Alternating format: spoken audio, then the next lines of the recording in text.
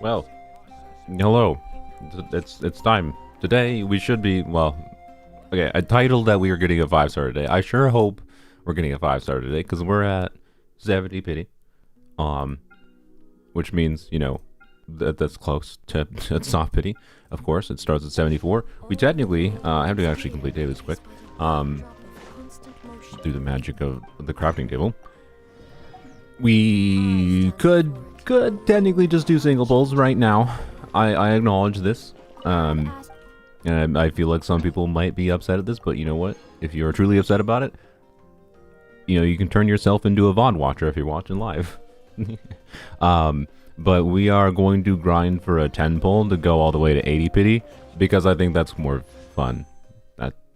That's the only reason, quite frankly. So, yep.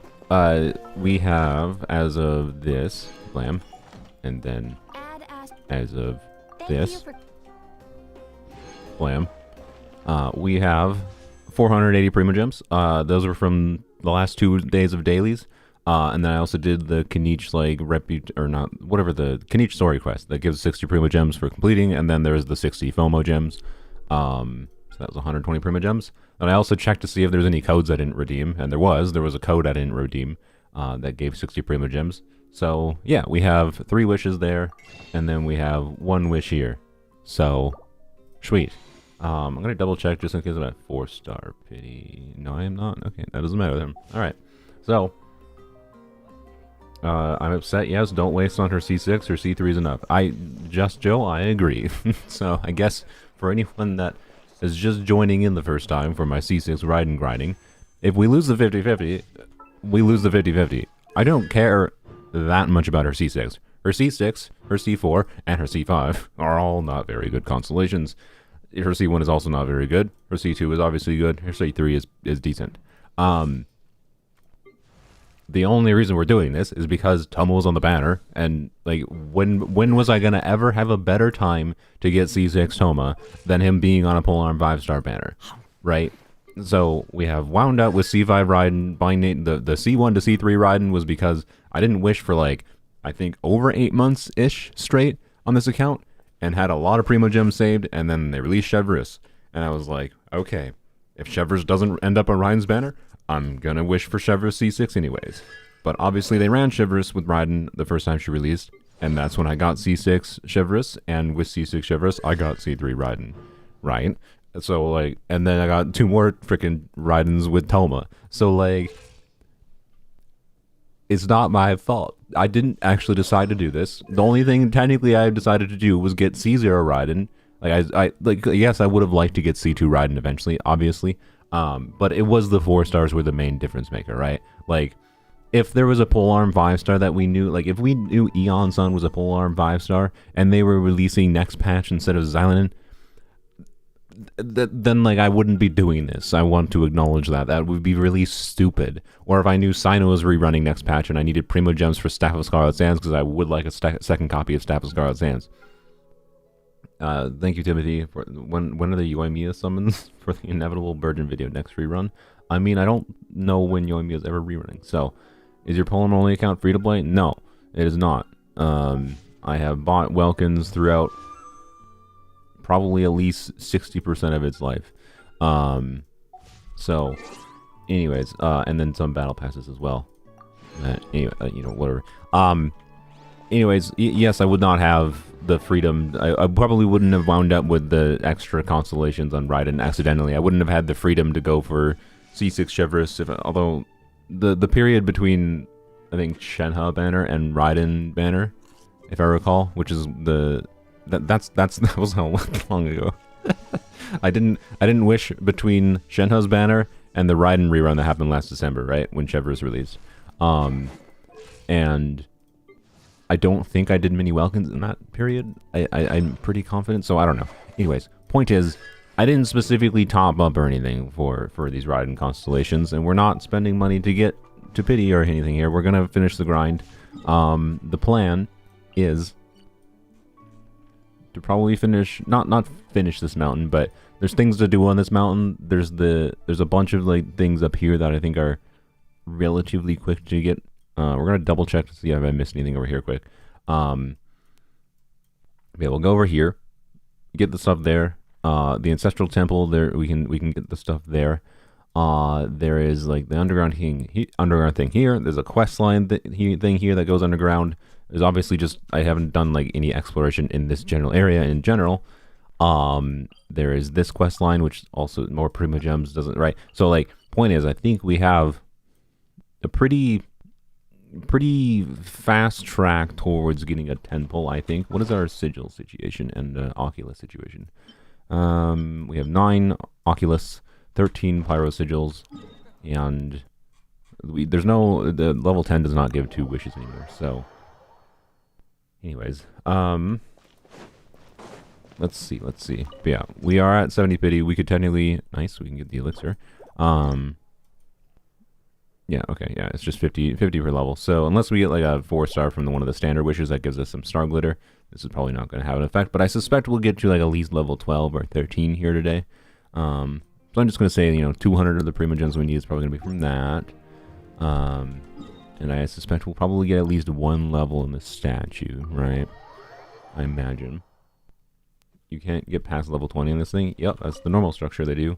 There's barely enough sigils to go past level 20 anyways. Like you can get to like level 22 technically, I think maybe 23. Oh, we had a freaking key in the next level too.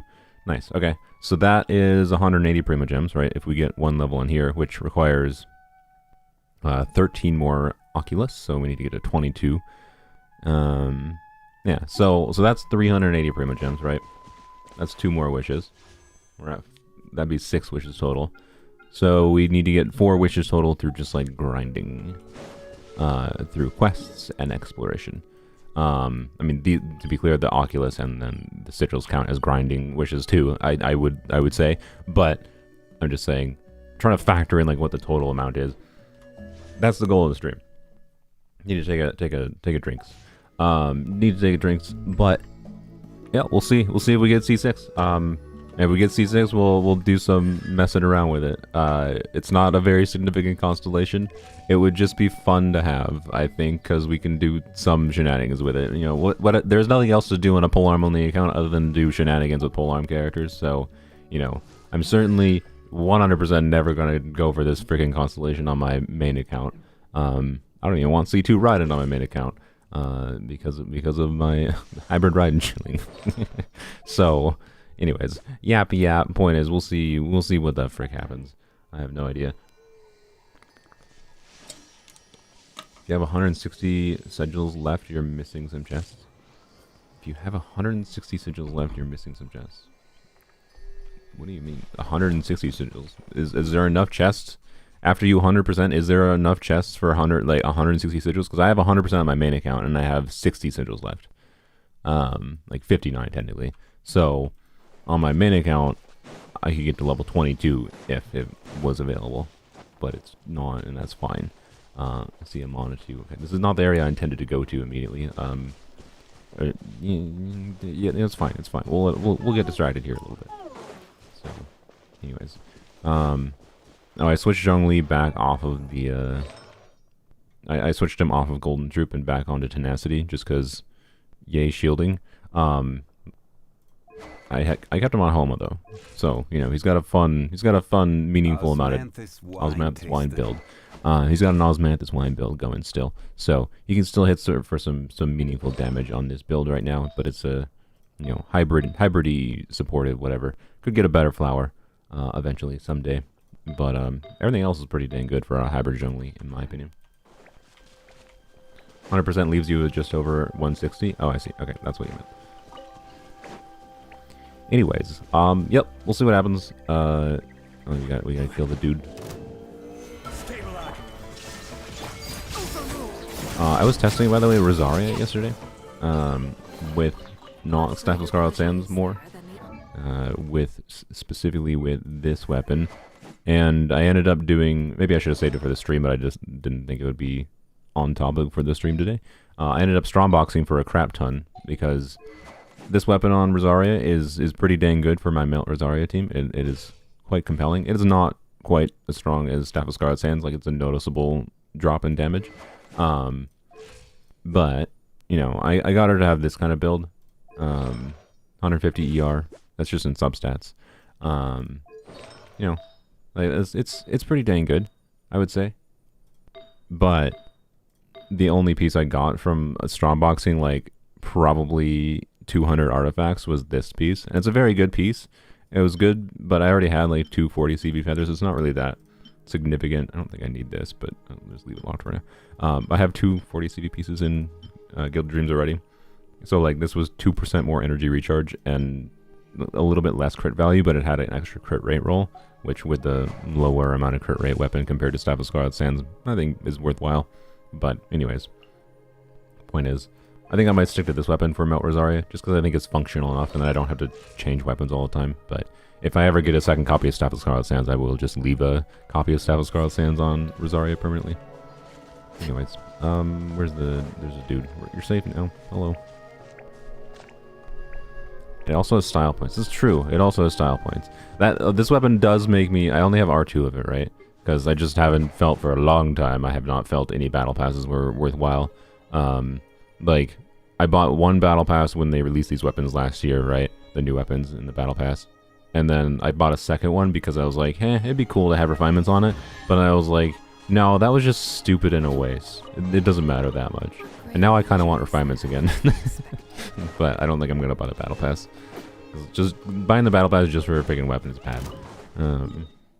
So anyways. Yeah, let's go start. We're going to go start over here. Make sure I didn't miss anything in this area in particular. I think I got everything over here. And then we can go to this plateau, and then we'll go to the temple area.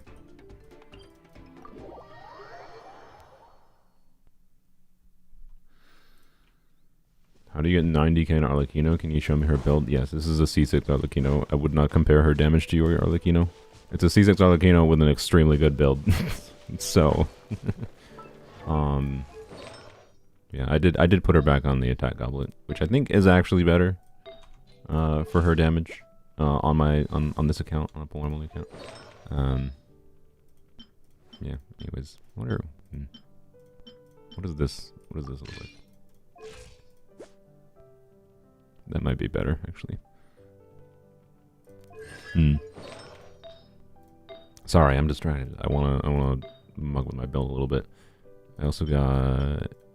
No, I thought I got... No, okay, never mind. I thought for some reason I had a higher amount of crit rate on a feather or something. Tweak around my build a little bit. Nope, okay, never mind. Yeah, I switched back to the attack goblet because I was messing around with Toma on a DPS build too. But... I don't know, we'll try that. This is not an Akasha min-max build. This is what I want to do on Polearms Only. Why am I killing these? I don't need to kill them. Well, I did. Oh, well. Alright. No, let's try to focus. Alright. Was that a no-crit video piece? What piece? Oh, one of the... where... This piece? Yeah, this was one of the no-crit video pieces. Why have I kept them on Polearms Only? I don't know. Just in case anyone's like... I don't know, maybe Jeff will play on my Polearms Only account someday again, and he'll be like, you have C6 Arlecchino, or you have Constellations on whatever, and I'll be like, well, here do I have a solution for you, sir. If you really are that upset about Arlecchino being too strong at C6, I do sure have a solution for you. Look at these juicy artifacts. It is a pretty dang good way of powering down a character. Isn't C6 Arlecchino game breaking? I think you could argue that C0 Arlecchino is game breaking. It's a single player game. This is a Polearms Only account. I had a lot of Primo gems. You know, and I really liked Arlecchino.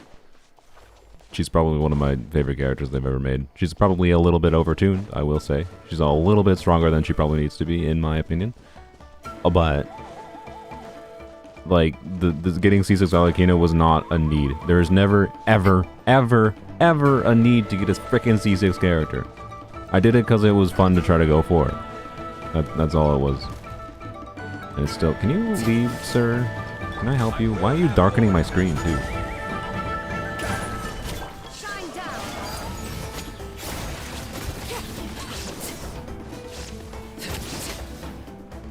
Thank you for dying. Why is my screen still dark? Is the freaking Wayob? You go away. I don't want to attack him. He has a shield up. Okay. Alright. Yeah, I already did this. This was the Fatui thing. Got all the chests here? Yeah, okay. What about over here? Did I get all the chests over here? I don't remember for sure. I feel like I didn't go up there. That's where I probably didn't go. No, yeah, I got the one. Oh yeah, yeah. No, I did the quest here. I got the precious chest around over behind it. Okay. Arlecchino darkens the screen? Wait, does she? It just felt like way darker than it normally is.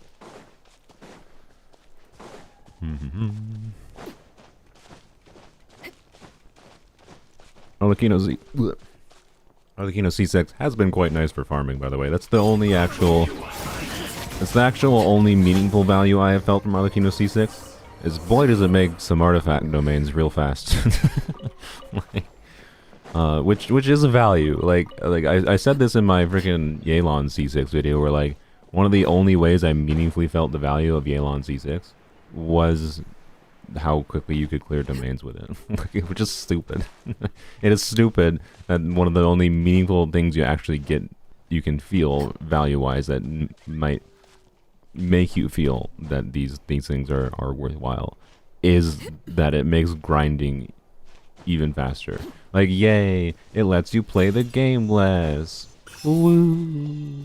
Which is more a sign of like how annoying it is and how time wasty and like how much like it just feels like the game is giving chores to you, forcing you to log in and do some things daily, right? It's more emblematic of the game's problematic structures than anything else, in my opinion. How close are we to C6? We are at 70 pity. And I'm not doing single pulls because I think it's more fun to do a 10 pull. So if that upsets you, I'm sorry. You can always come back and fast forward. I will, you know what, I'll add a note. Someone remind me if I forget. But I will add a note. Get timestamp for when we do the 10 pull.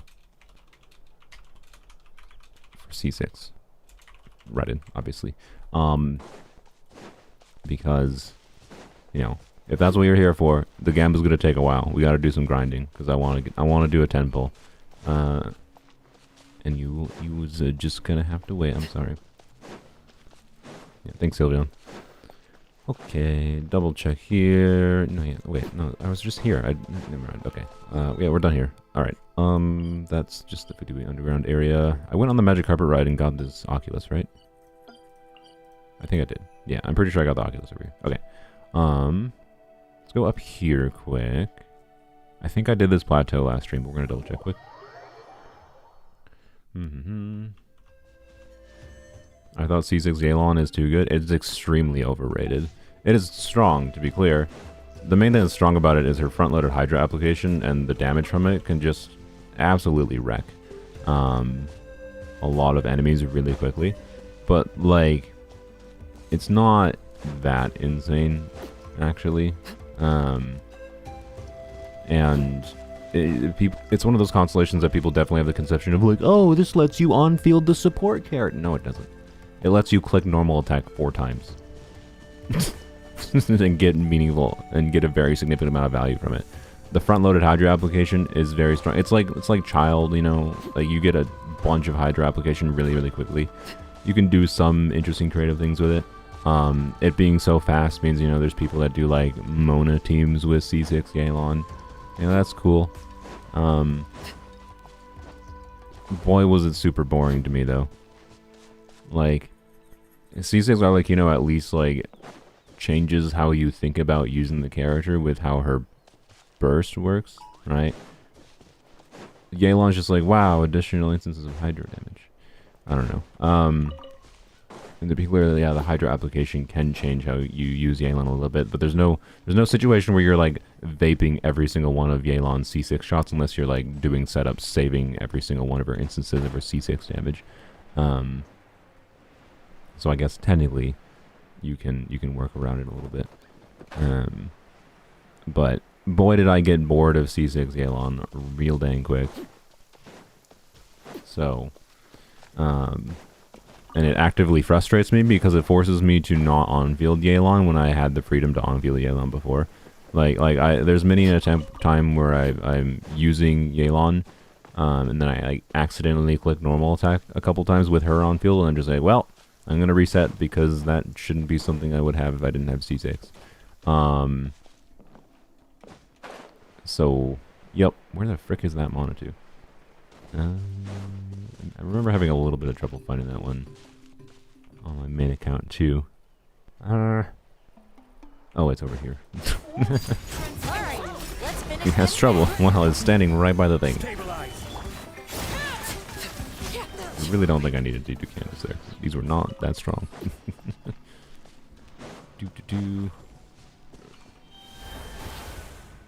Okie dokie. You can use Elemental Sight to see where they are like ceilings. Good to know. I hate Elemental Sight, quite frankly. That's a personal preference. I think it's a bad mechanic. And most of Natlan is well designed enough that I don't need to use this. But anyways. Should we C6 Candace? Yes. Well, okay. Asterisk. If the one thing you love about Candace is potentially using her with Mulaney, she can potentially screw up Mulaney. Though from what I recall when I tested Mulaney and Candace together, it wasn't really that problematic because the range of her C6, like if I recall, her C6 triggers and applies Hydro, and usually it doesn't interfere with Mulaney vaping, but I haven't tested it super in depth. Where's this one? But yeah, I find it, quite frankly, I find it more engaging to like, oh, there's a thing here. Where is the Mana 2 for it? I find that more of an engaging gameplay loop than, you know, press the chest over there. We're not gonna go to the temple quite yet. I want to go to the plateau, but I saw this over here, so I want to do this quick. This area is locked, I think, right? This. I think this area is locked. We'll come down there. If I recall, there's a Celia standing up. Or a Mana 2 up there. Wait, that actually might be the Mana 2 for this, now that I think about it. I think there was also one over here. Yeah, we are on the 50-50. Yes, we are on a 50-50 for Raiden. If we win the 50-50, sweet! We can mess around with C6 Raiden. A silly, not amazing constellation. But it does some interesting things that are at least worth mucking about with on a Polearms Only account. I don't know why. I don't... Yep. I don't need my lore here. I'm fine. Okie dokie. Last.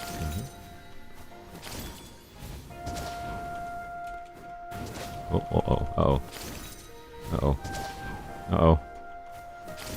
Well, okay. I guess we're down here now. You know, we'll get this Oculus. Where is it? It was over there. Oh. I guess we're doing this now. Never mind. We'll do the plateau after, I guess. We take things as they come. This is the... I forgot what you do with this one. I have to shoot this in this, right? And it shoots. Yeah. So rotate it. Wait, doesn't it shoot, or doesn't it like close the gate or something? Forgot how it worked, but schmeck. Yeah, okay. No, I remember what to do. I'm fine. Yep, I remember. Do that. Wait, no, I did that wrong. I need to have it be on the other way. Blam. And then during the time it does that, and there you go. Wow. How complicated. There we go. Okie dokie. Did I get the Oculus over there? Well, I didn't get the Oculus here. Where's that? Is that inside or is that up above that I just missed it?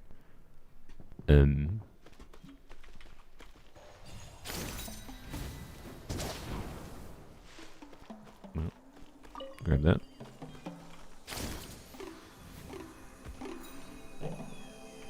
That must be up above, right? No, oh wait, no, this is the entrance to the temple. Okay, never mind. Never mind. Good.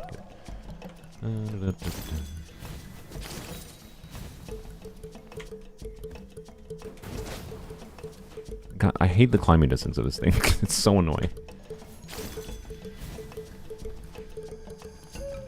Where? Oh, there it is. I was going to say, I know there's a chest up here.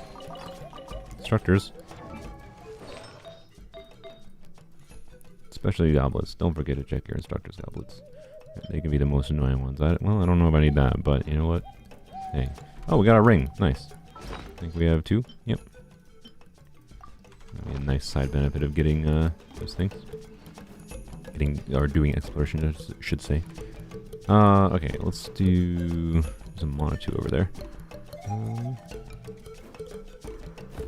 There's a bunch of little things here that doesn't take that long. Let's... No, we're gonna go over here quick. Because...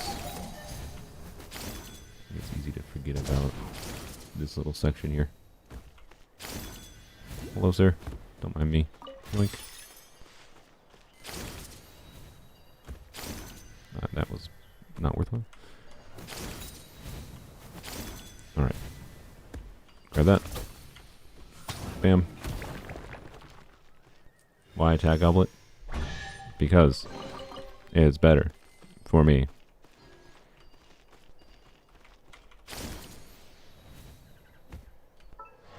Also, why are you asking why attack goblet now? I'm guessing you are watching behind in the stream. But like, this is a really good attack goblet. This is also a really good pyro goblet. Ultimately, it's pretty much splitting hairs on an account when you don't have Bennett. Attack goblet is quite good on her. Oh, we're falling. Arlecchino gets a bunch of damage bonus for free. She gets 40% free.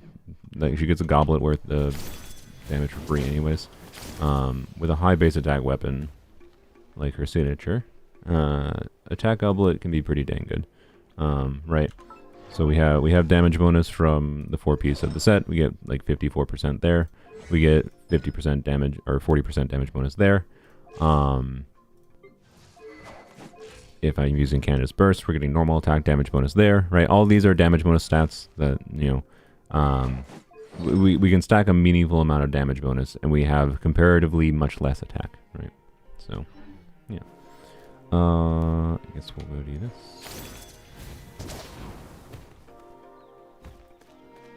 Do I just have to open this?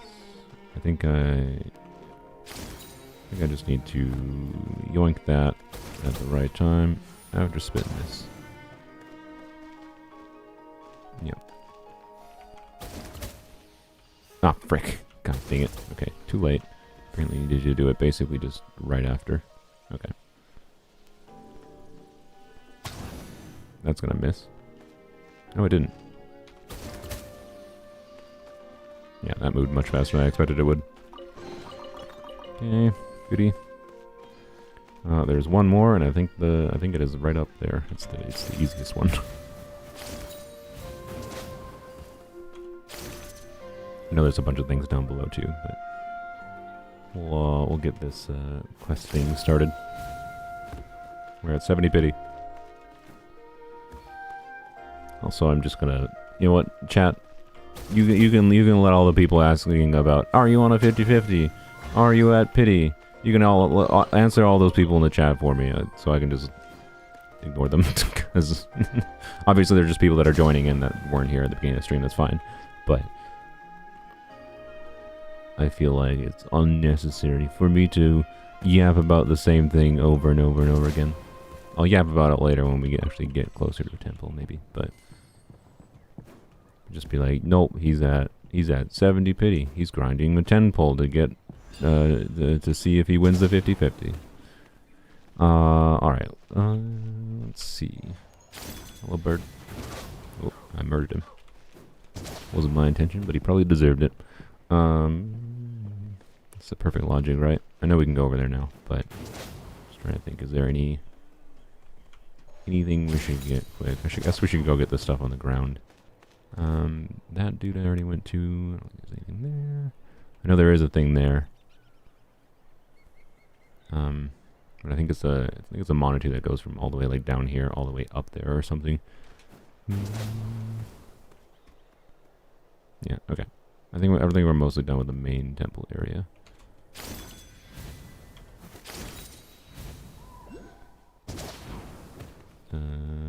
Oculus. Where? Wait, there, yeah, there's that monitor too. Okay. Where's the Oculus? Oh, it's over there. Okay. No, no. Alright, good. Yoink. That. That kill him? Nice. I like it. What? Oh, that triggered combat briefly. I was confused by the combat trigger now noise. Oh, we have C5 Raiden. Alright. I don't have much to talk about as much as I did. I don't know, for some reason. I'm not in a talking mood, and I'm more of a vibe mood, I guess, today. You know what I will talk about? Before the stream started, I did Zenless things.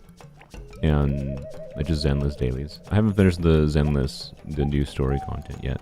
But, if you followed any of my thoughts about Zenless, I think Caesar's kit is a little bit overtuned, and I think it's a little bit of a worrying direction as far as how they're balancing characters for the game, and how they're differentiating different types of character kits. But there is, yeah, okay. Yeah, I think the monitor that's up right on that ledge up there was from the dude that's just hanging out up there, which we'll get when we go to the plateau, I think. Okay, grab that. We're gonna go back and get this Oculus real quick. But yeah, anyways, the Caesar song, which I think I still have open. I still have open on my browser, and I'll just play it quick for you. Where is it? Or maybe not if I can't find it. Oh, there it is. Blam.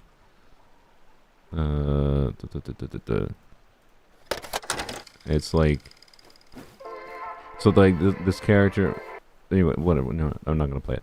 Well, okay. I kind of want to play it. And, no, I don't need this stuck in my head the whole time. Actually, I changed my mind.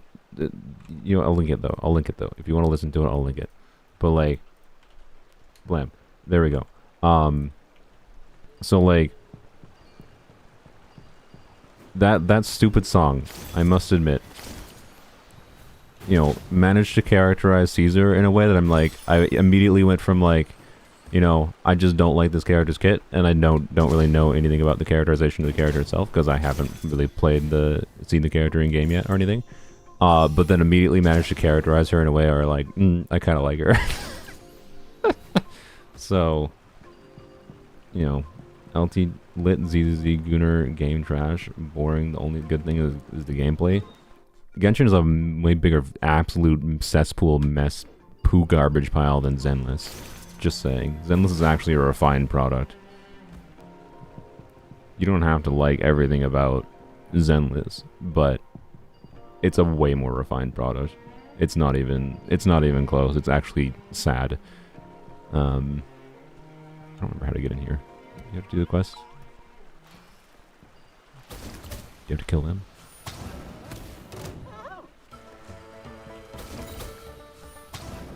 Surely, the baby is the guard of the door and it opens the door, right? Bro, stop dodging my attacks. Fall off. Fall off. He didn't die! Wow. Yeah, I thought the right side was the way in. I just thought it'd be funny. Anyways, but yeah, anyways, I pulled for, I only had like 30, 40 pulls, I think. I used my 40 pulls I had for Caesar, because now I like the characterization of the character. I don't know, the gap mode got me, I guess. And I got in early, and unfortunately it was not Caesar, it was C1 Rena, which is cool. Because C1 Rena makes her actually a more functional character. But still, a little bit sad. I don't know if I'm going to continue wishing, because I do still think I want Furnace Zenless, but we'll see. We'll see. Any 5-star characters you regret pulling? I mean, yes, but also no. Because like the characters I've gotten have shaped my understanding of like to some degree. I do think when you're new to, you know, Genshin, I think you have to make you just gotta pull for characters you're interested in for whatever reason.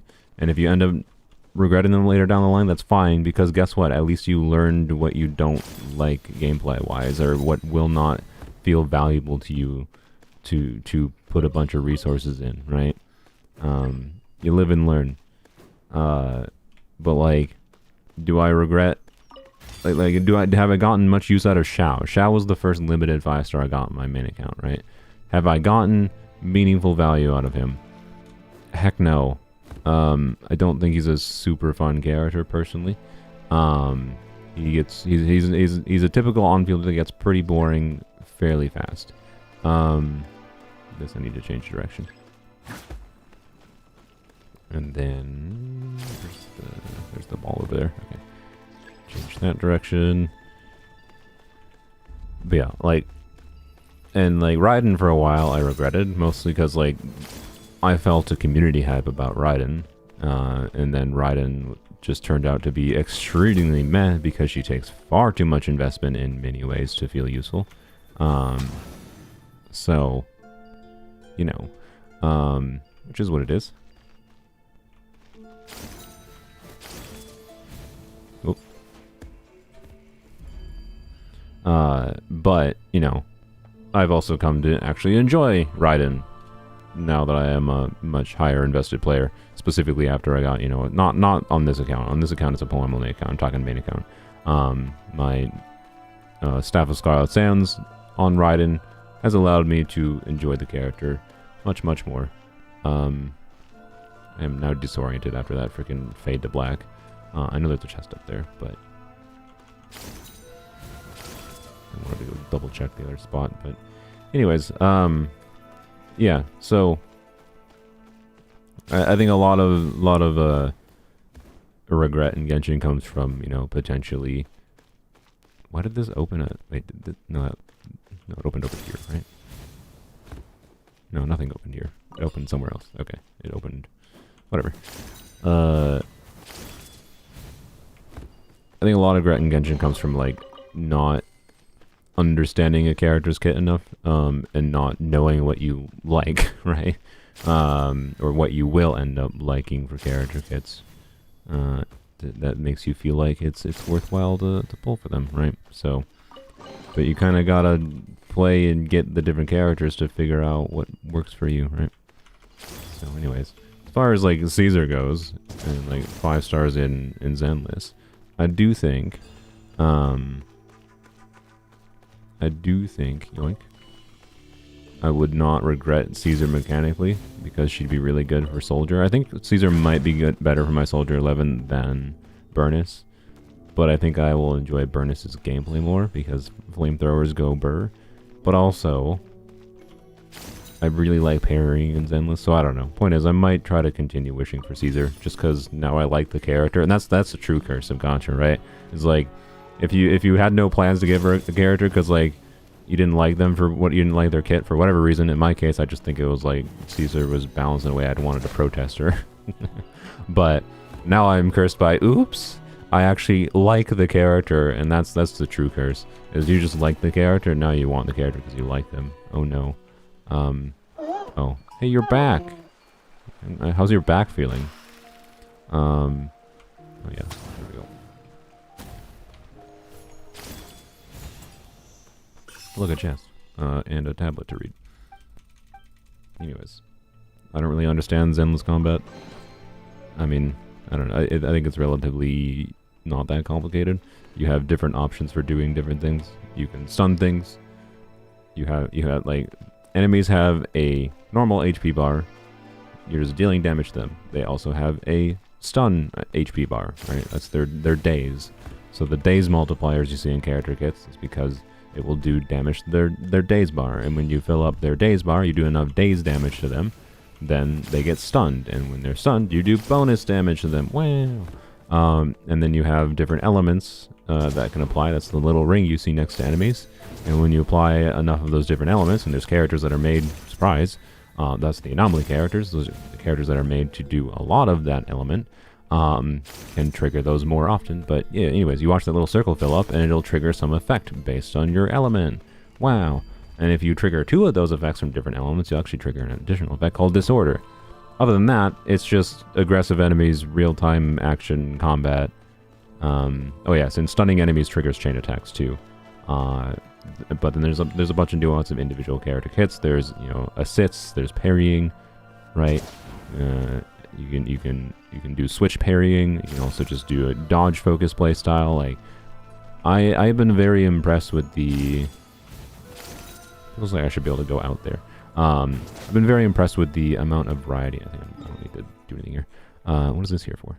Challenge thing. Okay. Thank you for being specific, me. I've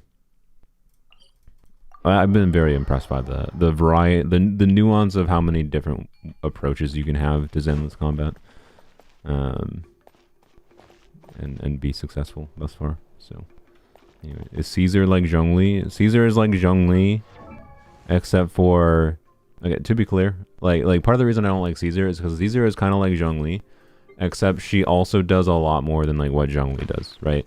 Like Zhongli does a bit of buffing and then keeps you alive, right? And I think Zhongli was a design mistake, personally. That only happened because people complained. And to be clear, I think Mihoyo could have just solved the problem not by making his shield immortal, but instead by, where's the entrance, the quest area? Over here. Yep.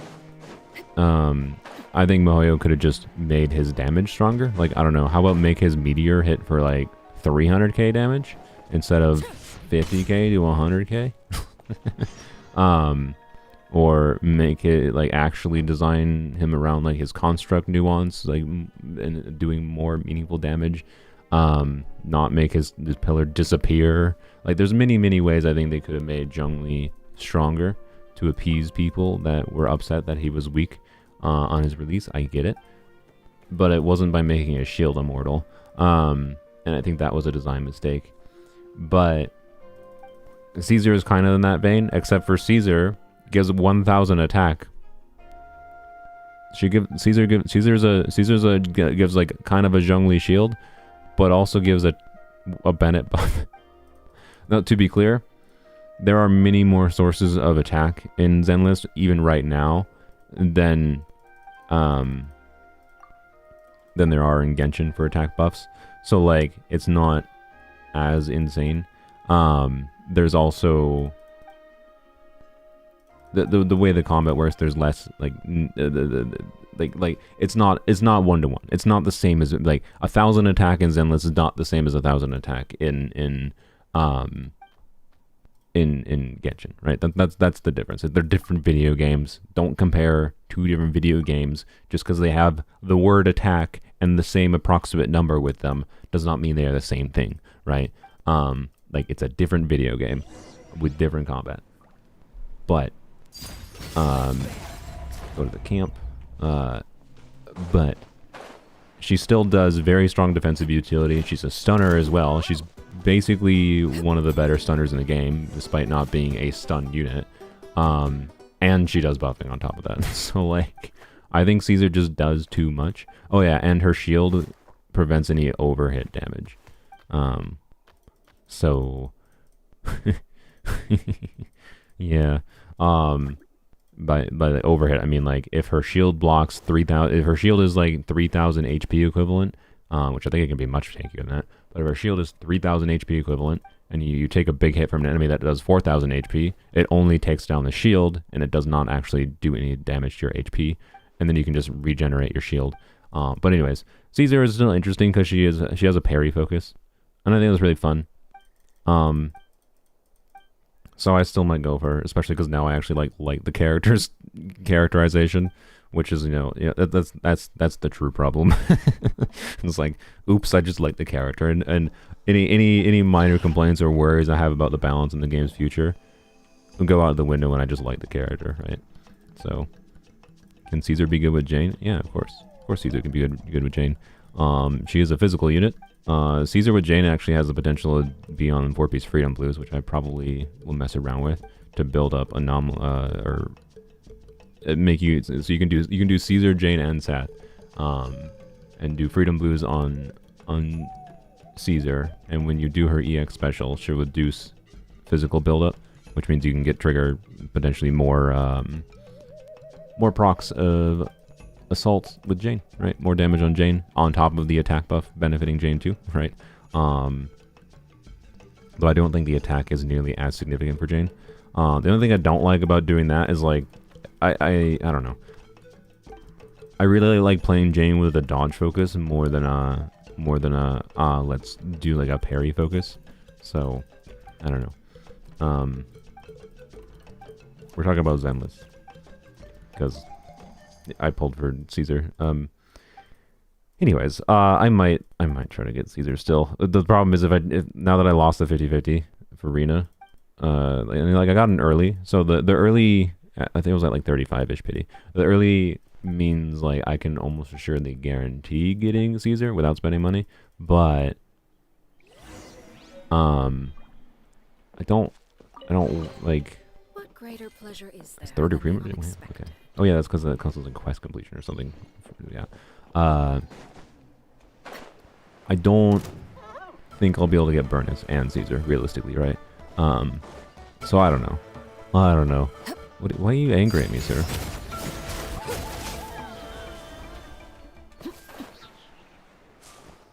I don't remember if Pyro Goblet is actually better or worse than Attack Goblet. I'm not looking, by the way. I can test it later if someone reminds me, but not the priority right now. There's something. There's something up there, right? Nope, I lied. Okay, for some reason I thought they hit something up there. Yoink. Alright, down here we go. This takes not that long, if I recall, I think.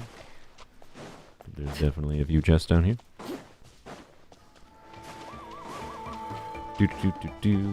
So, is Zhongli still worth it, or is Baiju better now in teams universally? I mean, if you have Farina, Farina completely, like, changes the evaluation of healers, right?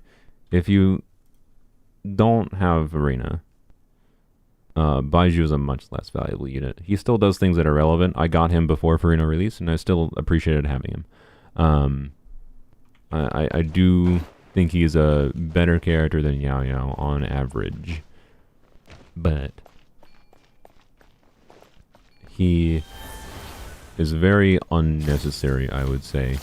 As far as just like he's not going to give you like I think his shielding is very much balanced, right? He will give you interruption resistance, but it's not just gonna like keep you immortal with the shielding alone and always give you interruption resistance.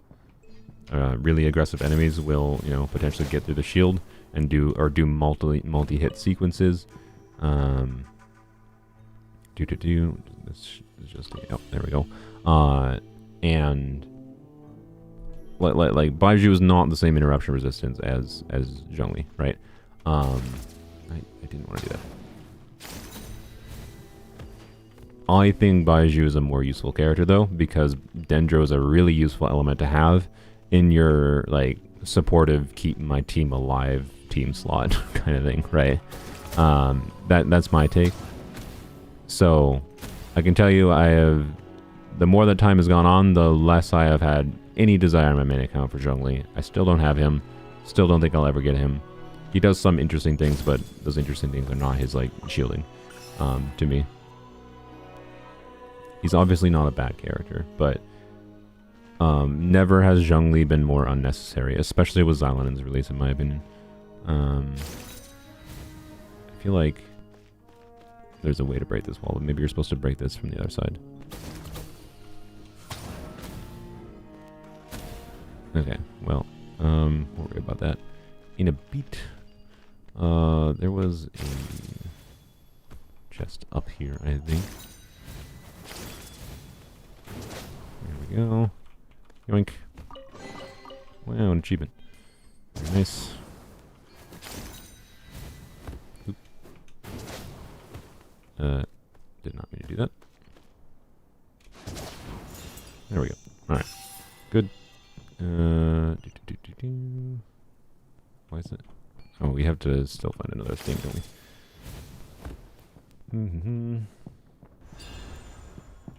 What does Xilanen do? She does Kazuha level buffs, but doesn't have Kazuha damage, doesn't have Kazuha grouping. And blam. There we go. Kazuha level buffs, doesn't have Kazuha damage, doesn't have Kazuha grouping, but she has a little bit of higher uptime on her buffs. Like, that can make a lot of rotations that you would like teams where you conceive of like, okay, Kazuha's buffs could be very valuable. Also, she buffs Geo and Kazuha does not buff Geo. Teams where you could think Kazuha would be valuable, but like ends up being clunky because VV can be clunky with its uptime and needing to like swirl. You still have to think about like the kind of VV setups a little bit with Xylonin, but it's much easier because of the fact that it has a much higher... that was weird. Didn't even do the dying animation. Because of the fact that she has much higher uptime on her buffs, right? So you can have more flexible rotations, usually in a good way with Xylonin. It is definitely a strength of her. Over Kazuha, but yeah, not having grouping is a significant downside. Not having the damage potential that Kazuha has, and like the application, notably as well, that Kazuha has, is very significant in many Kazuha teams. So she is not just better than Kazuha anywhere close. But she has healing on her burst. So she's a defensive unit too. She keeps you alive and buffs a shit ton. So Xylonin, more than anything, in my opinion, is Zhongli power creep. Like, yes, she does not provide the interruption resistance that Zhongli does, but that's fine and good. At least she's not completely 100% power creeping Zhongli, right? But she's close to power creeping Zhongli, especially with the fact that she could be a compelling healer. She's got like Bennett style healing where it's only the on-field unit, but she can heal quite a meaningful amount. But Bennett style on-field healing is still like Bennett can still be a very good healer for Furina if you really tried to mess around with Bennett and Furina together. So can Xylonin. So, you know, the Furina context makes her way better than Zhongli, in my opinion.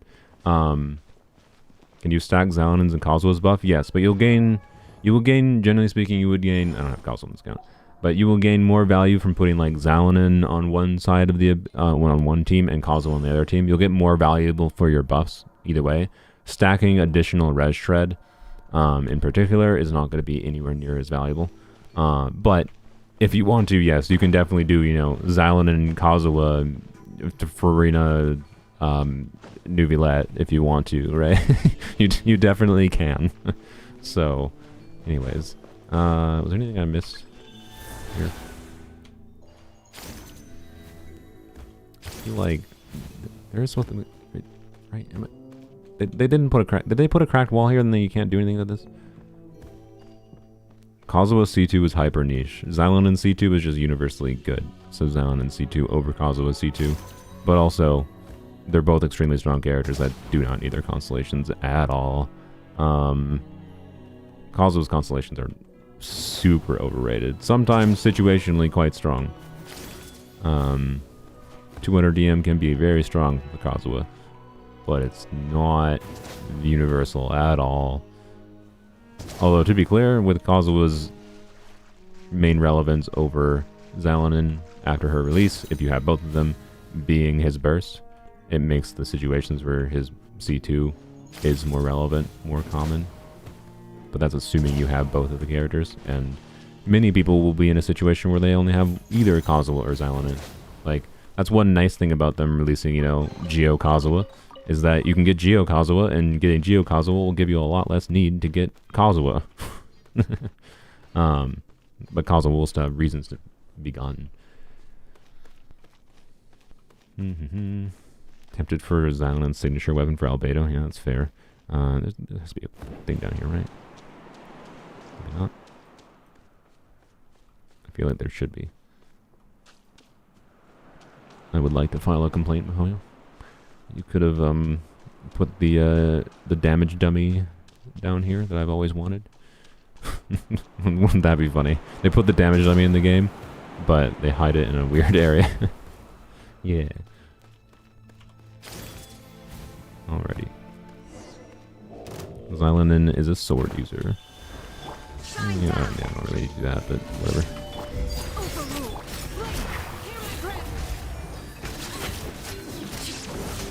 Wow, he did. Is she worth it to pull if you have Kazuha? I mean, play around, like, think about the context of, like, have you felt teams wherein, like, you know, just like, Nuvilet is honestly a good example at its baseline, right? Wherein, like, Nuvilet spends a pretty meaningful amount of field time. And like if you do Nuvilet and Kazuha together, obviously that can be strong. But usually, you like when you get to like Nuvilet's third charge attack, I would say you're probably not getting VV buff. And oftentimes you can resolve that just by switching, like before doing Nuvilet's third charge attack, switch back to Kazuha, swirl Hydro again, switch back to Nuvilet. But how easy it is to swirl Hydro can be dependent on the exact team you're using with Nuvilet, because he wants you to use multiple different elements, and those different elements can consume the Hydro aura, which might make it hard to swirl Hydro. So like, you know, that uptime and that need to like swirl Hydro potentially multiple times in rotation can give Kazuha like variable value for the Nuvilet, right? Xylonin, and being that Nuvilet, like Nuvilet has big, like one of his OPness and like I realized what I said accidentally there. I meant like the letters OP and then NESS, but I realized what he anyways. Like part of what makes Nuvilet overpowered is his big range in AoE. And I can't, I mean, I'm a freaking middle schooler, I'm sorry. And Xylonin, right, will just be like, you do like Nuvilet E, do a Hydro Crystallize on Xylonin, and then you'll have like her buff up for like the entirety of Nuvilet's thing. And you won't really have to, you don't have to switch back to Xylonin like you have to do for Kazuha. You don't really need the grouping on Kazuha. The off-field application might be relevant in Kazuha in some Nuvilet teams, right? But like, point being, like Kazuha versus Xylonin for Nuvilet, I would say most people would lean towards Xylonin being meaningfully better. So but the question is like, is that a context in which like, oh, you would still want Xylonin if you already have Kazuha? I like, for Nuvilet especially, like really, is your Nuvilet really struggling that much, right? Like if your Nuvilet is struggling that much to clear content, you probably need, like, you probably have a Nuvilet like was in the account fixing video I recently made, where it's just like, you don't even have the right main stats in your Nuvilet. Like that's your problem. It's not that it's not that you need the stronger buffers. You already have Kazuha, right? So like there's definitely less reason to get Xylonin if you have Kazuha, is kind of my point. But also she still does compelling things. I can tell you, like, since Xylonin's been in beta, I've been, you know, trying to pay attention more to the different teams. I've been using a mess hero with different teams, and I've been like, yep, this is a contest where I feel like, you know, having a unit that can do a Kazuha buff but also be the healer, it would be a pretty compelling upgrade to this team, right? There's a lot of little like minor ways I've noticed, like, yep, a unit that can heal and do Kazuha buffs, but hey, not doing the damage, but that's fine. Could be pretty dang meaningful. So, you know, is she good for Ito? In particular, if you would like the idea of Ito not being stuck to Mono Geo, in my opinion, yes. So, yeah. Hey, look at that. Wow. Final ring? Nope, doesn't look like it. Oh, wait, we got the Shattered Jade thing. Is that complete now? Did we already get that? Are both the quests for that over here, or is there one more quest for that? No, I think there's a third one. I don't remember what the third one is. It's probably the world quest to the north. We didn't complete the ring, right? No. No Ringle Dingle. Alright. That's fine. That quest is done. When are you gonna pull? When I get a temple. Alrighty. How many Oculus? It puts me at 16 Oculus, 44 sigils, not bad. And we are at, yeah, 640 Prima Gems. That's not bad. That's some pretty dang good progress. Well, actually, okay. Not amazing. We're an hour in, but it's not you know, stellar, but it's not terrible in my opinion. All right, we're gonna go back to the temple. We're gonna get the like bottom area quick, because there's a few chests down there. But yeah, you know, if you have more need for like, if the Pyro Archon having more Pyro Archon is probably going to do some amount of off-field Pyro. I don't know if it's going to be a high amount of off-field Pyro, but just being an off-field Pyro unit, and like, or you just like the character or whatever, you know, the Pyro Archon might be a reason to skip Mavuika. I suspect if you get Xylonin though, like particularly if you skipped Kenichi and Mualani, or skipped all the characters this patch, right? And you have enough Prima Gems to get Xylonin, I think you will probably be able to get enough between Xylanen's banner and Mavuika's banner to guarantee Mavuika still. I probably, as a free-to-play, I mean. But, you know, I don't know that exactly, obviously. I'm just thinking it's likely. You know, if you have no Primo Gems right now and you're asking, oh, should I wish for Xylanen or continue saving for Mavuika? I don't know. I don't know what her kit exactly looks like. I don't know what your account looks like, what your needs are. I could tell you, with the number of accounts I've seen that have not many great healer options for Furina especially, boy, I do think Xylanen is going to be a very compelling character for many a player to pull. On my main account, I can tell you I could very much live without her. I definitely don't need her. She's mostly, you know, more of the same things that I can already do in the account, but just slightly better in some ways for some teams. And, yeah. So, 61 free wishes in 5.1? Yeah, it doesn't have any exploration. It doesn't, it's just got a new Archon quest and whatever. Although I think that estimate for wishes in 5.1 was without the FOMO exploration gems they are adding, which is an additional 400. So that's a couple additional wishes that I think weren't factored into that estimate, but same difference, right? It's 62 wishes. Or 63 wishes instead of 61, whatever. But that's you know, approximately slightly under a pity's worth of wishes, right? So between, you know, if you have Primo Gem savings right now, where you have approximately 2 pities worth of wishes to guarantee Xylanen, and then you have, you know, version 5.1 and the first half of version, or sorry, you have the rest of version 5.1, the rest of version 5.2, and the first half of version 5.3 to guarantee Mavuika. Like, I think it's fairly safe to say that if you have enough right now, like if you have enough Primo Gems to guarantee when Xylanen's banner comes out to get Xylanen, you will probably still have enough to guarantee Mavuika too, even losing 50/50s and going to pity. I suspect.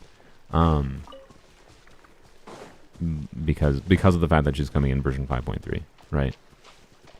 If she was coming in version 5.2, that'd be a different story. But anyways, yeah, Xylanen will be a compelling unit to pull for. That's all I can say. I think I skipped. Oh, wait, the freaking cryo thing is down here, isn't it? Well, you know what's funny? I think the cryo thing might actually be easier on this account than it was on my main account, because I have more built cryo units that do like cryo and an AoE. Oh, there it is, right there. Okay, yeah, we'll try to do this quick. I actually don't think it'll be that hard. This is definitely one of the more miserable ones, I would say. We'll do it. So your maximum damage on this account, I think it's like 1 point something million with Arlecchino. I haven't actually tried to do that again since Arlecchino's burst was crowned though, and I also didn't really use a team that was truly trying to min-max it. I'm pretty sure I could break the 2 million amount. I didn't switch teams! Well, okay. Maybe. Yeah, Mavuika is basically confirmed for 5.3 because they announced in the 5.0 stream that the Archon quest is ending in version 5.3. It's technically possible, but all information we have indicates towards Mavuika not releasing in version 5.2. So, yeah, I do not think 2 million will be very hard, actually. I should finish. How many do I have? Wow, 10 Primo Gems. Exciting. Oh yeah, I was gonna look for Purveyor Punishment. Purveyor. 1.3 million. Yeah. I wasn't really trying that hard to do that. That was like right after I got Arlecchino C6, and I was just like, alright, let's see what we get, if I recall. And I haven't tried since then. But someone reminds me in the future we can. Probably not this stream, but oh, actually, maybe we will do that this stream. If we get C6 Raiden, C6 Raiden could be fun for trying to maximize Arlecchino's burst, right? But anyways. I didn't, you made me yap, and I didn't switch my team.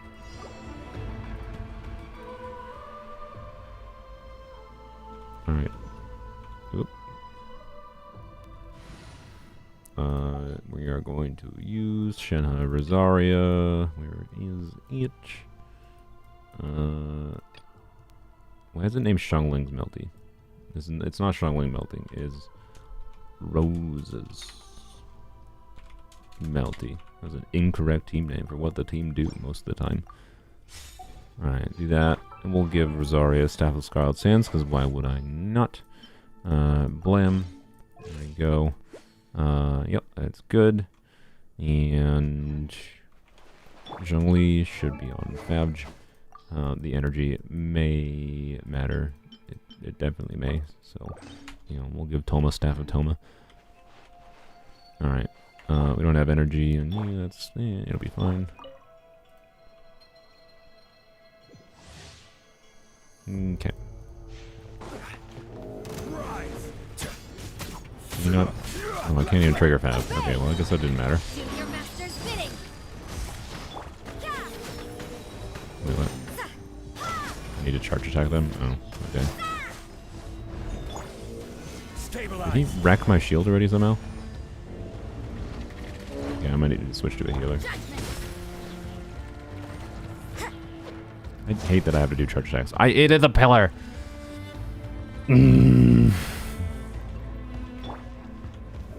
Solidify.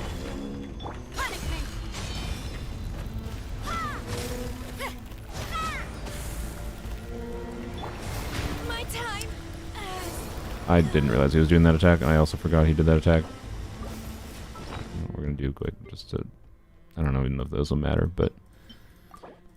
This is definitely, in my opinion, the least fun of these dudes. Manifest. You can't run.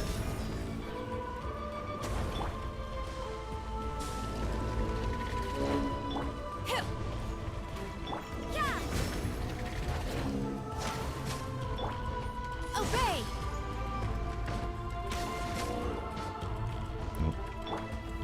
Stabilize. Let me have my energy up, whatever. Unleash. Great, great. Didn't even get meaningful damage because I didn't have my energy up. Oh, don't do that. Order guide. I don't remember what the second phase is. Gather.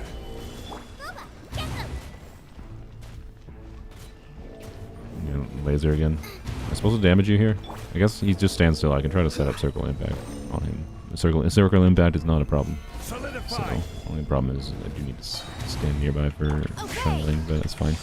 Oh, of course. As soon as I decide, all right, I can attack him, he does. Oh my god. Whatever. You can't run. Lights out. I had to freeze the balls as they come. Manifest. I didn't want to target. Genshin auto targeting, isn't it great? And now I don't have stamina. Unleash. I didn't do that. Maybe this is just Why? dark design. Why is this one so cringe?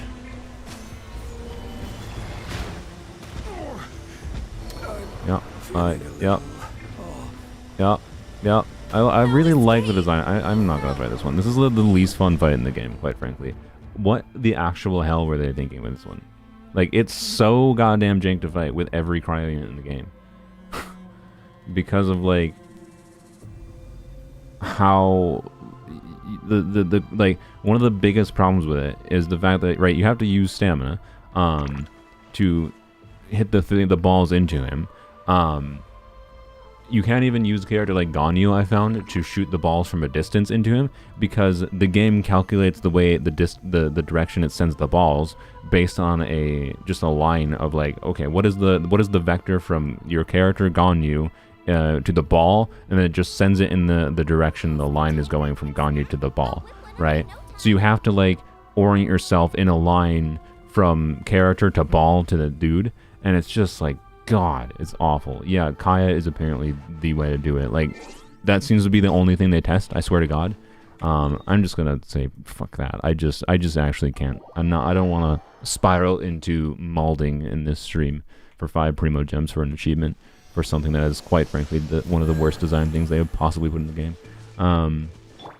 Like, yeah, Kaya with his cryo that follows you is definitely a solution, but, like, I don't have Kai on Polearms Only.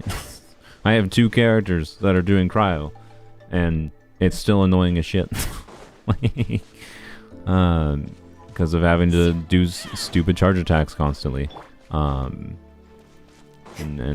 all its other bullshittery it does. So I just do not feel like it. I am not in the mood to deal with Mihalio's worst design thing they've possibly done.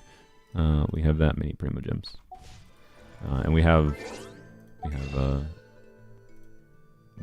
what am I? Yeah, sure, whatever. We'll convert it. Why not? No, not that. This. Blam. There we go. So we need. What do we need? That's 5 wishes, I think. Yeah, we need 5 more wishes.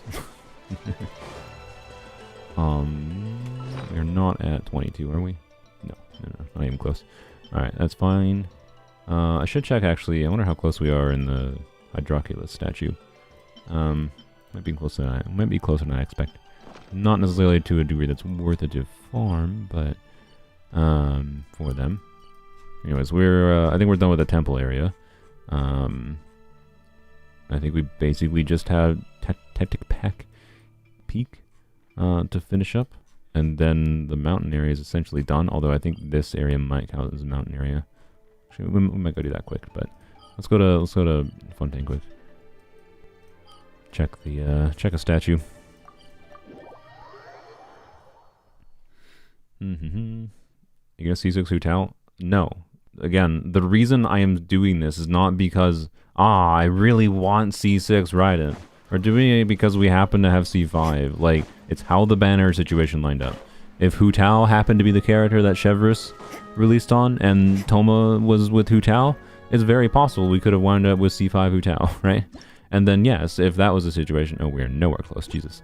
And yes, if that was the situation, then sure, absolutely, we would be going for C6 Hutao. I have C1 Hutao, and there are now no 4 stars in the game for Polearms Only that I care about constellations for, other than getting like one copy of Rosaria. Well, 2 copies of Rosaria would be preferable. C6 Rosaria is irrelevant to me. C4 Rosaria would be quite nice, and C5 Rosaria would be just a nice DPS upgrade for her as well, right? So I do want that, but like that's 1 4-star and it's only 2 copies of her. I do think with Raiden's release, the only chance of me accidentally winding up in this situation with a bunch of constellations on a character, on a 5-star character again, is just if there's been a long period of time since the last Polearm 5-star and I haven't pulled much, well then I might end up having 60,000 Primo Gems saved for a Polearm character, and then we might do that for new characters, right? Or new 4-star characters might affect that as well. But I am not going to purposely go for any C6 at this point. None of the Polearm C6s are very good, or even really that relevant. Like I don't know, Emily's could be like fun, I guess, to get maybe. But again, like the only reason I think it would be actually worthwhile to get more Emily constellations, would be just because of the fact that if a 4-star, a relevant 4-star runs in our banner, right? Same thing like Sino. I don't need any, like, this account is so much highly invested enough that I don't need any of these things anymore, right? I have so little need. There was so very little need to even get C2, C3 Arlecchino, right? Like Arlecchino, C0, C1 was already an extremely strong and significant character for Polearms Only. Getting these constellations was just because I had a lot of Primo Gems, and then I did the stupid video concept, and then I grinded for 80 hours and got 2 more constellations, right? So like, I don't know. Point is, no, I'm not going to intentionally plan to get any C6s. I didn't plan to get C6 Raiden, and we still might not get C6 Raiden. So, anyways, I didn't spend my resin, did I? No, I didn't. I can go do that quick actually before we go back to Netland. Ooh, scroll a little far. C0 Chlorand versus C0 Raiden, who is better? Chlorand, in my opinion, this is going to be a little bit of a hot take because of the fact that she's easier to build. She ascends with crit rate, has a bunch of free crit rate. Like you don't need to. It is you'll lose much less sanity trying to get a invested Cloran build than Raiden. Both of them have similar issues as far as like they really want the team to be configured. I didn't switch my team. They really want the your teammates need to be compelling too. It can't just be you have a good Cloran build. To be clear, like your Cloran is gonna want a good Fischl, right? Yay for Geo Shields. Bro. I love Pyronado somehow getting blocked by a shield even though the Pyronado is going around. I love Mahoyo's logic with these shields. These shields are some of the dumbest things I put in the game, quite frankly. Like, shields that are just always active, like on these dudes, that's fine, right? And these are kind of pseudo shields anyways, they're not really the same thing. But like, shields that block damage from behind when it's a shield that is literally just in front of the enemy, but the damage is happening behind the enemy, is so dumb to me. God, they implemented Helitrial shields so poorly. Well. I'll switch teams so it doesn't take 10 minutes to clear this. Have you tested Risley, Nahida, Yanfei, Shanyun? No, I don't have Risley. So, and Risley's apparently never going to get a rerun. So, nope. But also, why Yanfei? I mean, talking Tank Fei? You could do Tank Fei if you want, I guess. But also, why not just use any other Pyro unit, quite frankly? There's no reason to need Tank Fei. So, she doesn't do anything. Also, her energy needs... Tank Fei is not very good, because her energy needs are awful. Oh, it's a Catalyst only team. Oh, that's what you're talking about. Sorry. I didn't realize you were talking about a Catalyst only team. My bad. Where's where's the team I was using before? I don't remember. Frick. Oh, it was this one actually. Yeah. Gotta have Raiden active because clearly having Raiden active. I would prefer winning the 50-50 at this point. Ultimately, if we lose the 50-50, that's fine, and arguably is more beneficial to the account. Saving a guarantee would be a good thing. I'm noticing, by the way, I get exactly the same damage on Arlecchino's Burst on this build with an attack goblet as I did with the Pyro Goblet, by the way. So, anyways, well, what was I saying? Oh, yeah, I would prefer to win the 50-50 at this point just because I think it would be fun to have, right? I think it'd be fun. But I'm not going to lose my mind. I'm not going to go to a second pity trying to get C6 Raiden. So, whatever happens, happens. We'll see. But, yeah, ultimately, I do be playing the game to have fun, and right now, C6 Raiden would be fun. That's my current feeling. But also, it could be very much more beneficial to lose the 50-50. That's why I'm fine with either result. So, we shall see. Wow, double min roll. How exciting.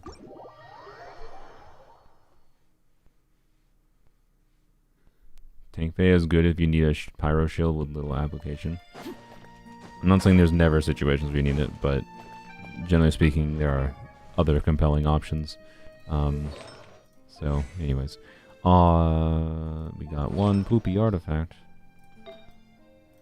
And my gilded artifacts that I got from Starbucks yesterday were so meh. I leveled up like 5 different potential pieces, and the only piece I got that was relevant was that feather. And then it's not even that relevant. So that was a disappointment, but oh well. Why did I... Oh, that's that. I was using that on Zhongli. I don't think I'll throw that in, but... Death percent, this literally cannot be an upgrade for Emily. It is impossible. But for the fun of it, I guess we'll level it up. If it was attack percent... No, it's dead. If it was attack percent, I have a 4-line that... Alright, no, it's not a 4-line. Sorry, for some reason... No, I got that mixed up with my feathers. No, it still can't be better. Yeah, it still can't be better. I don't think the... I already have, more than enough ER, I think, on my Emily build. I do not think I care about a double crit ER piece. If that was attack percent though, I would have continued. So, anyways, did I unlock that? Have you ever gotten 2 5-stars in one 10 pull? I believe that has happened twice to me. No, wait. Yeah, no, it happened twice. One time was the time when, no, maybe, I don't know. I've played on a number of different accounts and a number of different gacha games, right? In Genshin specifically, I think it's only happened twice, if I recall. Once on my main account, on the Jade Cutter Nilu weapon banner, I got Jade Cutter and Nilu's weapon in the same temple. But one of them was at Pity, right? Like, one thing that, like, with double 5-stars, most of the double 5-star pulls you see are at Pity, right? And getting a 5-star at Pity is not unexpected. So if you want to purposely try to manufacture getting what am I doing? Oh yeah, let's double check. Yeah, that's unlocked. Okay, good. If you want to purposely try to get a 5-star, a double 5-star temple, right? What you need to do is, 1, do 10 pulls, not single pulls. But you actually do need to do single pulls in the situation it's like we are now, right? If I wanted to try to get a double 5-star temple with this banner, right? I am at 70 pity right now. What I should do is go up to soft pity with single pulls, right? So do if you want to give the highest chance possible, probably for a double 5-star, the smartest thing you would do would probably go to 74 pity. It's a little bit risky because 74 pity is the start of soft pity, so you do have a 5% chance of the 74th wish being a 5-star anyways. But go to like 74 pity. So like I could spend 4 wishes right now, go to 74 pity, and then do a 10 pull after that, right? Do a 10 pull where the first pull of the 10 pull is the very start of pity, and then if you get a 5-star on the 75th pull, you have 9 remaining pulls that all had a chance of being an early 5-star, right? So, and if you do that every single banner you're wishing on, every single time you get near pity, you can actually you can purposely try to get a double 5-star pull. Like, you will get one eventually that way. But so that's what happened on the weapon banner for me, is my point. Is I got a double 5-star. One of the weapons was at pity, and then there was like 8 pulls remaining in the banner or something. It wasn't on purpose, but that's what happened. And then there was like 8 pulls just remaining, and like the 5th pull was an early weapon. Obviously it's still lucky because it's an early 5-star, but technically that situation is no different than, you know, if I do a 10 pull, get my pity 5-star, right, and then do another 10 pull after that and get an early 5-star. The only difference is like trying to like shift the 10 pull to contain both of the 5-stars at once, right? Rather than them being 2 separate 10 pulls. As long as they are within 10 wishes of each other, within 10 pity of each other, it's possible to get, you know, have that be in the same pull, right? And the way you can try to make that purposely happen is by making sure that your 10 pull is fully within pity. So anyways, we're not doing that today. You can purposely manufacture that. But anyways, there was one time where I got two double 5. I got a double 5-star pull on my main account. Again, what am I doing? Let's go up. This one, yeah, we'll start there. I got a double 5-star pull on Nahida's banner, and this is one of the things that like.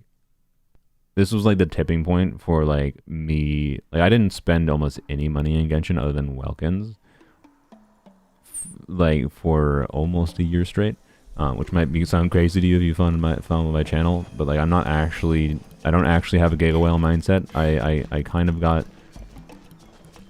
baited hard by a lot of things relatively like significantly in the early like first year of playing Genshin, such that that's why like I very much stress like constellations weapons aren't very worthwhile, and now I just spend money because I can make more content by spending money ultimately, right? And I can make money by spending money.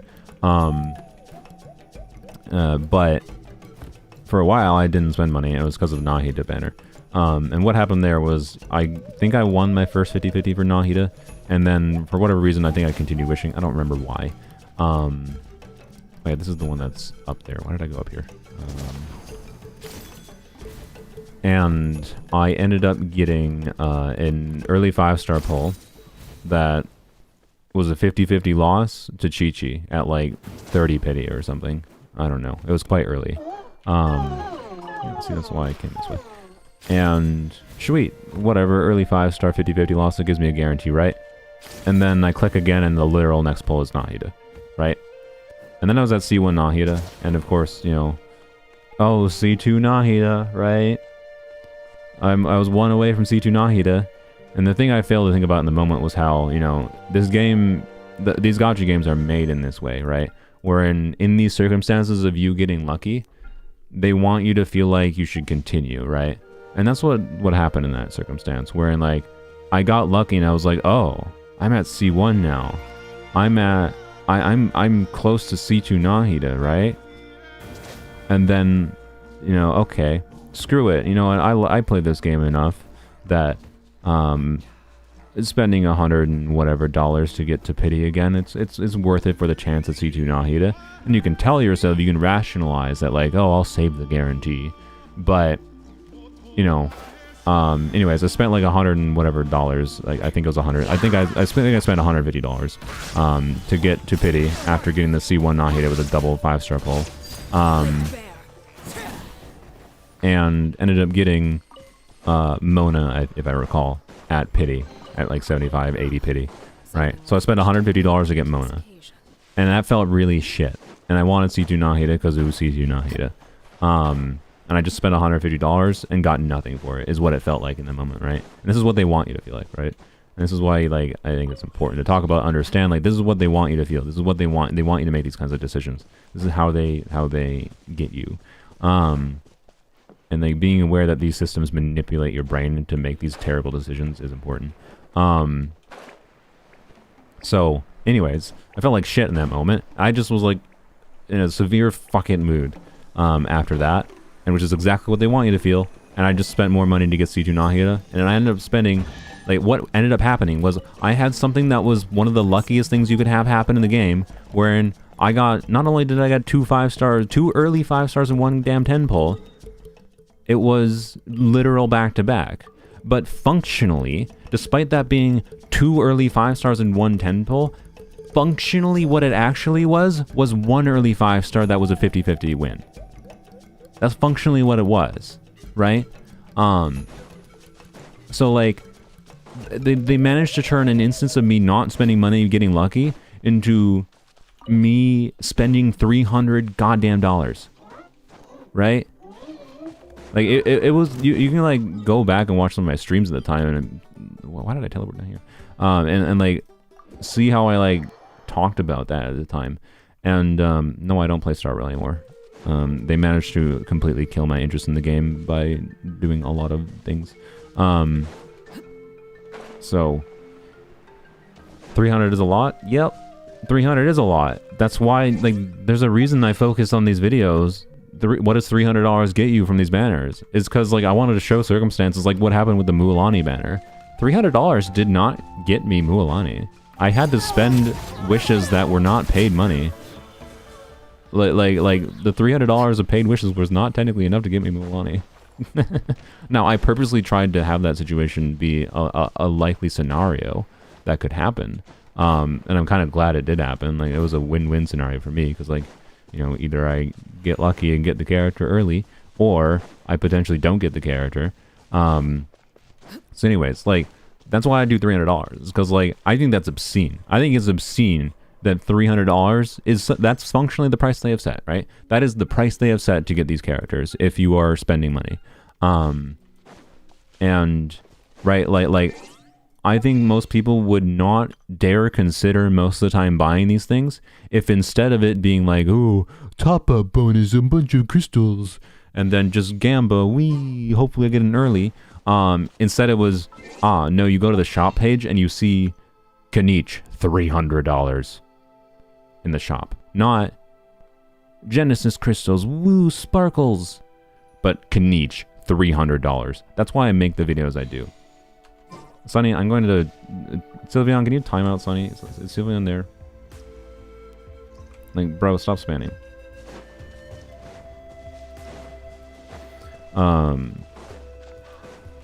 Like, you get like, I don't know what you got timed out for, but if I was the one to decide to time you out, I was gonna time you out for like a week, dude.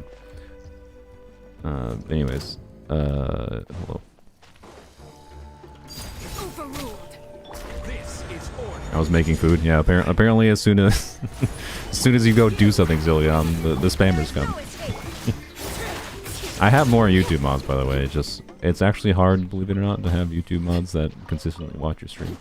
And most of the time, YouTube chat is relatively chill. So, anyways, love your videos. Recently discovered them. Binge watched like 4 a day. Jesus, all right. Thank you, Iris. Appreciate it. You know, I've seen this like nice trend where like it's been like I've been doing this as my main source of income for a little while now. And like when I started doing it, I was like, you know, I'm definitely not making that much money doing this, right? And I'm certainly not making insane money right now, I would say. But it's a very, right now, as I'd say, it's a fairly comfortable, livable amount of money. Like not, oh my gosh, I can buy a house tomorrow money, but it's definitely like I'm not struggling, is what I would say. Oh, is this a little quest? I think, yeah. All right. Let's hope one of us finish this. And, but for a while, if like, there was definitely a large period of time where when I was doing YouTube, I mean, there's a whole point that I'm getting to with this, by the way. There was a while when I was doing YouTube for money where like the only reason it was like a viable thing to do like for work was simply because I'm living with my brother, and I still am, because it's cheap. And it's a nice way to save money. But like I'm living with my brother, they're charging me a much cheaper rent than you would typically have to pay in this area. Rent is overpriced. What's insane? I live in the Minnesota in the Midwest, and house prices are actually relatively okay here. Rent is as much, like if you're going to rent an apartment, it's as much as a mortgage payment. Like, houses take more like effort to have, and like you need to get approved for a mortgage and whatever, right? So some people there's a lot of people like in my state that are basically forced essentially to pay, you know, they don't have the ability to get approved for a home. They can't buy a home for whatever reason, so they have to rent, and they're spending an amount of money on rent that would be money that could be buying them a home. And that's insane to me. Obviously, many other areas in the United States, especially, or the world in general, are worse because houses just cost $500 billion for some godforsaken reason. But point being, YouTube money is not like insane at the size my channel is. But like my videos have been doing well enough, and one weird effect I have noticed is that like as I have more and more videos I've released, right? The general trend of like the amount of money I've made per month from like YouTube ad revenue has gone up. Not necessarily just because like the current videos I'm releasing are doing better, like that has been a general trend as well, but more specifically because also like I have this backlog library that I think people like Iris, thank you, are watching my older content, right? People watching older videos, like they find one of my newer videos, and then the YouTube algorithm starts feeding them older videos, right?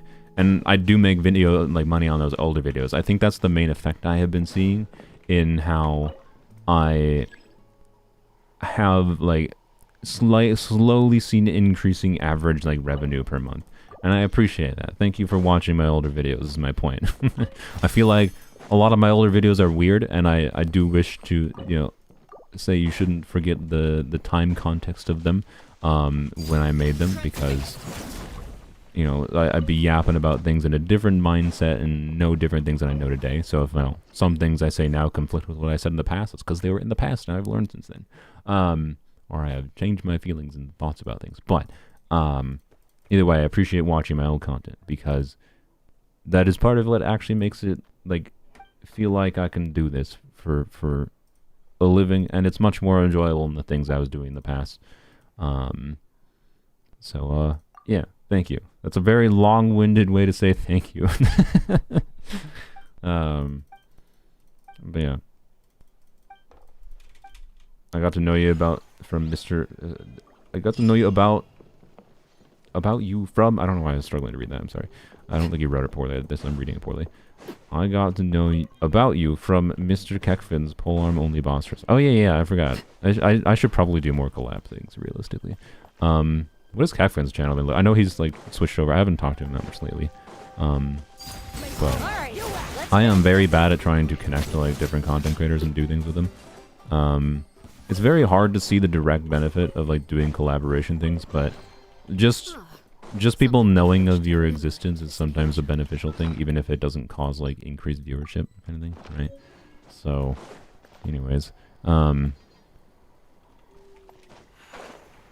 but yeah, I should probably try to do more collaboration thingies. Is my point. Can Raiden main DPS work?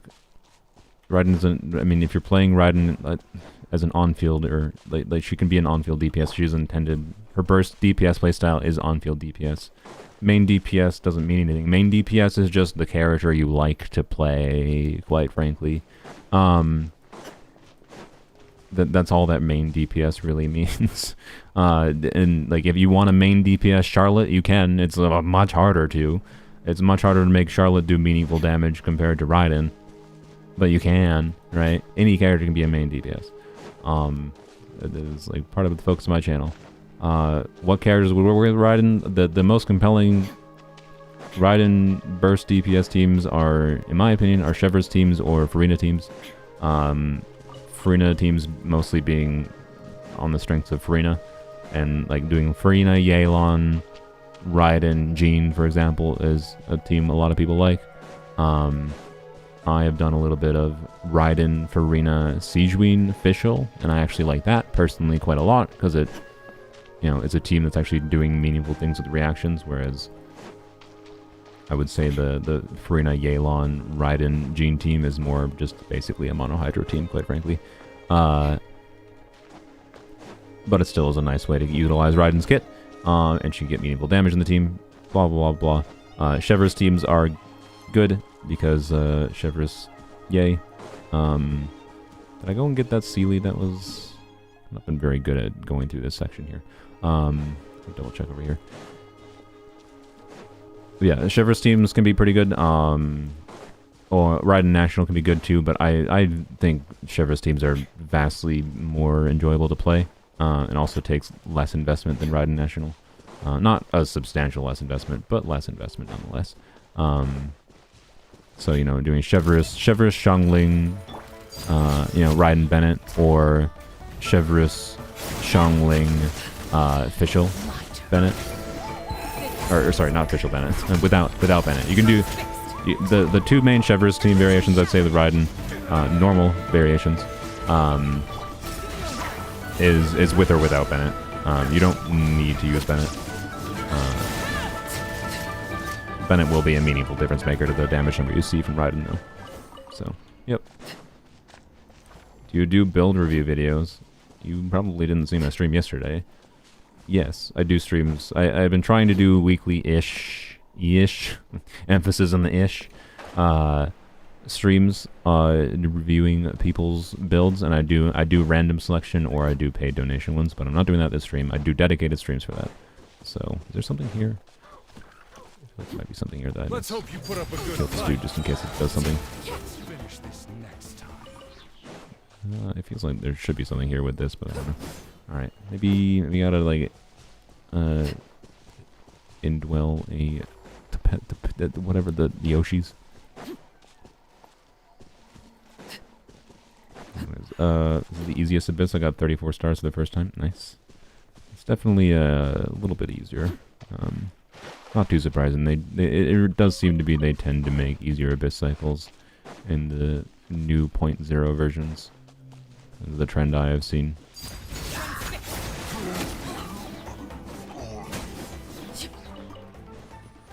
Relative to like the ones that happen in the summer, it very much seems to be they do some of the hardest abyss cycles ever in the summer, and then do an easier cycle once they do a new major version again. Okay, I've cleared out more of this plateau than I expected. Why I keep pressing the wrong name button? What am I at? At 73% only? I have clearly missed a bunch of things though, because 73% is not actually that close. I know there's more things down here though. So I was just trying to finish on the upper this area here. I mean, oh, you know what? There's a freaking like challenge peoples. I think I missed. I know there's at least like there's like 2 challenge people like right here and here somewhere. I think there's also a challenge person down here. There is I think 3 challenge people in this area. So we'll remind me if I forget. I'm gonna try to finish this area quick, and then we'll go do the challenge people. I think there's one here. I think there's one like here, and I think there's another one somewhere nearby. I might use the interactive map to double check where they are, because I'm fine with looking up their locations. Yeah. Best duo for Geo Resonance for Xylonin? It depends. Are you talking just like for Xylonin in a with 2 pyrohydro geo with 2 pyrohydro cryo or electro teammates, or Xylonin with only 1 pyrohydro electro cryo teammate? Because that would be a DPS. Like, are you talking DPS Xylonin, or are you talking full supportive Xylonin, healer mode Xylonin, right? Because those are different answers potentially and different options. Realistically, Kachina is compelling for either context, honestly. But it depends what you got going on in the full team. All in all, I did get that Sealy or the Monotube.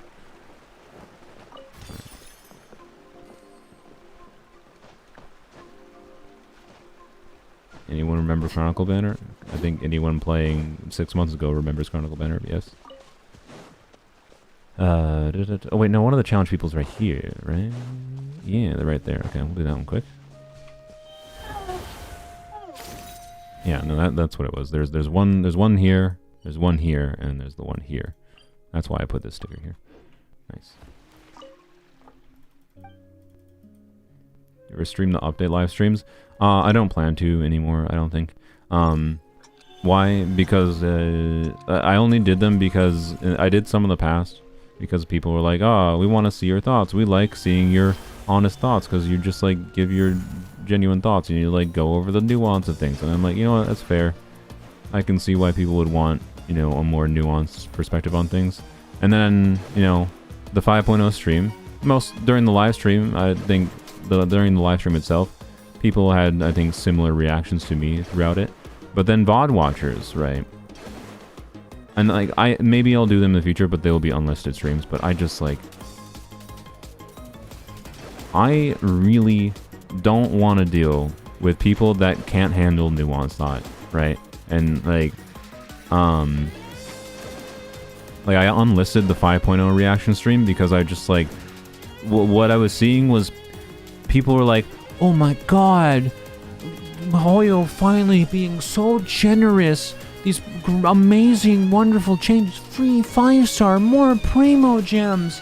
Like, people were getting very focused on, you know, oh, these positive changes without thinking about the nuance of, okay, wait, what could this mean? Is there like actual ramifications for like, maybe them giving more Primo gems, more whatevers, is actually like, there's a competitive reason for it. Or maybe it's because they're going to release more 5-stars. Releasing more 5-stars might mean that you have more characters you need to spend Primo gems on, therefore giving more Primo gems isn't necessarily objectively better.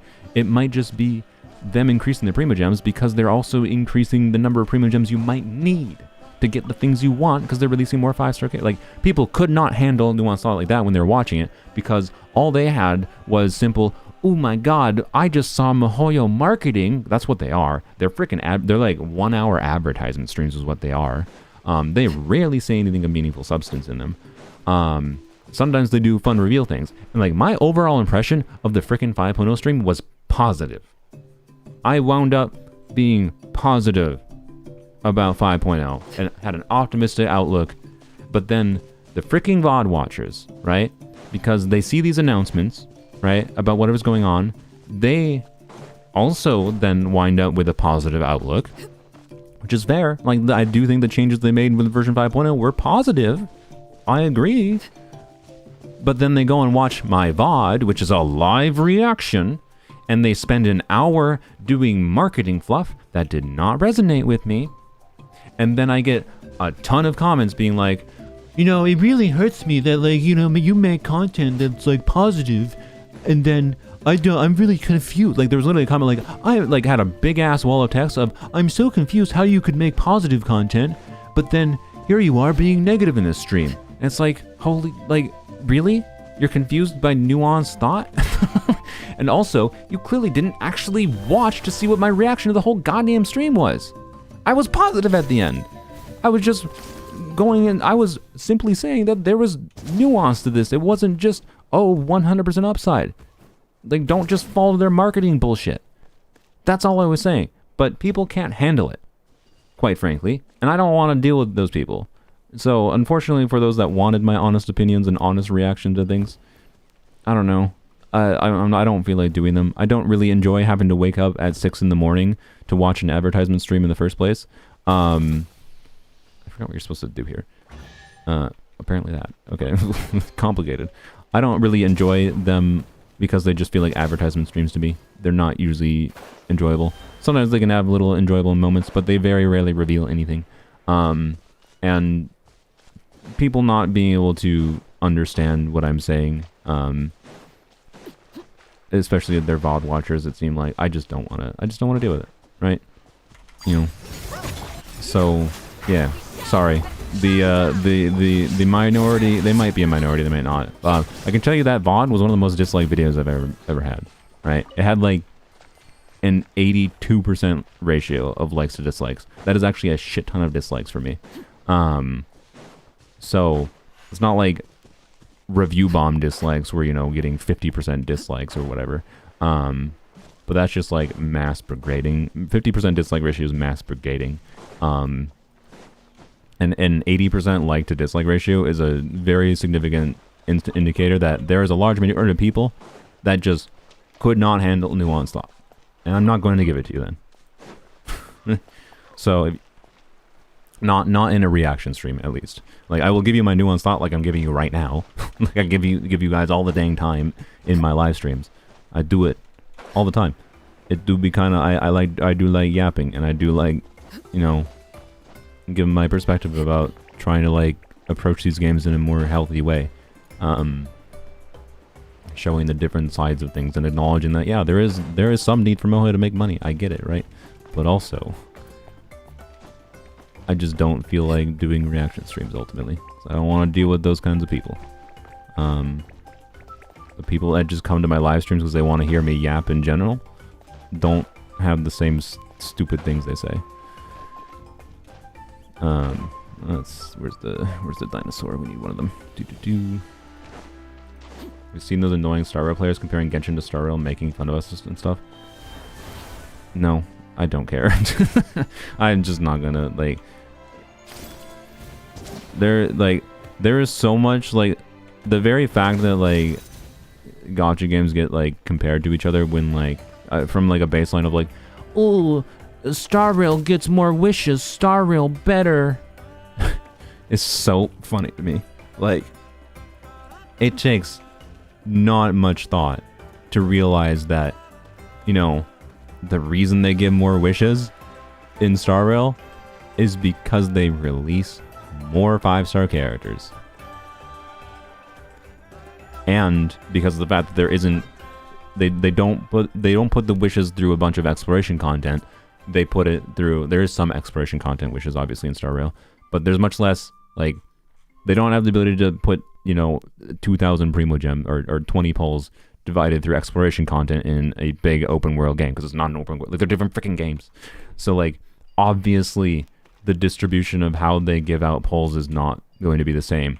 But man, so many gacha game players, for some reason the fact that they just play gacha games is insane as a baseline premise. But give me this thing.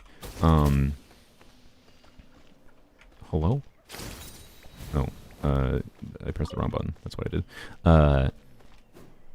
But, like, you know, more games than gacha games exist, point being. But also, like, not realizing that they're different games. And, you know, the economy of, like, the resources of wishes and whatever are given, they're always going to be balanced. All of these games are going to be balanced in a way that whatever the company decides makes sense for their marketing, to attract players to playing the game, and, you know, to keep players playing, and yada yada, whatever. Point being, they very purposely balance the amount of things you get for free relative to, like, trying to make it so you spend money. Because, like, these games are free. They need to try to get you to spend money in some way still, right? So, like, and they control the full economy, right? Like I still think the metaphor I used during my Wuthering Waves video, which so many people didn't seem to get the point of, but I don't know, was, and people thinking, by the way, people thinking in my Wuthering Waves video that I was criticizing Wuthering Waves. I wasn't criticizing Wuthering Waves. I was criticizing gachas in general and trying to encourage people to have a mindset that detached from just, like, listening to the marketing of these companies. Like, ooh, weapon banner guarantee, it's objectively good. And just trying to encourage some critical thinking mindset and, you know, understand there is, you know, things going on in these games and how they're balanced, that just because one game has a higher rate of 5 stars does not make it better. It just gives you more gambling dopamine. So if you're playing these games just for gambling, I guess, yes, Wuthering Waves is better for you. Anyways, point is, my metaphor in the Wuthering Waves wishing video was that you like imagine yourself getting a job at a grocery store, or like a big chain store, right? Like in the United States, this would be like Walmart or Target. These stores that sell, like, everything you could need to live, basically, generally speaking. Like, not like everything you'd possibly want. Not like Walmart has every single product I could possibly want to buy ever. But they have enough that I could live off every product in Walmart very comfortably, right? You could shop entirely at Walmart and be fine. So how about you get a job at Walmart, and Walmart is, instead of paying you, you know, currency that is, you know, based on, like, the cultural accepted currency, Walmart, for working at Walmart, starts to pay you Walmart dollars, right? If Walmart is, if you're gonna, like, go for getting a job at these, you know, big retail stores, you know, and Walmart's gonna give you Walmart dollars, right? Cool. You know, and Walmart dollars gives you, like, whatever amount of things you can buy specifically at Walmart. That's the only place it's usable at. You can't use Walmart dollars to pay for your medical bills, but you can use Walmart dollars to buy food at Walmart, right? Wonderful. Isn't this a wonderful dystopian perspective, right? But this is what gacha games are. Any gacha game is like the entire economy of acquiring things. It's this. That's what they are. They are Walmart dollars, right? Primo Gems are Walmart dollars. You can only use Primo Gems for Genshin characters, right? So anyways, say you got a job at Walmart and they're paying you Walmart dollars. You can only use it at Walmart, right? And they're paying you 10 Walmart dollars an hour. Okay, but then you also go to Target and they offer you a job, and they offer you a job for 20 Target bucks an hour. Oh, sick! Target's paying double the money that Walmart is. Aren't the Target bucks just so much better? That's what the gacha mindset is, right? That's what the gacha mindset people have when they're comparing two different gacha games. Is like that. That's a hopefully that's an obviously stupid comparison, right? Because the question you should have is, oh, wait, what does 20 Target bucks versus 10 Walmart bucks buy me, right? Both of these are dystopian hellscapes because both of these companies fully control the economy. You should not get a job where they're paying you for Walmart dollars. By the way, this is something Walmart tried to do. It was made illegal, I'm pretty sure, but Walmart tried to do this. So that's why I'm, like, using this as an example. But anyways, yeah, 10 Walmart dollars an hour versus 20 versus 20 Target bucks an hour. Oh, on the simplest level, you're like, oh, bigger number better, a more thing better. Except if a loaf of bread costs 10 Walmart dollars at Walmart, and the same loaf of bread costs 20 Walmart dollars, or sorry, 20 Target bucks at Target, that's the same price. That means they're paying the same, right? It's 6 of one, half a dozen the other, and ultimately both are a terrible situation because both of them are establishments that can if you're working there and paying you only in currency that can be used in their store, they're fully controlling the economy. You have no freedom. That's what this is. That's what gacha games are. You don't have freedom. You just deal with the way that they balance things, and they very specifically balance things in a way to try to make it feel like you don't quite have enough if you're not spending money.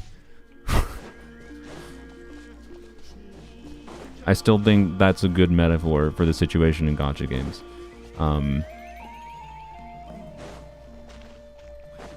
Blue. Orange. Orange. Yay. Where's there more chests I missed, by the way? An impressive bounty. I only have 2 of the Ringle Dingles. I feel like I have actually... How have I effed up my exploration here so much? I don't think I missed that much. But I clearly did. I guess let's go do the challenging things. Anyways, gacha games, the developers fully control the economy within the game, right? You should perceive of gacha games as like the video game is a platform where you can hopefully play and have fun with it, right? It needs to be a good game without spending money for it to not be a just predatory cesspool. And I think Hoyoverse does a very good job at making their games, and you know, Wuthering Waves, as much as I don't really like the game, to be honest, Wuthering Waves also does a pretty good job. The game can be experienced and much can be enjoyed about it without having to spend any money. That's a good thing. That's like the baseline requirement, is they have to be a good game without spending money, or to at least some people. But then like they fully control the economy within, right? So basically, gacha games are a platform within which there is a game you're playing, but then the way that the company makes money on the product is by selling you things within the platform, right? So Genshin as a whole is the store, Genshin as a whole is Walmart, and the characters are the products they're selling to you, and the weapons they're in, whatever, etc., right? Right? They made a platform, they made a store, and they're selling you a product in their store. And you know, if they're giving you some currency for free for the time you have spent playing the game, that's your, you know, your wages. Your free-to-play currency is your wages. You know, you can get some of, you can plan around your wages to get your things, and you should take it from an individual game context and not compare, 10 wishes in X game is the same as 10 wishes in another game. I saw a dude and I felt like attacking him. I'm sorry, sir. What's the next kitchen appliance character? I don't know.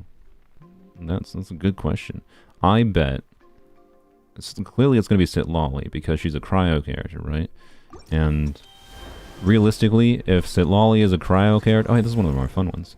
If Sitlali is a cryo character that can, you know, actually cool things down, like let's say, I don't know, they actually make Sitlali have a relevant kit, instead of like being like every other cryo character in the game. And wow, that could be equivalent of a refrigerator. Refrigerators can be really useful, right? Keeping things cool is useful. Will they actually make a good refrigerator this time? I don't know. I think most of Mohoyo's refrigerators are pretty bad refrigerators. That's what I would say. Not that you can't still use them to cool down your food, but they ain't the best refrigerators in the world, that's for dang sure.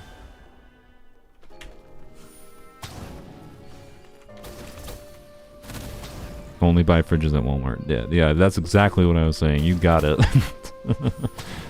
Yeah, Sitlali is rumored to be a 5-star, by the way. She's several patches out, so like this is very extremely up in the air. Take none of this for meaning anything meaningful. Supposedly though, she is a 5-star shielder.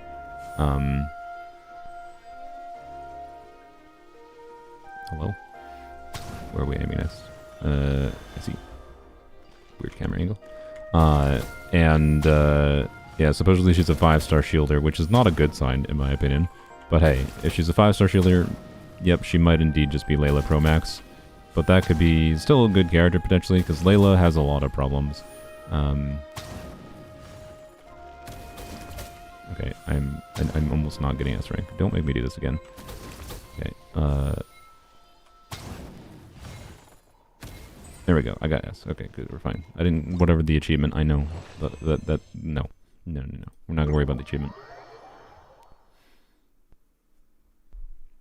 Sitlali's voiced by March 7th and a Catalyst. Wait, what does and a Catalyst mean? I still don't know if you can get the rings from these chests, by the way. I don't think I've seen a single ring from one of these chests, from the challenges. So that means there's still like a precious and luxurious chests I'm missing in this general area. It must be oh, you know what it must be? This quest over here, and this quest must lead to the underground area, and it must count as the mountain area. That's my guess. Or there is stuff in this area that I'm missing. Like right now, it feels like it's not the most efficient to continue farming this area. I'll finish the challenges obviously, because that's just some quick prima gems. But I should probably move on to the other areas.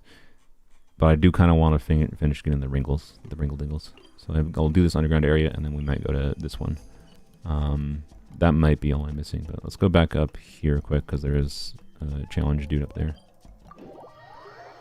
There's a luxurious chest in the crater. What? What crater? In this? I think I'm like 90% sure I got that. Yeah. If you're talking about that, I'm like 90% sure I got that last stream. We getting close to pity? Yep, we're getting close. What are we at wishes wise? We're at 762. That is, no, it's still only 4 wishes, but you know, almost 5 wishes. That's almost 6 wishes. We need 4 more wishes, and we have, you know, 100 prima gems there already. We're not that far away from getting a level in the statue either, which will also give us. Oh my god, this is much higher of a climb than I wanted. We'll go over here. Yeah, we'll get like over a wish worth from the statue, and the like 2 wishes worth basically from sigils, I think, in the statue. So I think functionally only really need to grind about 2 more wishes worth. So we're actually closer than I think it seems right now, but it might still take us an hour or 2. That's what I would say. Yeah, Polearms Only is still doing Welkins. I basically have a Welkin going on Polearms Only until I get like my point at which I have stopped doing Welkins on Polearms Only usually is once I get 20,000 prima gems. Because then at that point it just feels like I'm paying money for nothing, even though it still is like valuable to stockpile. So I don't know. If we get more solid indication, if we get more solid indication that, you know, Eon San is a polearm unit, and maybe Madame Ping, if Madame Ping is actually a real thing, a real character that's going to release, and probably would be a polearm user, I imagine, then, you know, then I might continue doing Welkins, right? Just to ensure getting them. Like, I don't know, it's Welkins. I still think as far as like primo gem efficiency goes specifically, Welkins are a smart idea, but what does bro want? I see. The only problem is the Welkins are obviously 100. I also completely get not wanting to buy the Welkins because they force you to log in every day, right? That is absolutely what they're designed to do. It's forced you to. It's trying to force you to make the game a daily habit in your life, right? And that is it's kind of not great. It's definitely one of the more predatory aspects of these games is that daily login $5 thingy that they all have. The reason they all do that is because it works. It works really well for getting people to spend money, right? As soon as they break that barrier for you and they make it like a daily habit, they make you start spending a lot of time mentally and focus on playing the game. They get you to the point of, oh, now you feel like, what are you doing, sir? Now you feel like, I play this game enough, I like it enough that I think it's worthwhile spending $100. You know, I think it's worth buying those top-ups with that first-time bonus reset. Ooh. You know, I think it's worth it to do that. So, when I do my Zalanin video, by the way, this is the wrong account, but when I do my Zalanin wishing video, I have the top-ups from the reset for Zalanin still. I didn't use them for Mualani. So, I'm gonna yap in my Zalanin wishing video about how the top-up bonus resets don't really meaningfully change the value of the top-ups that much.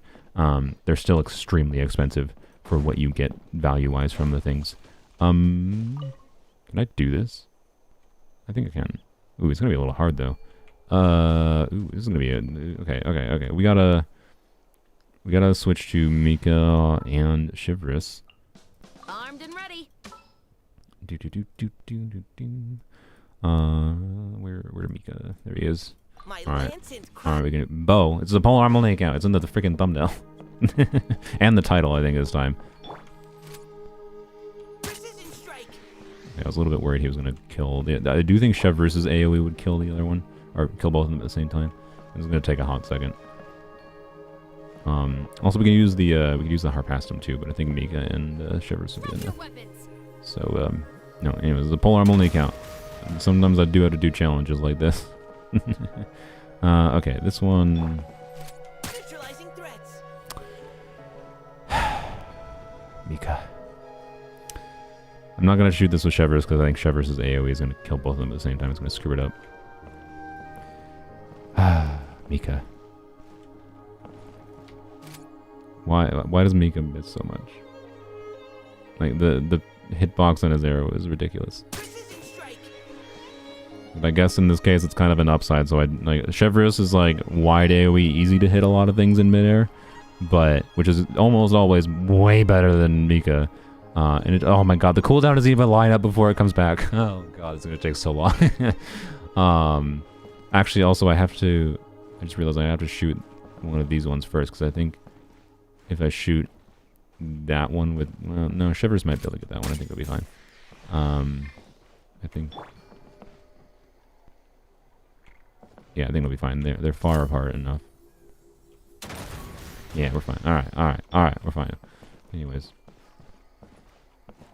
they put the crosshair in the wrong place. Yeah, I think it might be slightly misaligned. I did purposely aim slightly up in the hope that he would hit both, or hit the whatever. It doesn't matter. I missed. It's fine. He is more precise, and that can be an upside in some ways. Technically, that's all. Anyways, good job, Mika. I'm proud of you. Use sacrificial polearm. True, except also sacrificials only trigger on.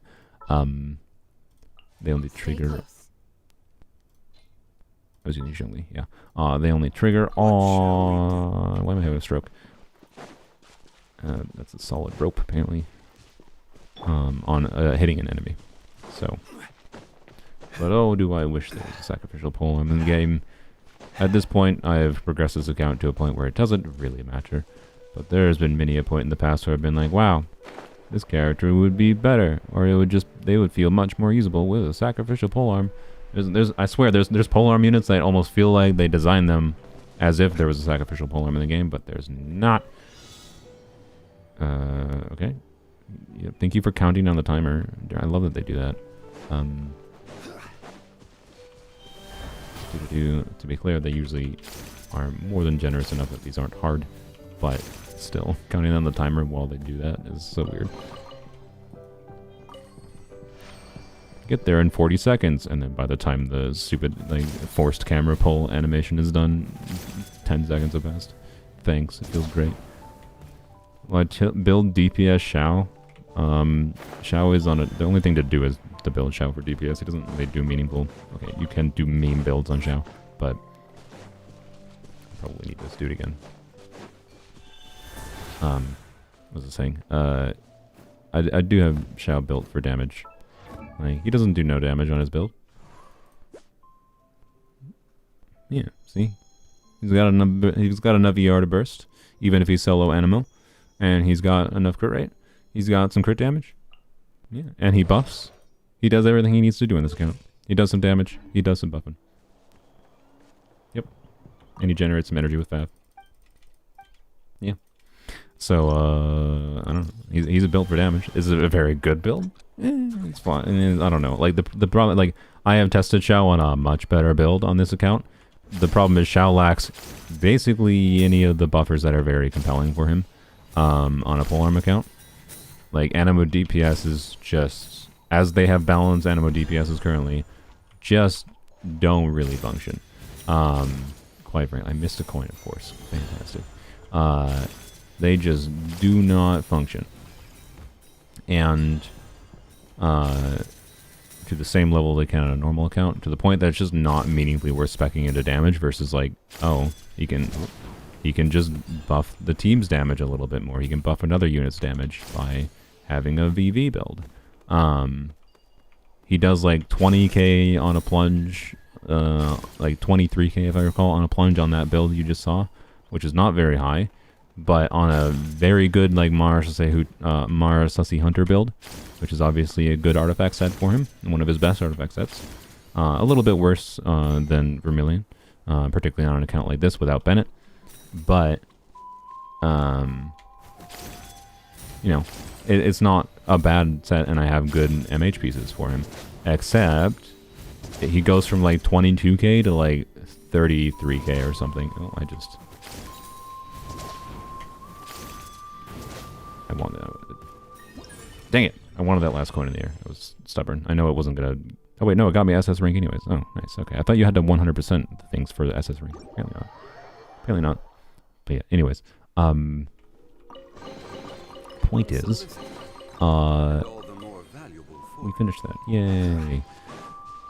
Xiao is on a DPS build, and he is doing as much damage as he needs to do, and that's kind of all there is to it.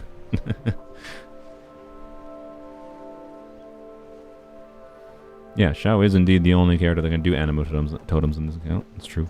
It's been a while since I've needed that, I think, but it is definitely not irrelevant.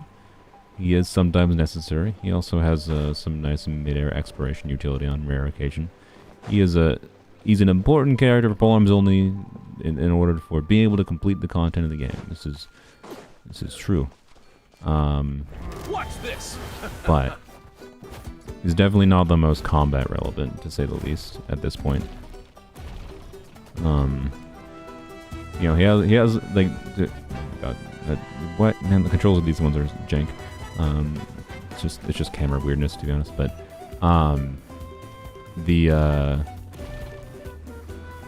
him being animo does make him. Oh my God, man, these things are so janky.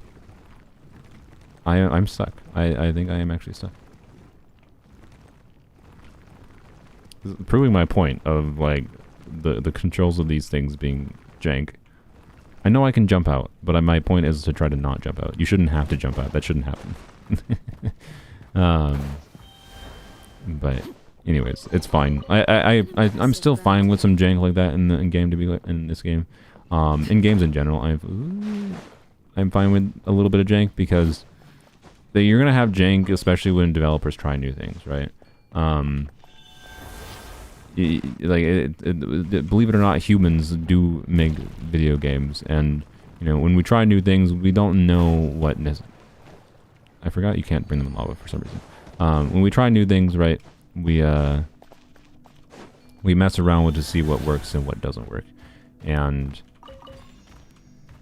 in the case of Genshin, right, it's you got a lot of complicated like terrain, different things. So them in putting a new mechanic in the game where you indwell a monster and it can kind of indefinitely climb around surfaces and has, you know, like point being, while I don't think the implementation is perfect, I appreciate that they've done something like this. I want to emphasize that.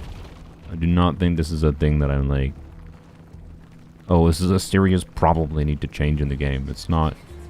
There are problems in the game that I think are absurd, that I think they are still problems in this game. But yes, we'll get the Oculus, don't worry. Let's go here. I do think it is. Is this the Perry one? Yeah, it's the Perry one. We have to use the Traveler, you know, so obviously actually no. Do I? All right, I'll let chat decide. This is a Polearm Only account. This is not something I have to complete, right? Do I, like, normally when the game forces me to use Traveler, like in the Archon quest or whatever, right? Obviously, to complete the Archon quest, I will use the Traveler. Like, there are points in the game where it is impossible to not, you know, like, I can't use a polearm. Equip a polearm and you're fine. I don't think I can equip a polearm. I mean, we could pretend that. Is there anything that looks polearm? Oh my God, look how many fab swords I have. I mean, this is not a sword. This is an umbrella. So we could argue that because Traveler, when he's equipped on this one, anyways, do I complete this? Let's start the poll. Like we could argue, right, that this is not a sword, this is an umbrella, obviously. There's no reality where this is not an umbrella. And an umbrella is not a weapon type in Genshin. Therefore, you could argue if Traveler can equip an umbrella, Traveler can equip a polearm, they can be a polearm user. Mihoyo was just restricting my control of doing so, right? Brother, you want a thumbnail editor because your thumbnail literally sucks? Brother, it's a live stream. I don't give a shit, dude. Also, I can tell you one thing. Thumbnails need to communicate information. They don't need to look amazing. And you, like, think for a second, Doc Bro. Think for half a second about the fact that, you know, the creation process of me, a small channel, I'm going to start having to pay someone to make thumbnails for me. That inherently forces me to like start to like, I'm gonna have to like plan things out more. I'm going to have to do things like, how about like let's say I find one. Let's ignore how much of a pain in the ass it is to potentially find an editor that I think matches, that is able to make thumbnails that match what I would like, right? When I don't have necessarily a solid vision personally of what I think they need to look like, but I do not want them to look like generic ass thumbnails like half of YouTube's thumbnails look like, right? I want them to stand out at least in some way, right? But also, they're live streams. They're live stream thumbnails. They don't need to look good. So we're talking edited video thumbnails. If you're criticizing my edited video thumbnails, they just need to communicate information. Them looking aesthetically pleasing and attracting the eye is important as well, because like the goal is to like make people stop and consider watching the video when they're scrolling past. That's the goal with thumbnails, is to communicate information about what the video is about on some level, but also make it, you know, make people look at it and make people consider watching the video. That's the goal of a thumbnail. For live streams, I don't care. You clicked on it, first of all. So your argument that my thumbnail needs improving is a little bit weird when you clicked on the thumbnail, by the way. But anyways, point is, hiring someone to make thumbnails. One, that takes effort. Two, it's not as easy as you would think to just magically hire someone and I just go Google thumbnail editors near me. Like, not that it has to be near me, I'm just joking, but like thumbnail editors near me, and then find the first one that wants $2 a thumbnail, and that's going to be great, that's going to improve my channel. No, it's not how it works. And then the communication back and forth, right? Like having to be like, all right, thumbnail editor, I have this idea for a video, here, you make a thumbnail. That's like the vision you probably have, except for they would give me a thumbnail, I'd be like, can you tweak this? And then they tweet that, they send me another thing after whatever amount of time. And I'd be like, okay, yeah, that's not bad, I think that's the right direction, let's do it. Right, you got this communication back and forth, that takes time. I do not want to deal with that time delay, right? I do not want to have to fuck about with talking with someone for 2 days straight, or longer potentially, and trying to like workshop a thumbnail, right? So like, I try to make my thumbnails have their own look to them so that they stand out. So my hope is that people who know my videos know, like when they're scrolling in their home feed, they can know what they're looking for, right? And that's why I like stick to the same font. 87% yes, by the way. I forgot, what are you supposed to do? E, I think.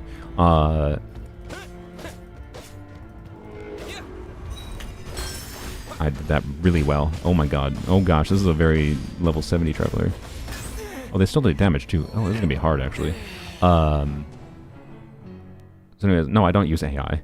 Why would I need to use AI? I take screenshots of Genshin characters. Like all my things are just screenshots of like backgrounds in some level. They're pretty simple conceptually, generally speaking. Yeah, like I try to use the same font and same general like style of like highlighting things so that people know that they're my thumbnails, but also hopefully they just like the colors or whatever balance catch the eye.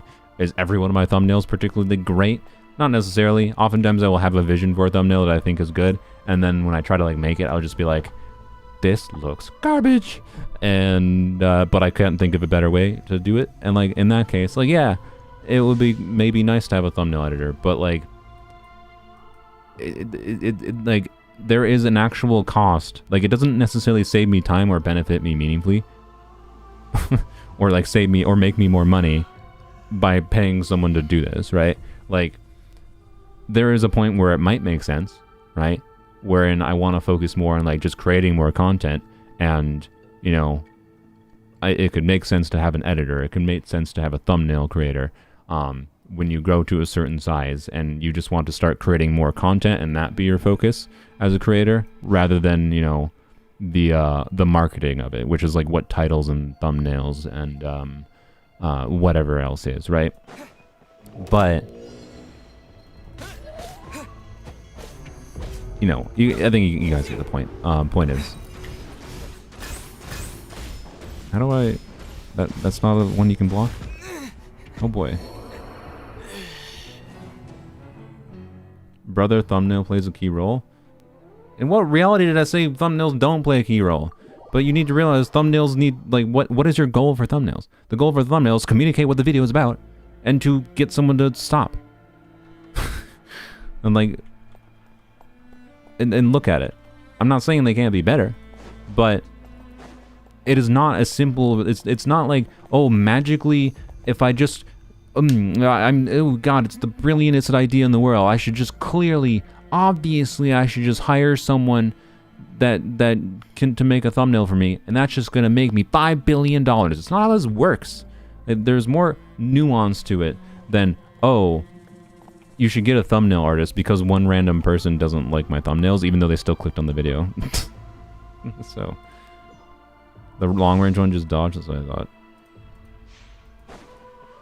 And like paying someone to make them costs money too. Like I have to make more money than I would pay for it. And like I don't really know at a baseline. Okay, that is, I think it's the white attacks you're supposed to, right? What is that? Oh, that's the umbrella effect. No, that's the range attack. God frick me. So anyways.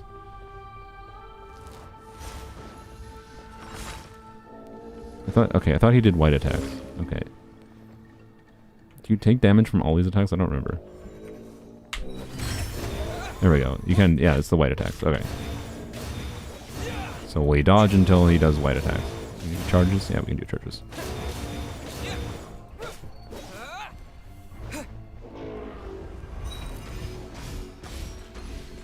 You have to tap E, but I was taking damage.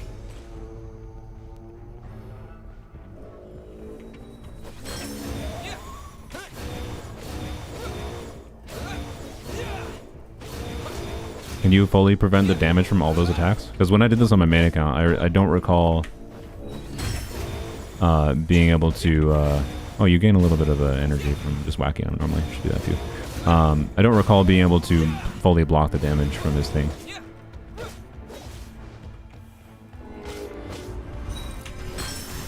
Yeah, see? See, I got a parry there, but I took damage. Still.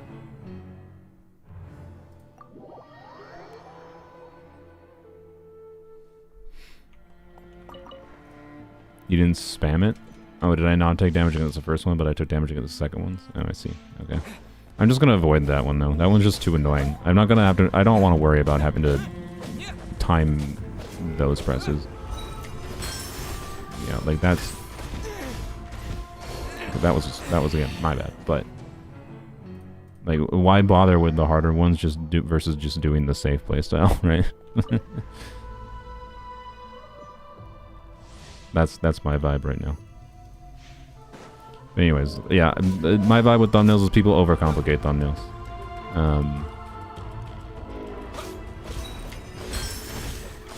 I wanted to try it again, I'm sorry. This is a distraction that's not worth the time, by the way. What was I saying? Okay, so like, as far as thumbnails go, like, they obviously are important, and particularly like when, you know, we're talking very large scale creators that are concerned. But I don't know, I can tell you I've done thumbnail tests on YouTube to test out like different styles of doing thumbnails and whatever. And oh, frick me! I thought that was gonna. I don't know why I got ganked by the animation. There we go. Is it better to do charge attacks? Probably. Maybe not. I don't know. I've tested enough things on thumbnails wherein okay, that I should test a parry maybe, but the like, what I've learned is that so often it just seems to not matter if a thumbnail like looks good, right? Is what I would probably say. Yeah, like how this weapon was an example of me just experimenting with the title and the thumbnail a little bit, partially by accident.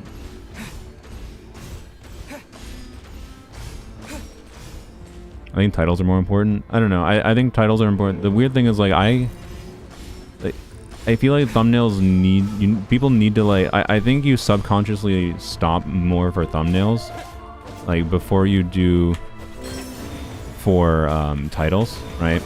So I think people like read a title because the thumbnail catches the eye in some form, right? And that's why just simple things like colors that stand out I think are important. But it doesn't have to be overcomplicated. And I don't think you need to do a funny reaction face in every single YouTube thumbnail, right?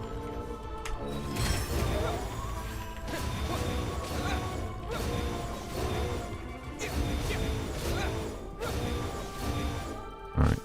I feel like charge attacks were better, but I think it's also that was bad. There we go. I think charge attacks might be better, but I don't think it really matters. Just gonna avoid that.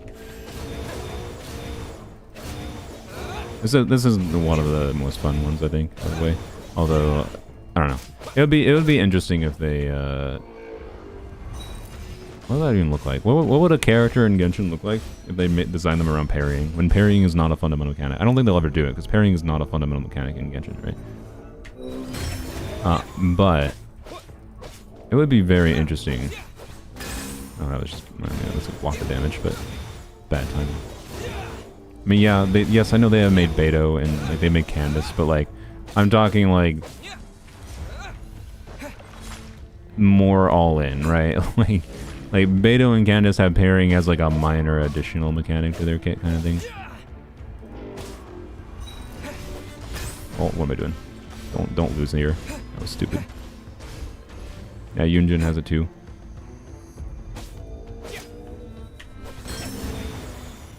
I don't know. I think it could be very interesting if they made a 5-star in particular, whose strength was very dependent on enemies attacking them, right? Like a character that would be very strong when enemies like were attacking and you get parries, not just like very minor benefit like Beto and Candace Yunjin get, but more fundamentally made around parries, wherein they would lose a lot of value against less aggressive enemies, right? That's why, like, I don't know if they will ever do it, because it would make the character feel very bad in some circumstances, right? Well, yeah, I know Beto uses a lot of parries if you're trying to main her. Really? Yay, there we go. I know Beto uses a lot of parries if you're trying to main her, but, it isn't like her entire kit, right? I want like an entire kit that's like that.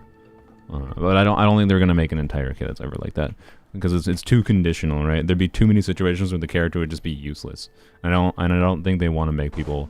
I don't think they want to make a character that would make a very large amount of the player base very unhappy with the character's kit because of how they would be too situational, right? Like, characters are situationally useful, but they also... I needed that dude. I don't know. Well, okay. Characters are situationally useful, but it's not like... You know, it's usually not that hard to get use out of your Mualani in Abyss or whatever, if you want to. Even if, you know, there's the things going on that's, like, maybe, like, making it harder to use Hydra or whatever. Yada yada. I don't know. I don't know what I'm saying. I think it's relatively obvious, right? That they don't balance characters in a way to make it hard to use them in different situations. Like it really, it seems like they try to keep that balance, right? Because they don't want to make people feel like they regret characters, right? That's bad for their business model. Anyways, enemies in Genshin just don't attack much. Yeah, that's why it wouldn't work. It's too contextual. I like this lady. I need to test more using this lady as a damage dummy, but I still like want to leave her alone. She doesn't deserve to be a damage dummy. This is where I just was, I think. Oh yeah, I was gonna go check over here. I don't know if I did the things over here. That count as... yeah, that count as some stuff for there. Still don't have the third ring. So I think, yeah, the only, I think, possible thing I meaningfully missed was the exploration from the quest over here. Which I think you can start over there. And I'm assuming it goes underground here and must count as this area. So we're going to do that. The song the lady plays is so pretty. Yeah, I agree. That's why it feels rude to attack her. So even if she's one of the better damage dummies in the game, it feels rude. I don't want to do it. Oh, do embers just grow? Oh.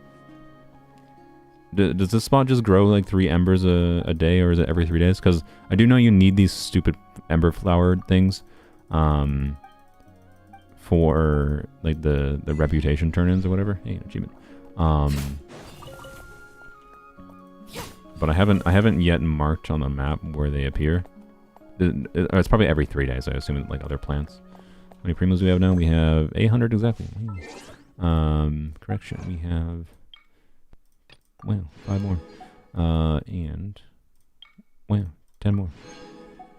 And wow, another 5 more. We have 820. Yay. And we also functionally have, you know, 150 more from Sigil. Well, not functionally, but it's close enough. We have the Sigils, and we are getting close to the Oculus, so that's like, you know, a good bit more. Hey, look, good. Glad I went over here.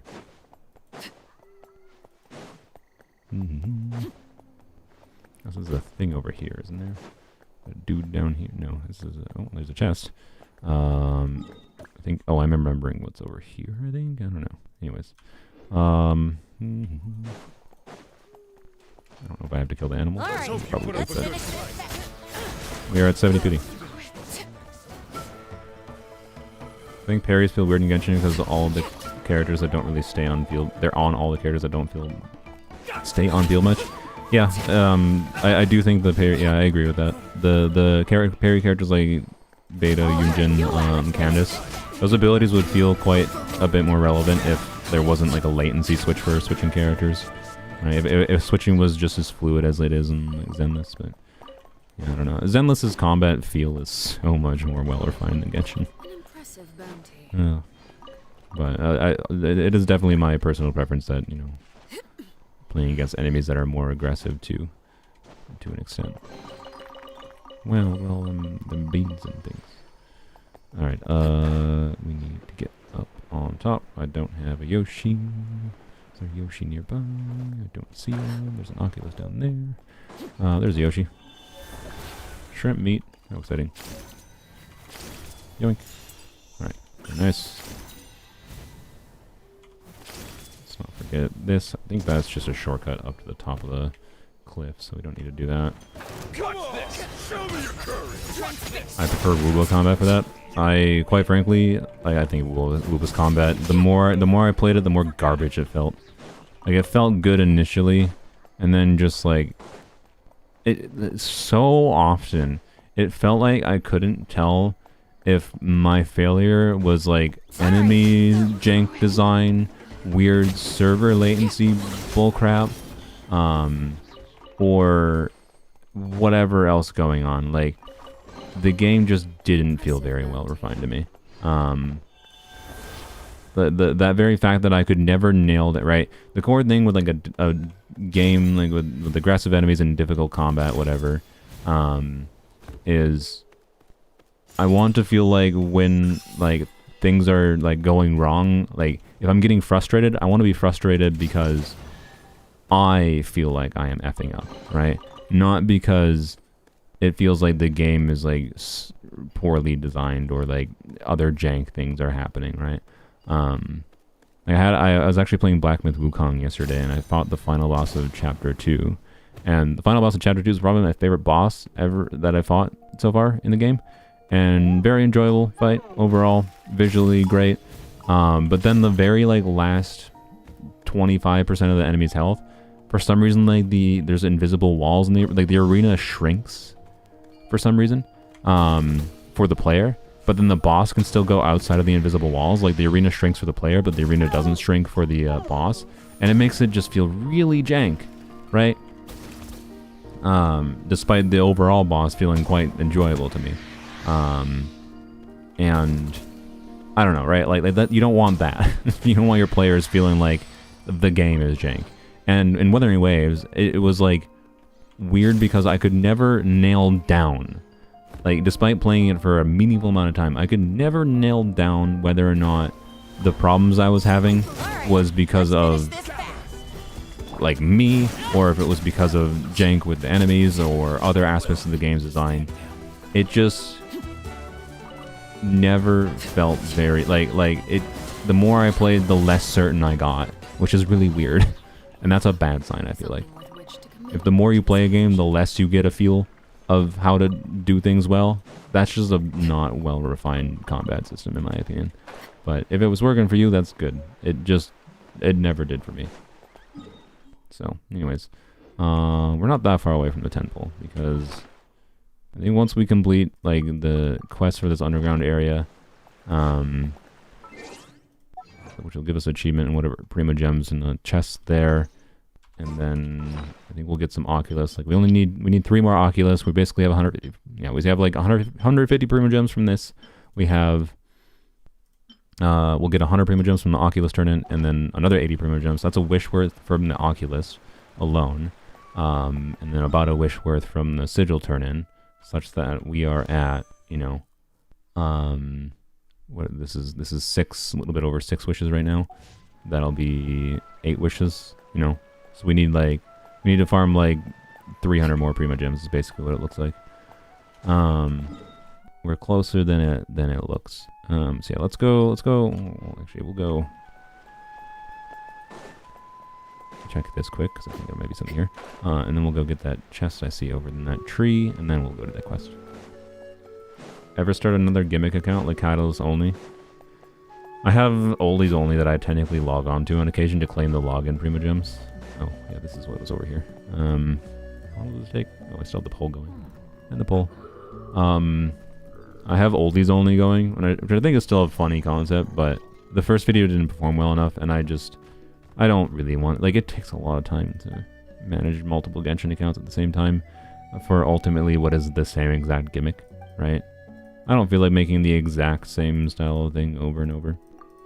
Like, the end conclusion will be the same.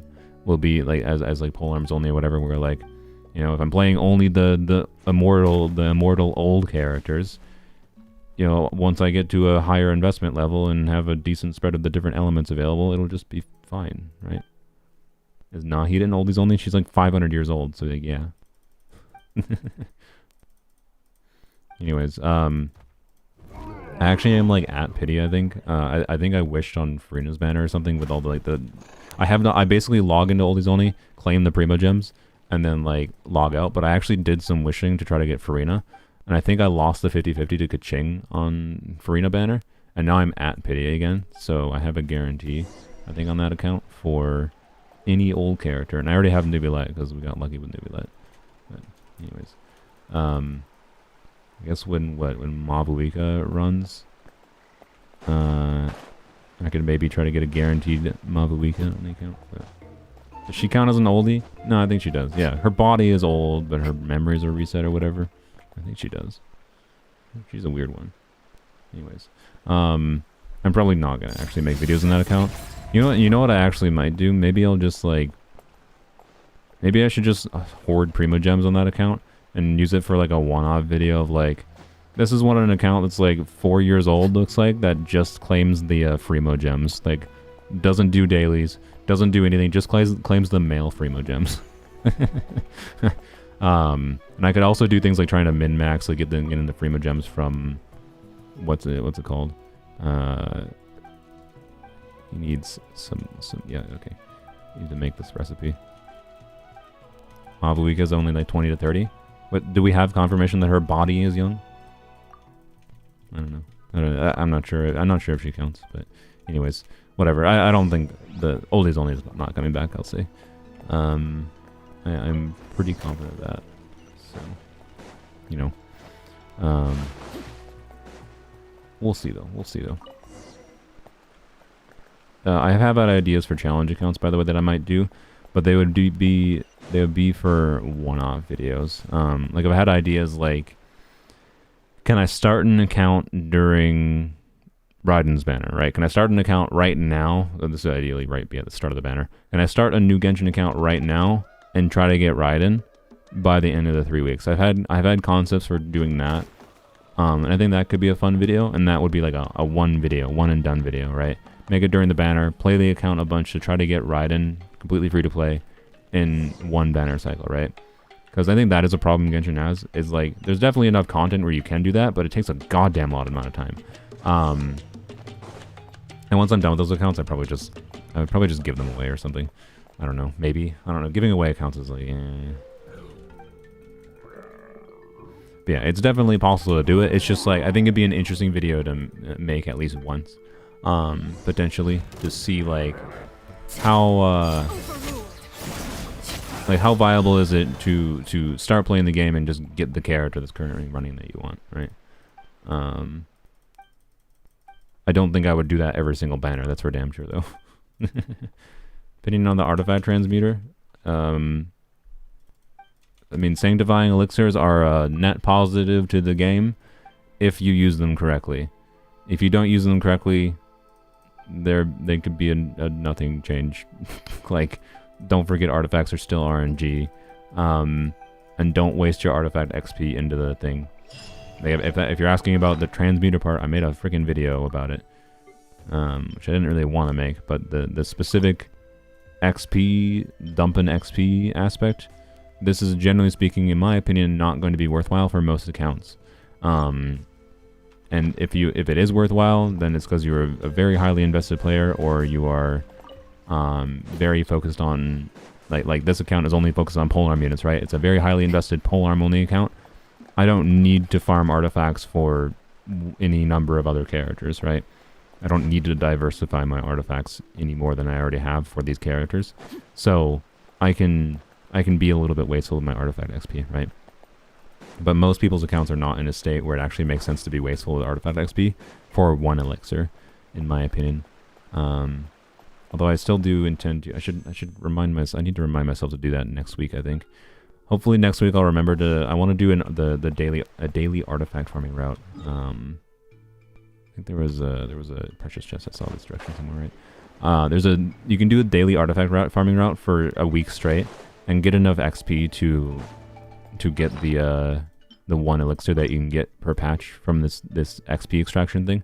I already know what the end conclusion is going to be. The end conclusion is going to be, I got enough XP, but oops, I don't have enough 5-star artifacts to even put it into it. And it's still more valuable just to use this XP to level up my existing artifacts rather than for an elixir. There it is. So, you know, on my main account. On someone else's account, it might not be the case, right? So if used improperly, and you just dump a lot of resources into this, I think this could actually be a very bad thing. Like if you dump too much XP into this, that could be valuable elsewhere to level existing artifacts instead. It is very possible you put your account progression behind very substantially over time. Like doing it once is not that big a deal necessarily, but if you do that like 3 patches in a row, when that XP could have been useful to level up other artifacts, it could be very bad for an account. So, yeah. It's very helpful if you need a specific artifact that you'd rather not farm for. Yep, Something with which pretty to much. commemorate. Like, oh, well, that's lucky. That's like the first one I think of those. We only just technically started getting chests in that area. Nice. Let's go over here. So yeah. If you once you get an invested build wherein like you can see the main thing that could improve your build is just getting that one specific artifact can improve your build, then it very much can make sense to use at that point. But that's the problem, right? Is like the sanctifying elixirs make the most sense after you've already farmed a shit ton, right? They don't actually help the problem of the game being extremely grindy, right? That's the fundamental issue in my opinion. It's not, oh, artifacts suck. It's that it takes a lot of time to get decent builds. It takes a lot of time and to build up your artifact, right? Like your artifact and like increase your overall artifact quality. But like the only time the elixirs make sense is after you have done that. So it's weird, right? There's a seat there. Interesting.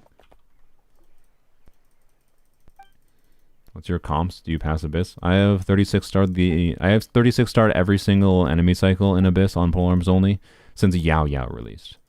There's not been a single cycle I have not been able to clear. There for a long time, there were some abysses that were very challenging. You can go back and watch some of like the Polearms Only series where like there were abyss cycles that took me like 12 hours of optimization to clear. Like actually kind of insane. Now that Chevreuse exists, now that Arlecchino exists, now that Emily exists as well. Actually, Emily has been a pretty big difference maker, especially for like Sino. Like now I can do like I don't even need to do a Chevreuse team now because I can do like Rosaria, Shenhe, Xiangling, Melt. And that's what I did this current Abyss cycle. I didn't use Chevreuse or Arlecchino in this current Abyss cycle, which is kind of crazy. And I did Sino, Emily, Toma, and then by the way, I think I found that my preference is Yao Yao for the last teammate for Sino, Emily, Toma instead of Zhongli, because Toma gives enough shielding that like I have interruption resistance. And then Yao Yao gives, Dendro resistance is, not as Dendro resonance is not as good as Zhongli Dendro Red Shred. But the little bit of additional Dendro application that Yao Yao does for Sino, I think helps keep up the aggravates a little bit more. I have found in a little bit of testing. So I think Yao Yao is actually my preferred 4 slot there. But anyway, so something like Zhongli, Rosaria, Shenhe, Xiangling on one side of the Abyss, and then like Sino, Emily, Toma, Yao Yao has been very enjoyable in this current Abyss cycle. So like they released enough relevant polearm units lately. Ultimately, is the point that it is no longer even a challenge, quite frankly. Especially if you factor in, obviously this. But again, I didn't use Arlecchino this current Abyss cycle. Didn't use Raiden. Didn't use Chevreuse. I didn't use like some of the strongest, most compelling, easy ways to clear the content. And I do have some like an invested Sino build and constellations on them too. But like I cleared very much. I can clear with much time to spare, to say the least. And I have ways to clear much faster. And I definitely don't need any of these constellations. I've done many an instance of powering down Arlecchino to show that I don't even need a powered up Arlecchino. Whatever. Let's go get this Oculus first before we help the dude. He's not the priority. We know this. Obviously, if you see a shiny in the distance, if you see a $100 bill on the ground, you go and get the $100 bill before you help the collapsed person. Obviously. So yeah, I don't know. There's a surprising amount of options nowadays in a Polearm Only account. Enough options that are compelling, in my opinion, that in the context of having all the Polearm characters and having them built decently well. I think Polearms Only might arguably be the easiest weapon only challenge. Now, it might be. I'm not sure. I still think swords is probably better, but I haven't actually seen an example of a swords only account that is anywhere near committed to the challenge as like I have been in the long term, and which is fair. It takes a lot of time. So, yeah, I don't know. There's definitely I don't know of anyone that's running a challenge account that has anywhere near the same level of investment that my Polearm Only account does at this point. One of the most interesting early conundrums of the account was how Shao was desperately needed to unlock the Mondstadt weapon domain. Yeah, I remember that. Yeah, there's all kinds of like interesting early game things that issues that you have by not having certain elements available to you early on. But like as soon as you get all the elements, like it mostly goes away. And like even Overworld has very, very little challenges most of the time. There are some rare things in Overworld that aren't doable on Polearms Only. Java has swords, yeah, but he isn't committed. I'm no offense to Java, he does swords only. Has the dude even 36 starred Abyss yet? Like, quite frankly, he's been running that account for a long time. He should have been able to 36 star the Abyss when I started Polearms Only, quite frankly. There's a lot of compelling swords get. Okay, that might be a little bit of exaggeration. I have no idea what the state of his account was when he was, but point is, he's not a type of player that is playing that account in a way that is testing the true limits of like, can you clear all of the game's content with an only account? His swords only account has nowhere near the same level of investment on builds, and he is not even trying, quite frankly, to do something like 36 star in the Abyss. I'm just going to assume he doesn't have the knowledge of the game mechanics to meaningfully attempt or enjoy attempting to do so. I think it's a shame because I think it'd be really cool to see a swords only account. But you know, if you look at the swords characters in the game, and you know, remember Xylonin is coming out soon. like swords only has Xylonin and Kazuha, like Jesus Christ. But anyways, so swords is probably still easier than polearms. I think polearms is definitely easier than Catalyst only now, even though Catalyst does have the very significant advantage. Like Catalyst does have Nahida, Catalyst has Mulani, Catalyst has, you know, strong Hydra units, much stronger Hydra units, has a very strong option, so I don't know. Catalyst and polearms I think are very close as far as difficulty. Catalyst might actually be more easy to do. It might be easier to do a Catalyst only account by nature of all Catalyst users can always do elemental application at like a minimum baseline. Which makes them like one of the biggest challenges on Polearms Only for a long time. It was always like just shields, right? And having like pyro shields can be pretty hard to deal with on Polearms Only, right? So I think the point is, like, if you have all the Catalyst characters, if you're doing a Catalyst only account versus a Polearm only account, similar levels of investment. I think Catalyst only and Polearms only are still relatively similar, probably. They both have very compelling different options. Claymore is just obviously the hardest. Bow is weird and has a lot of challenges. I think it's definitely the second hardest. And then swords, like, as Farina, as Kazuha, as Xingqiu, as Bennett, has Kuki, has Kuki, has a Hatham, has you know, Xingqiu. You can do Hyper Bloom out Hatham. Like you have Traveler, you have Dendro Traveler, you have Jean with Farina, you have this, you have Cat, more Dendro, you have Chiori who's a compelling off-field DPS, you have Cloran who's pretty, Cloran does vary, I would say, but like, yeah, I think swords is still the easiest. Like, I think swords is still the easiest, especially with Xylonin releasing soon. But it's a pity that we can't see like the true extent of that, right? Anyways, what am I doing for this quest? What is this quest called? Where is it? What, did I not start the quest? Is it not? Oh, there it is. There we go. Okay. Is there a chest up there? I feel like... No, there wasn't. I'm pretty sure in... I think I cut it out of my video, but I think I spent like 15 minutes trying to get up there. You can't see because of the dude's butt. But I tried to get like up there, and there was nothing there. I was like, oh, well, that was a waste of time. Anyways, I think we have to come back here later, but double check here. There's things around. Do because I know the area opens up or whatever.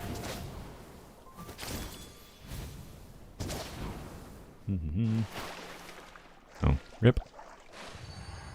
Claymore is the hardest but has Noelle. True. And Ito.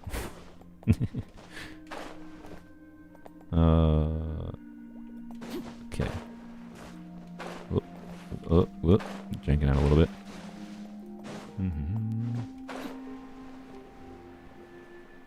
Around the left side of the tree. I mean, if you're talking about, I know that I have to go here. I do understand that. I'm checking for like chests because I can't remember if there's anything around. All right, I think we're fine.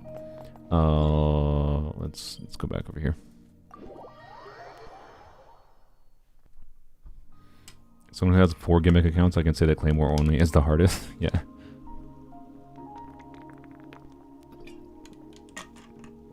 What do you think was the turning point for them when they decided to make Geo more specialized?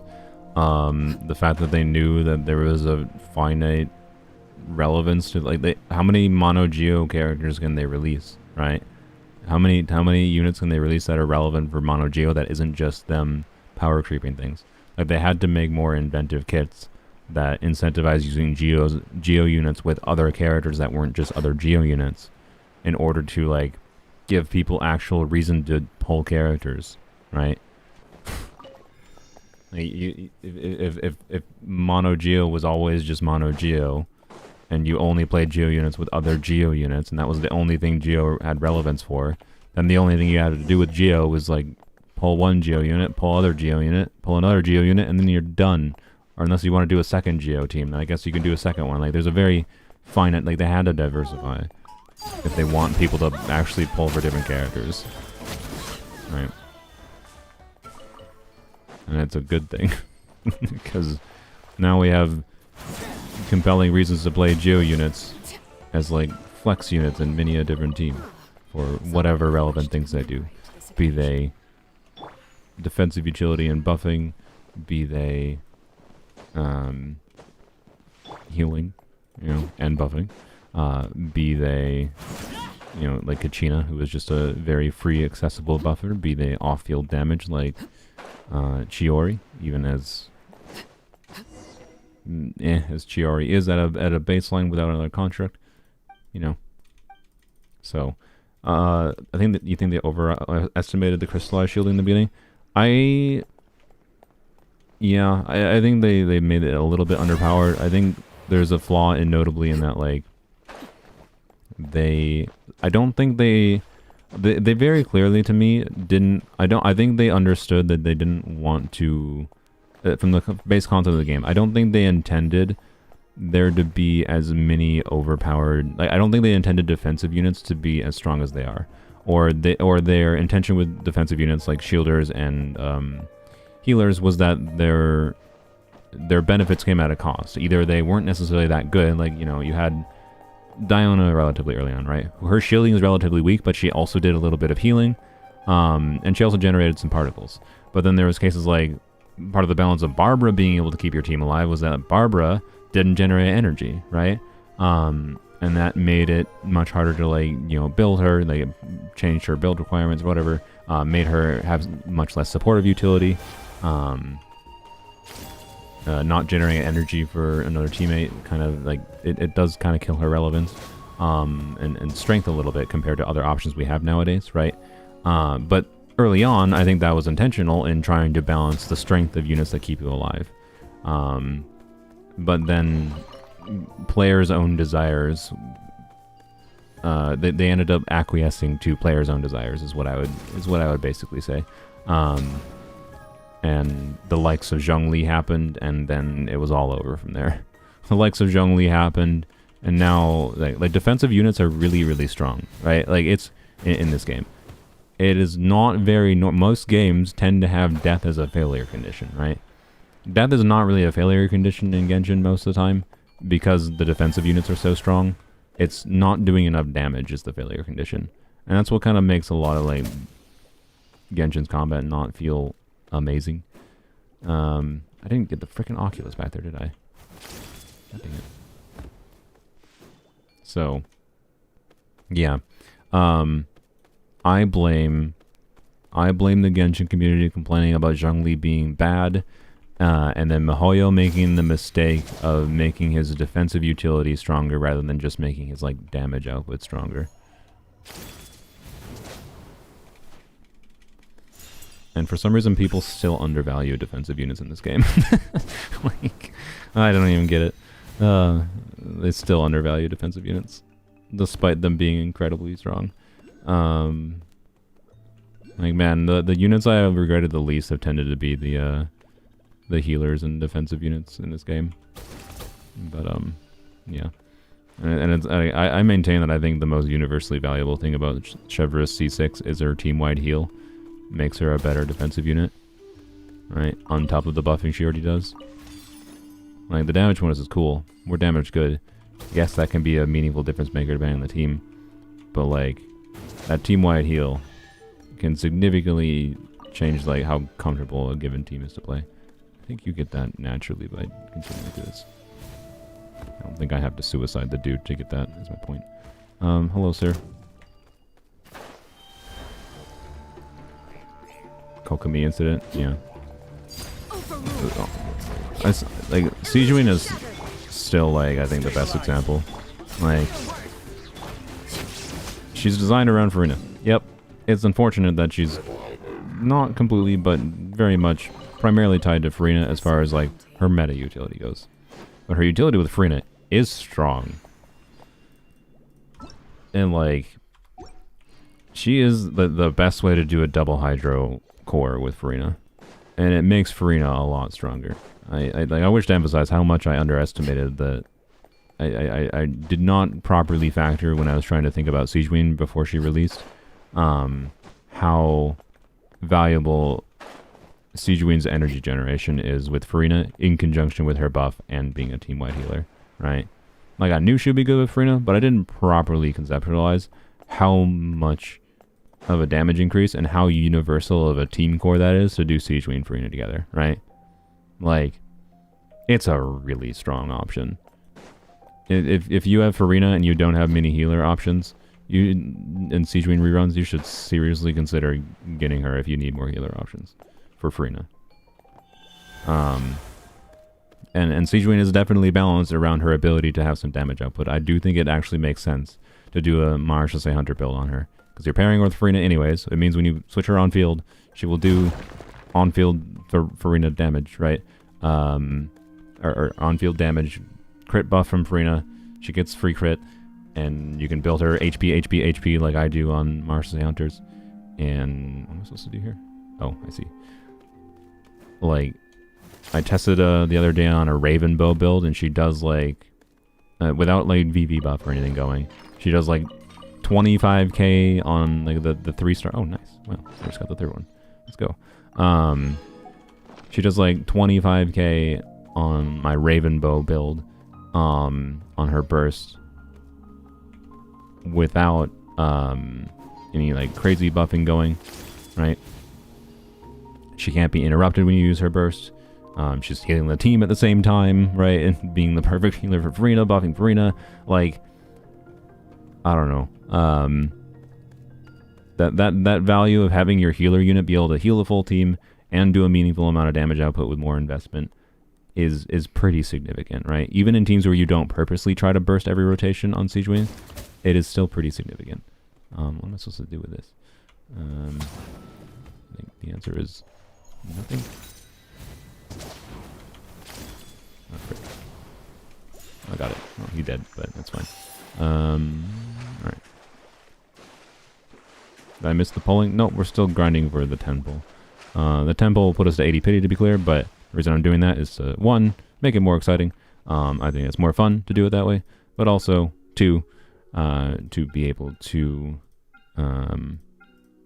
hopefully well, okay, it's possible that Mahoya decides to be really rude to me, and you know, not like we might have to go to 81, 82, 83 pity, right? I would be very mad if that's the case, because that might force me to have to stream for like much longer than I intend to stream for today, and I need to like record today.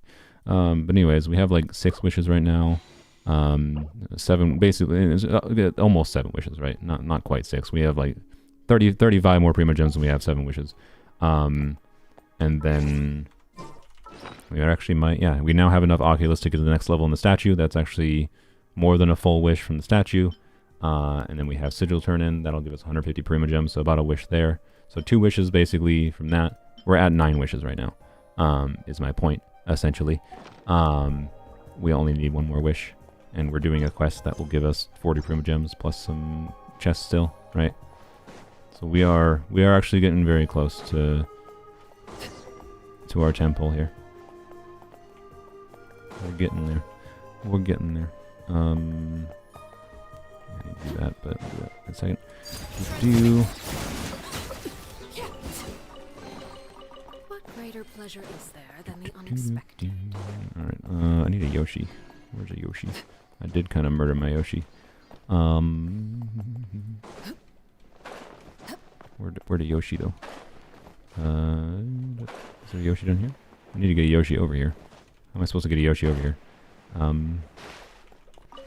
guess carefully. Is there supposed to be a way to get platforms across that I missed? I think there might be. I know there's one all the way over there. But that's the one I'm gonna go get. It's just how to get him over here safely. A Phlogiston? I mean, I know. Alright, well, yeah. We'll figure it out. We'll figure it out. I don't remember having trouble with this on my main account, but, you know, it's fine. I think we can just jump on these bubbles. Worst case scenario. Really? Alright. Alright then. Genshin.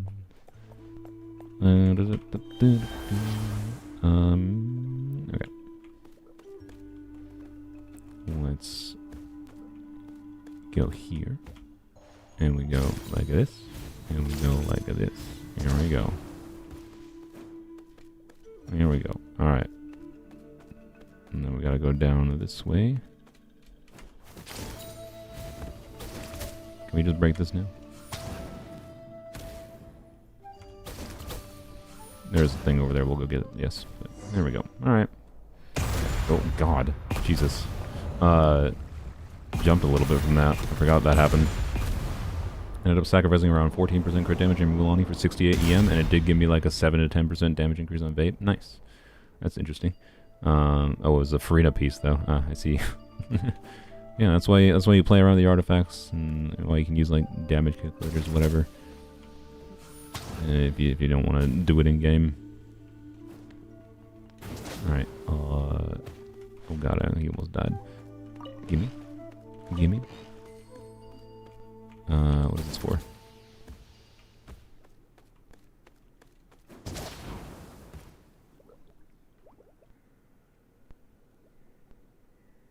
Yes, there's a thing up here. The chest. I see. Oh, luck chest. Nice. Alright, we'll take it. Good. Alrighty. Continuing on.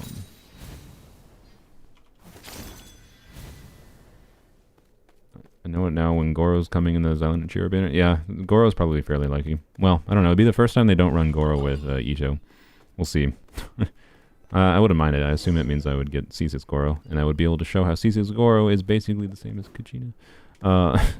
Is basically the same as Kachina for DPS Island, at least. So, you know, man, C6 Goro is just very meh. I wish to emphasize C6 Goro is not the same as C6 Farazan. It is the difference maker in him being a lot more relevant of a support, to be clear. But it is not like oh my god tier enabler for oops. It is not like I had to go over here and everything. It is not OMG amazing enabler for Geo DPS units to suddenly be omega strong. But anyways, I would not mind having it though as an option. Alrighty, I know there's a couple different chests down here. This is a large area. I forgot how large this area was.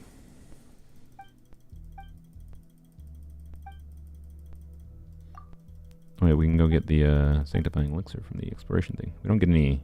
Well, no, we might. I think we get an achievement actually for opening up the area with the ringle dingles, right?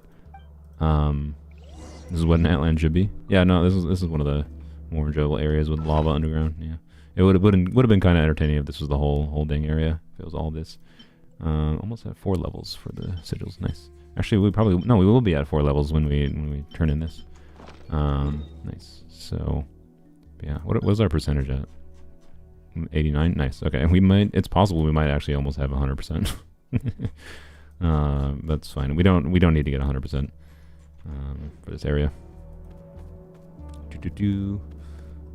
Alrighty, I thought there was a chest like right here for some reason, but maybe there's not. I don't see it. I know I went back and explored this area after the fact on my main account, and I missed like 3 chests. I would like to get those the first time around this time, but I think this area technically fills up with lava or something, so I think the chests, if you don't get them before the lava fills up, change location or something. Anyways, I think I have to go this way. Hello, friend. Do you drop anything? Ow. Ah! Oops. That was dramatic. Rare Arlecchino dying in her animation. Did I pass a chest?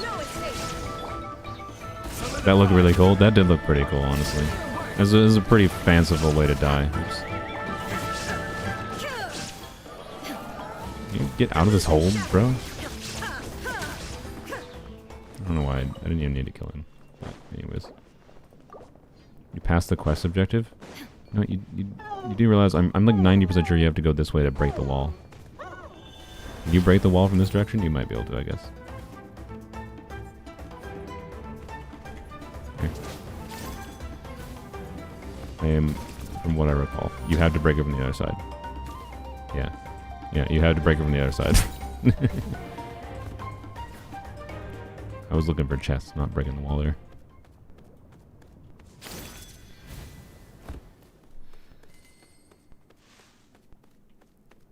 We need to revive Arlecchino. Oh, there's a chest. Can't switch character. I don't want to switch character. I want to heal her. Alright. Oh, gosh. Oh, she's already... Okay, yep, I'm dumb. I'm dumb. I already had healed her. Apparently. So we'll top up everyone else, I guess. Doo-doo-doo.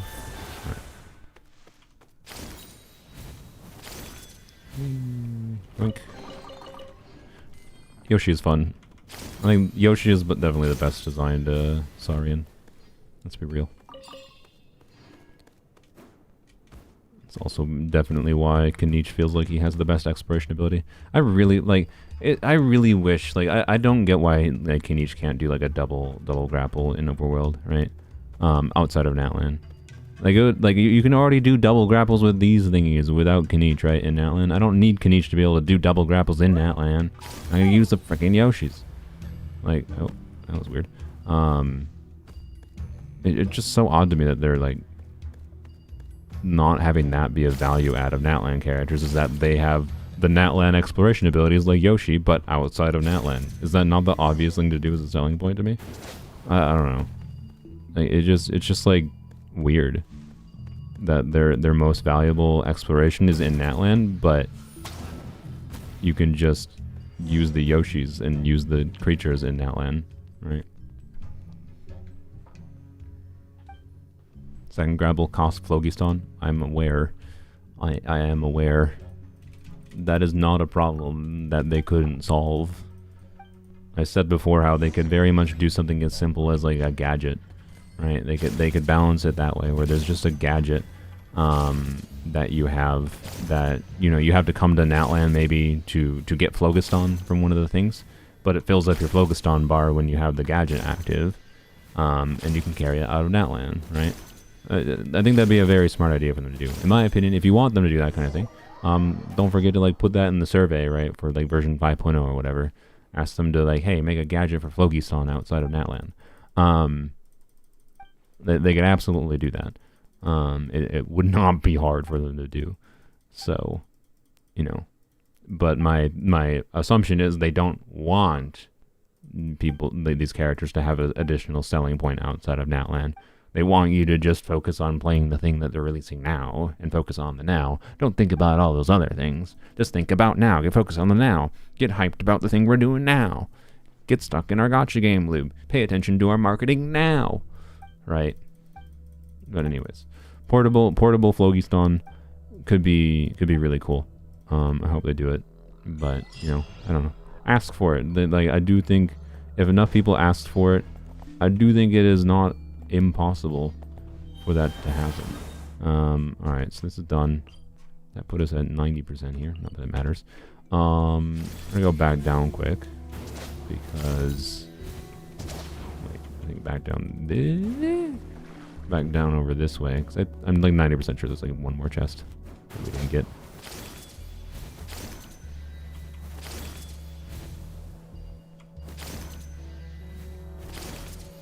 Yeah, I mean, it wouldn't surprise me if they did like double skill behind. You know, Kanich can use his skill a second time in Overworld outside of Natlan. Wouldn't surprise me they did that for a Constellation. Wouldn't surprise me they did that for a Constellation one. Yeah, there it is. But right now, it does not seem like that is their intention. I think they just don't want... I think they want the old Natlan exploration to be a selling point of them, but it's not a selling point to me because they have the creatures. Because they have to by design of the region. So, just weird. Kanich is still the most valuable unit of the units they've released so far for his exploration ability. I'm just double checking in case there's one more chest I missed. But it's just unfortunate because he'd feel so much more valuable if he could have that one additional one. He could go from, like, you know, just a cool exploration ability outside of Natlan to one of the most enjoyable exploration characters they could release. And like a really significant value add for the character, right? I already got that chest. Okay, I think we're good. I think we're good in this area. Let's go to the canopy area here. Oh, that's the wrong spot, but whatever. You find the creatures feel awkward on mobile? I mean, that's because mobile is trash. Sorry. Like, not like... to be clear, I think it's almost a freaking optimization miracle that they managed to get this game to run so well on mobile, as well as it does. But... like, it's a 3D movement game. It's a giant open world game with a lot of different movement focus in it. I thought there was like a chest down here that I might have missed, but apparently I might have gotten there already. And, I can't indwell you? Alright. Yeah, anyway, there's a lot of movement focus in the game. You have to, like, move the camera a lot. And anytime you have to, like, move character while doing input with something, like, you have to use one finger to do input here, one finger to do input like this. And then you also got to do this, right? You also got to move the camera. That you need more fingers, right? And like technically you could use 3 fingers, but that's not very comfortable in mobile. So, you know, it's an inherent problem to the limited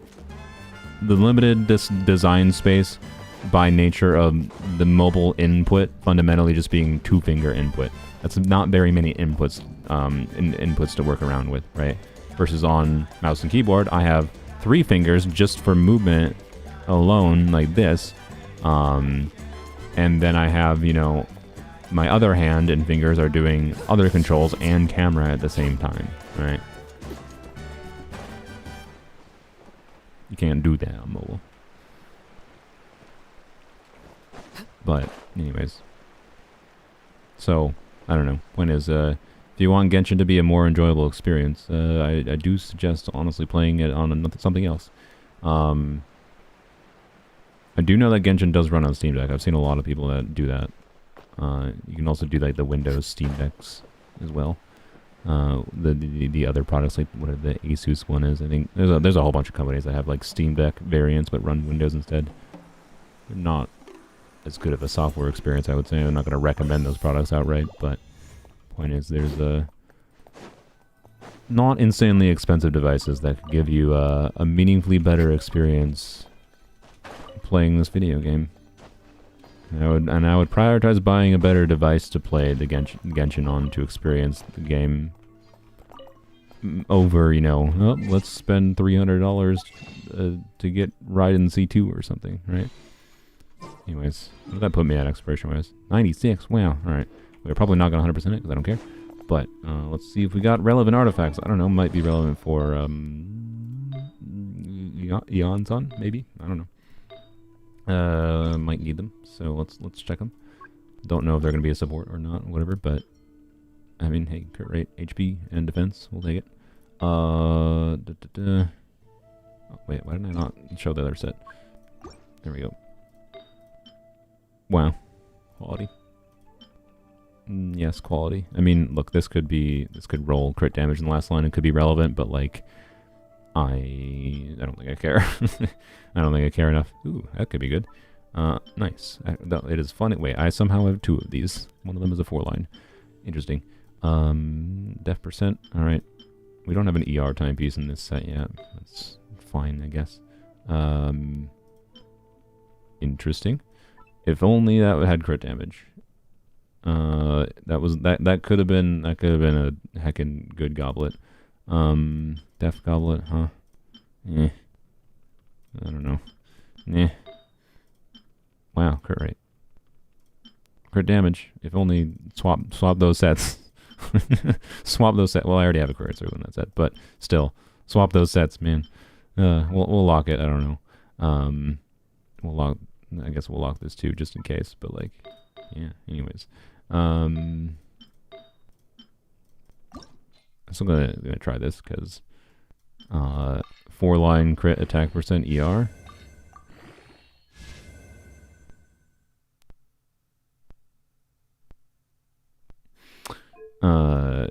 I recommend people continue leveling up artifacts like these even if they have one bad roll, but that's insulting enough to me, and I have good enough other goblets that I'm not gonna bother. I'm just not gonna bother. Actually, wait, and let me double check. Wait, let me double check what like my pyro goblet situation looks like. 'Cause I mean, I know I have one extremely good pyro goblet. I have this one, and then my other pyro goblets. Like, that's okay in the right situation. That is kind of relatable. This is good for Hu Tao. It's pretty decent. Again, similar situation to that one. Emblem.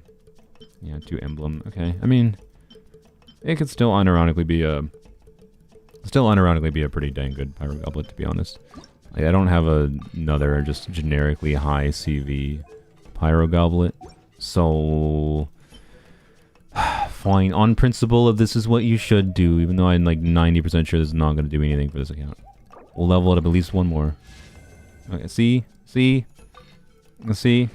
told you. 1 bad roll does not make a bad... Okay. 1 bad roll does not make a bad artifact. 2, when you have really good pyro goblet options already, does. But if you still have, like, if you have not many other pyro goblet options, I want to emphasize, like, that's a goblet that at level 12 has 4 lines of relevant stats for mini pyro characters. That's already a potentially pretty usable goblet. So, you know, don't underestimate them pieces. It could be good. But anyways, not needed for me, I can say. Alright, let's go to the statue. Genshin with controller is only okay. Yeah, I agree. Genshin with controller has some upsides over mouse and keyboard, in my experience, but also has some downsides. I definitely prefer mouse and keyboard. We will offer the exact amount we need. 22. I think it's only possible to get to level 5 right now in the statue. We probably won't get to level 5, I suspect. I don't think we'll need... Well, okay. I hope we won't get to level 5, is what I'll say. Because I hope the amount I have now, wishes, sigils, whatever wise, is enough. Alright, let's go use this key quick. We'll use it at the... I was going to say the one over here, but I don't have that waypoint. So there's one that's like right here. And then there's one that's over here, so we'll use it on the one over here. You were streaming on Twitch and after 2 hours realized the stream was black. Nice. That's a fairly relatable thing. I've certainly had plenty instances of, oops, I didn't realize my screen was stuck on something else still. Moments. I don't know if I've had a leaving it on black for 2 hours moment, to be fair, but, you know. Something with which to commemorate. Alright, very nice. Got a bunch of pyro sigils. There's a bunch of Oculus here. We're going to... Ooh, this area is distracting fast. So I'm going to get this one. The reason I'm going to get this one is because I think this is an annoying one. Yeah, that's why I want to get this one. Yoink. Alright, we can leave. Go to sigils. You don't know how people can play third-person action games on mouse and keyboard? Really? I don't know. I generally speaking prefer mouse and keyboard for control of most things. Alright, this is going to be 200 Primo Gems. Is this going to give us enough? I am not sure. Claymore things though. Hey, a billet. That's very useful. Yeah, wow, look at that Claymore billet for my Polearms Only account. Let's go. Alright, that is very close to enough. Is that enough? Nope. We need... I can math. Wait, I have achievements still, don't I? But anyways, we have... Why is my brain failing so much? That is 80 Primo Gems. We need 80 more Primo Gems. 80 more Primo Gems. Very close. We're very close. Very, very close. Wow. Alright. Yeah, we have some achievements. Claim. Alright, okay. That's fine. Ooh, let's go. We're getting close. We're gonna see. Let's see. So close to seeing if we have it. Oh yeah, there is this, which is starting, I think, in like 2 days. There is also the codes that are releasing tomorrow with the live stream. I am aware of that. We could have technically just waited and not had to do any of this grinding, but that's no fun. Because I gotta feel like I earned it, in my opinion. That's my take. Alright, let's go... Okay, we could just do this quest sequence. Would be the easiest way. I think... I don't know. Yeah, I mean, we just gotta do some exploration. Is there anything I want to use these elixirs for? I don't remember. I don't think so. I think I'll save them.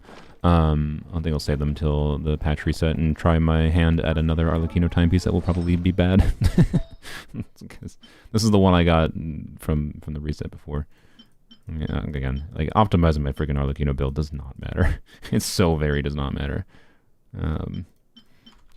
But I'm doing it anyways because I'm insane. Yeah, we'll probably try to go get those 3 waypoints, I think.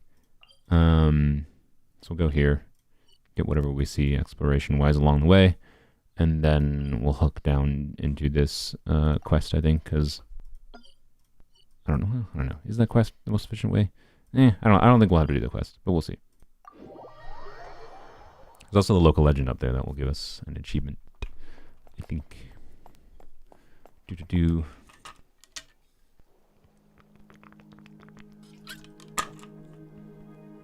Nope, Raiden is not guaranteed.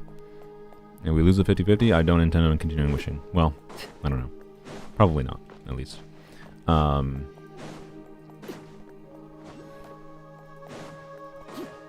definitely not going to go to a full Nether pity, at the very least. You know. Because the guarantee is too valuable, in my opinion. Like it would be actually nice to have a guarantee in some ways. I could make an argument for it being better than getting C6 Raiden even. But I also would prefer getting C6 Raiden because it would just be fun. Fun things are nice in video games. Alright. Let's not drown, please. Switch. No, I want to whack this. There we go. Is there an Oculus up? Where's the Oculus? I don't know. Okay. That's one of the jumpy spots. Alright. Bam. There's the Oculus. Yoink. Alright, very good. Where are the other 3 Monotubes? I don't remember. I know there's 3, obviously. In the wall here.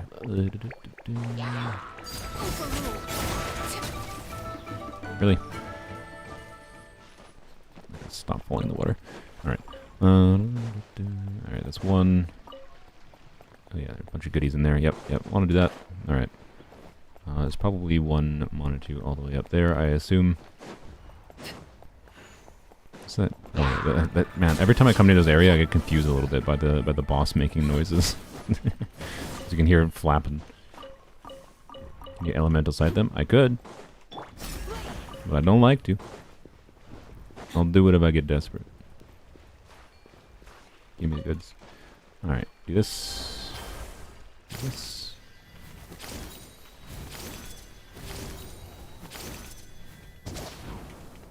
Hello, sir. I don't know where the third one is.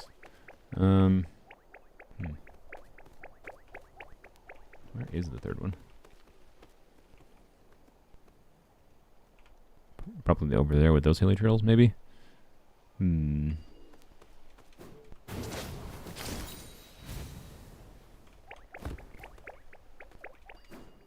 thought he was hidden in something, if I recall.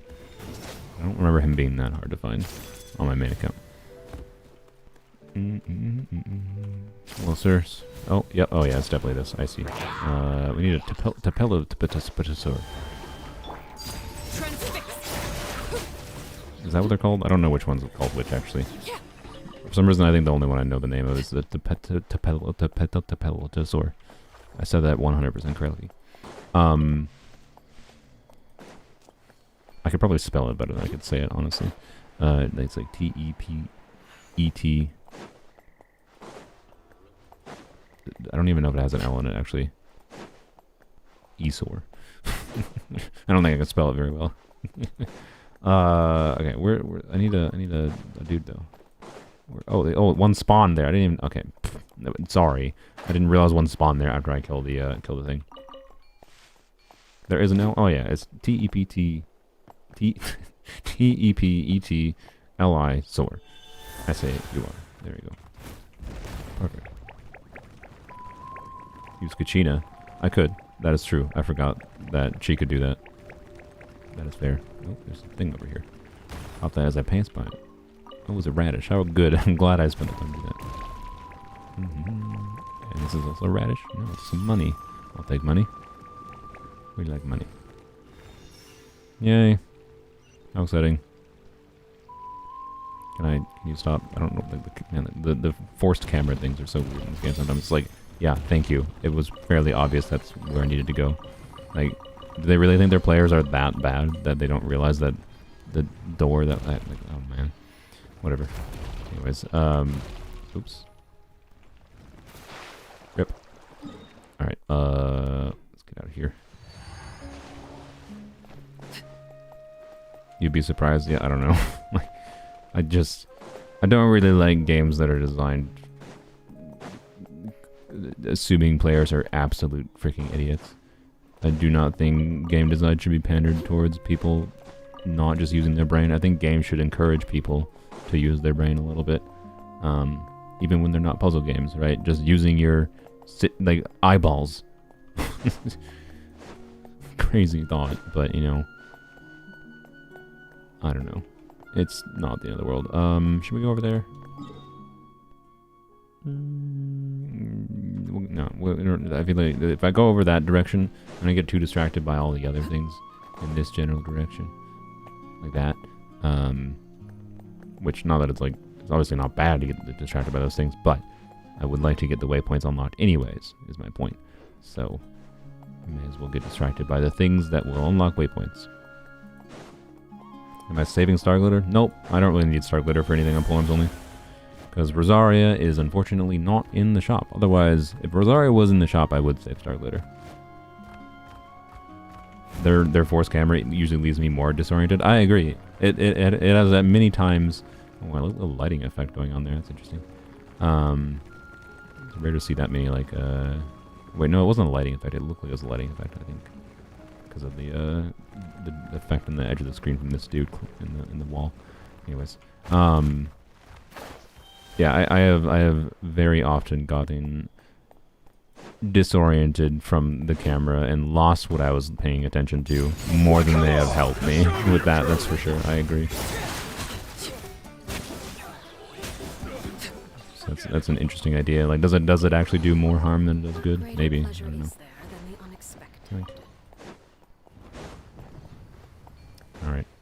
get this over here quick. We will fight the local legends. I don't suspect they'll be too challenging. I don't know. We have, yeah, no, we have enough elemental coverage. It'll be fine. This is a little bit off the way. As I was coming this far north, but I saw a shiny. Alright, we'll come back over here, probably. We'll see. Actually, maybe we won't have to. I don't know. What are we at? No, we are very close, actually.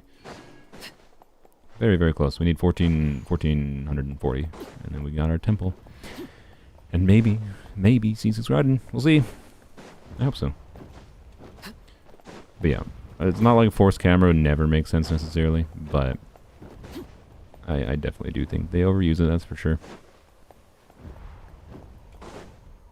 What team for the trio? I think we'll just use this team, because why bother? Why bother switching? It should be fine. I think it will be. What's this? We got Pyro for the... wait, no, there's no Hydro Shield. We have Pyro for the Electro Shield. We have Hydro for the Pyro Shield. Also, the Pyro Shield can be trivialized by getting him to jump back in the water. And then we have Pyro for the Cryo Shield. So, yeah, I think it'll be fine.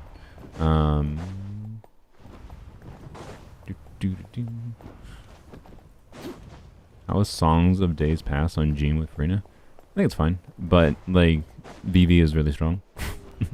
So like, are there situations you're playing Jean and Farina together where, you know, swirl setups might be hard enough that's not worth doing? Swirl maybe, but like, even if you're even if you're doing like an on-fielder, let's say you're doing, I don't know, Raiden, Jean, Farina, and to be clear, it's usually very easy to swirl both Electro and Hydro together. But let's say you're having struggles trying to swirl Electro consistently. Even still, swirling swirling Hydro for Farina's damage is still a very significant damage upgrade for Farina. Much more than Song of Days Past would be. Like, just get VV, right? It's worth it. It's a really strong buff. We don't have a key for that, so I don't need to walk that way. I know the dudes are there. I'll leave this Oculus first, I think. I like the light vocals a lot in Natlan's music, by the way. I don't think they've had vocals at all in any of their other regions so far, right? Where is this Oculus? You know, like, actually, where is it? Is it underground? Is it underground? No. No? Huh? Okay. I guess we'll kill the dudes. Alright. We will kill Cryo first. I will have order. We might not even got a shield it up. No, he got a shield. Bad. Witness my Illusion shattered. Stabilize.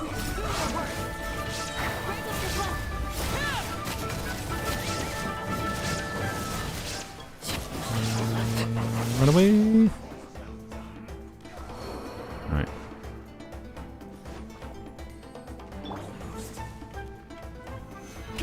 Hello. Order guide. We shall perfect. There is no escape. Transfixed. Alright, we got this. Everlasting as the moon. Overruled. This is not the ideal elements. I could have thrown in Emily. Commendable. Oh, I didn't realize. Oops, my bad. I wasn't paying attention. I could have brought in Emily to try to take care of this dude's shield much faster, for sure. This dude is the annoying one here. Illusion shattered. The worst. Stabilize. Laid bare.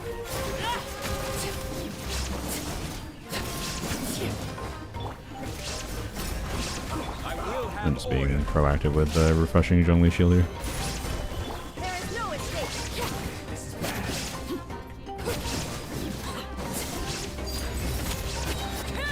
Witness my Yep. transfixed. Run away.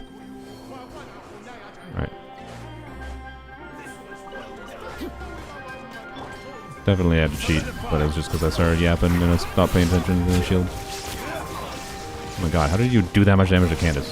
Rude. Okay, well, I accidentally put Pyro on him. Oh, it's a grass burning, that's why. That's why. Oh, the grass is gonna burn again. Okay, whatever. I'm not gonna vape, but it's fine. I'm not gonna vape consistently. Nice. Those are some of the most... I still think that's probably the most fun. Oh, there's the Oculus. I'm dumb. That's why. Sneaky. Sneaky. Good design. Sneaky. Yeah, I was... definitely a skill issue there. Getting murdered by that, but... have you tried Plunge Arlecchino before? Yes, it's bad. If you want a worse Arlecchino, then yes, do it. The only reason to do it is because you like seeing the dark red plunges. Like, there's not zero reason to do it. But her plunges don't get her buff. So, you know, it's not like it's going to be necessarily dysfunctional, but worth doing? Not really. Is Raiden C6 already? We'll find out soon. We'll find out soon. By soon, when we have 26 more Prima Gems. Alright. Let's go back over here. Oh, wait. And by 26 more Prima Gems, I meant 21 more Prima Gems. Alright, let's go here.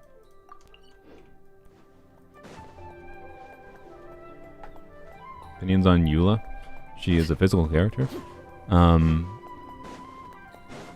After I got her, I realized she is more functional than I expected her to be, but good lord, is she an extraordinarily clunky character. Yeah. Like, backloaded, big backloaded damage is not ideal in this game most of the time.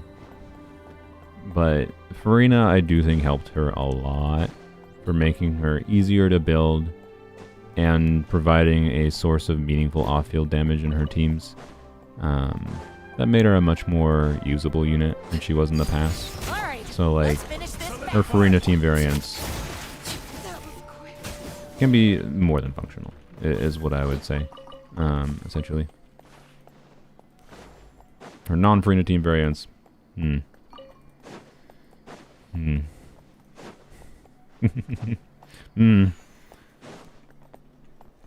But yeah, she can be like she can be fun to play because of how clunky she is to an extent as well. Like it is satisfying. It is definitely satisfying to pull off her damage, but not simple. And is she a valuable unit that's going to increase the power of your account meaningfully? Oh no. But is she impossible to make work? No. But there's also a lot of physical resistant enemies, including ones they like to put in Abyss a lot.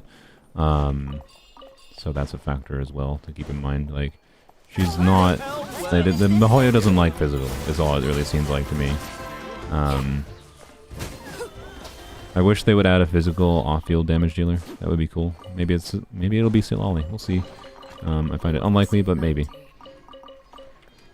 If Sitlali is like a cryo catalyst, an HP scaling damage, like she could use the new... I don't know, is it Polearms Only count? I don't have it. Wait, no, I do have it, but... that use that new event catalyst, right? And that, which is not triggering off-field, but if she does some amount of on-field damage, she can trigger it, right? But HP scaling, you know, the unit that does some supported application, cryo application, and can do some meaningful damage. I don't know. Maybe Sitlali can be an off-field physical damage dealer, and that might help Eula have a lot more compelling team options as well. So, but again, that would be another 5-star. So, well, that's what she's rumored to be at least currently. Are these leaks? Do we know she's HP scaling? No, I was saying hypothetically. Yeah, I don't know anything specific about Sitlali. Anyone who says they do is not acknowledging the fact that she might end up being very different from the very little information we have. The only information we have heard is that she supposedly is a cryo shielder, which is not a good sign. So, anyways, give me the hook. Da-da-da-da. Put that on. I don't have a Yoshi here. There's one over there. Yeah. Have I gotten... There's like 3 of these things you have to find. One of them is really jank. I have no idea. Like, you have to break these? What? Yeah, you do. Why? That is so weird. The fact that you have to break these to find this thing. So odd. Alright. There's one right next to the hook. Oh, I didn't realize. I'm more preoccupied with the chest, but I know this will give us prima gems as well. Where'd it go? There it is. Alright. Got the one. Hello. Yep, I see you. But anyways, we'll see what Suoli is. I'm curious what they do. I hope Mihoyo recognizes that. Can I get that without going in? Nice. I hope Mihoyo recognizes that there is need for more compelling cryo options in the game, and they decide to make new cryo units meaningfully stronger, because they're not that strong, and they keep on balancing them as if they are like stronger than they are. Is my vibe. All right. Lux chest. Gotta give chest. All right. I don't remember what this one was. Do you like Chaska's design? I really like the color, but I also definitely dislike, like, she should just be wearing pants. And she also has some hardcore boob jiggle, I noticed. Like, she feels like a very, very gotcha design. So, like that's my vibe, right? She's a very, very gotcha design.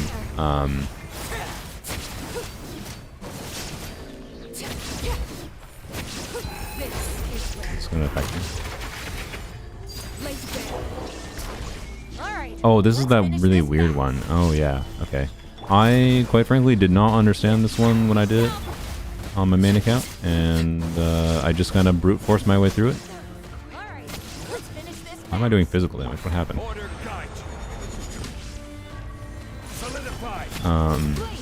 Yeah, her characterization is not that interesting right now. I agree. Well, oh, my Raiden is... Oh, yeah, because I switched Rosaria to the... Oops. Whatever.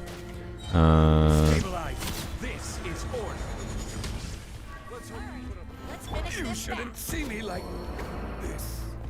Am I supposed to... Oh. I should have just left through that. Oops. I let Gently die. Let's just heal him.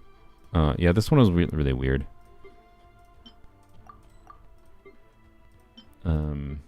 Yeah, that's all I can say.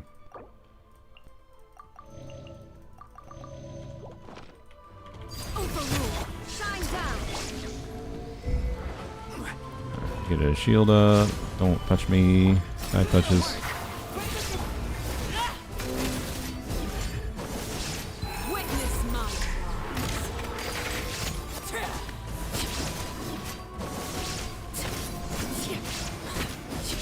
You can get up to 15. I feel like I can just also just not kill any of them and be fine. Alright, let's finish this back. Yeah, they're bleeding me. I see. I see. Oh god, no! Frick me! The drain started happening so much goddamn faster. Fuck! I should just have killed none. I should have just killed none. Oops.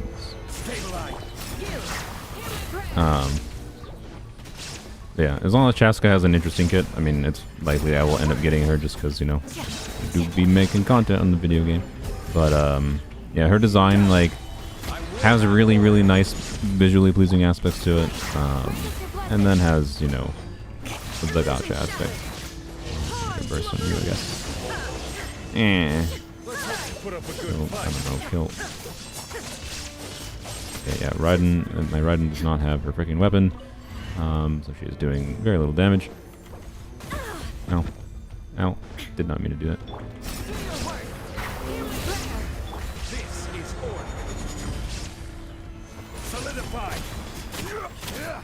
again.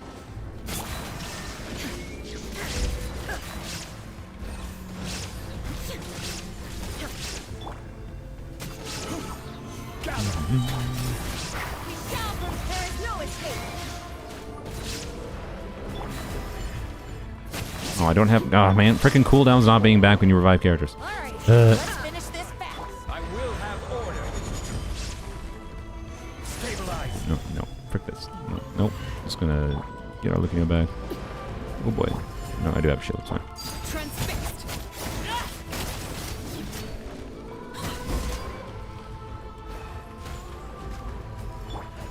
Just being cautious here. I do not want to have to revive Arlecchino again. Try to get her first back.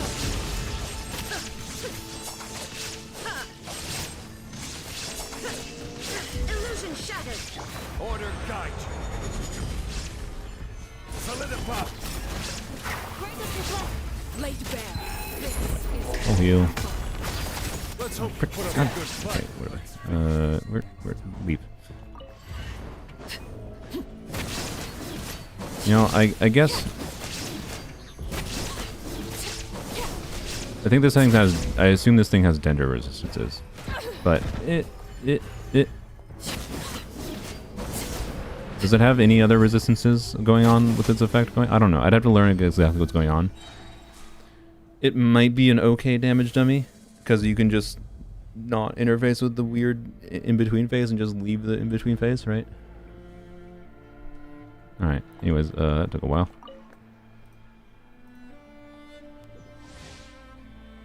You can't think of how they'll try to make Anima Bow intuitive. I mean, oh, I didn't mean to do this.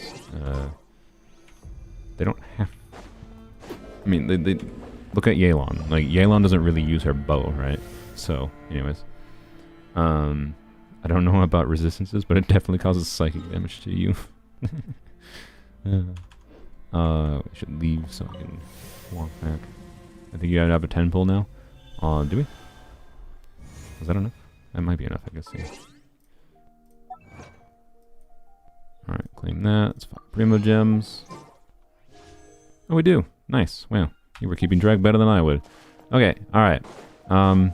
I do want C6 Raiden. I think it would be more fun than not having C6 Raiden. So, where do we go to the... We go to the temple, I guess, right? I'm gonna go get this waypoint quick. Not whatever it's called in Inazuma. The this place. We go there. No, you know, we go on top of the building, right? Yeah, we go on top of the building. We have C5 Raiden again. So to reiterate, I guess here's actually no. No. I'll yap about this in a second after we go there.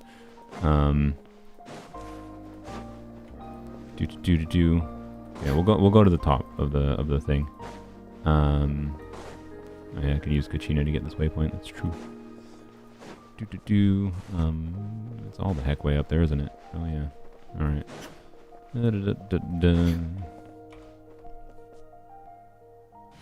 Go to the shrine. Which shrine?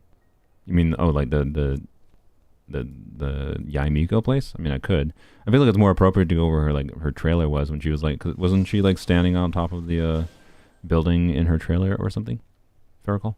Where's Kachina? There she is. Alright, I hate that she doesn't get her full freaking points when she does that.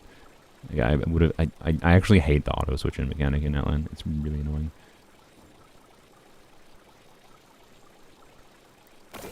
Alright, okay. We're not gonna have enough. Great. Alright, that's fine, I guess. Basically enough. Close enough. Alright. And a chest. How exciting. Okie dokie. Time to climb. Let's put Zhongli back. I think we'll need him to get to the top of the palace. Sure. Oh. I almost clicked the stop streaming button, by the way. Almost clicked the stop streaming button by accident. That would have been funny. When trying to click the start recording button. Okay, you can use the E again to get full points. I mean, yes, but I was already at the top. What am I doing? Claim these. Add as Do. I saw it. I don't want to worry about it. There we go. Not that it was that important, but anyways. Oh my god, can I click? There we go. Inazuma over here. Kachina DPS win after Xylana releases. Alright, let's do it. Let's do it. Well, okay, I say let's do it, but, I need to get up there. We might actually need to bring Shao out. Stabilize. I might turn this into a short, so I might, like, do some kind of short intro thingy after I get up there, by the way, but... Alrighty, do that. Okay. Actually, you know what? Can Kachina? No, Kachina's gonna get stuck on all these friggin' lips. Oh, frick. Okay, well, this is the wrong direction. Can I get this on here? Nope. Okay. Well. Oop. This is gonna take a second. Kazuha can help. Not on a polearm account, he can't. Well then that can help actually. There it is. There it is. Do I have some? Nice, I have 3. Alright, perfect. That's a very long cooldown on this, so I don't want to use it quite right away. Solidify. Thanks. Thank you, sir. That's very helpful. I guess we'll do it this way. Good lord. My chat broke. Give me, I want to reset the chat. There we go. All right. Well, that. Oh, okay. I think we can do this. Yeah, perfect. All right. And do that. We might not need to use the wind thingy. Use the fan. I mean, yes. I could use other things, probably, maybe, but I think we're fine now, mostly. Stuck. I don't even know if I've ever climbed up here before. On this account. No, I must have, because I think there's an Oculus up here. Okay, how do you... Okay, what's the best spot here? Probably actually still here. Oh my god, don't. Stop it. Thank you. Alright, we're gonna use this. There we go. Alrighty, there we go. Sorry, it took a little bitty bit. Alrighty. Okay. So alrighty. We are on Polearms Only. We have C5 Raiden right now, and we are at Pity. We have been grinding the past week over a few different live streams, probably a good 10 plus hours of grinding. We have enough to go all the way to 80 Pity. I swear to God, if we don't get a 5-star in this poll, I'm going to be a little bit annoyed after how much effort it just to climb up here. But we're on a 50-50. If we lose a 50-50, I don't intend to continue going. The C6 Raiden would be weird, interesting, not that good. It's not a very good constellation, but, you know, anyways, the only reason I freaking have C6 Raiden, right, to reiterate for anyone that hasn't heard me say this before, I wish on this current Raiden banner, because I had C2 Toma, I wanted C6 Toma. I already have C6 Toma, that's great. Like, obviously, the best opportunity for me to get a Polearm 4-star C6 is when they're with a Polearm 5-star, right? And the only reason I have Raiden C1 to C3 was a similar reason, because Chevreuse released on her banner. If Chevreuse had not released on Raiden's banner, I would not have Raiden C1 to C3. So, anyways, point being, we're gonna see if we get C6, which would be silly. It'd be fun to mess around with. It's not that incredible of a constellation, but it's at least worth seeing if we get it, right? And I hope we win the 50-50, because I think it would be fun. But if we get the guarantee, if we get a guarantee, that's useful but boring, right? So let's see. Do not make me grind more. That would be really annoying. Good. All right. Thank you. Appreciate it. Let's go. That's 71, 72, 73, and now Stardust Hot Pity. Hello, Raiden Shogun.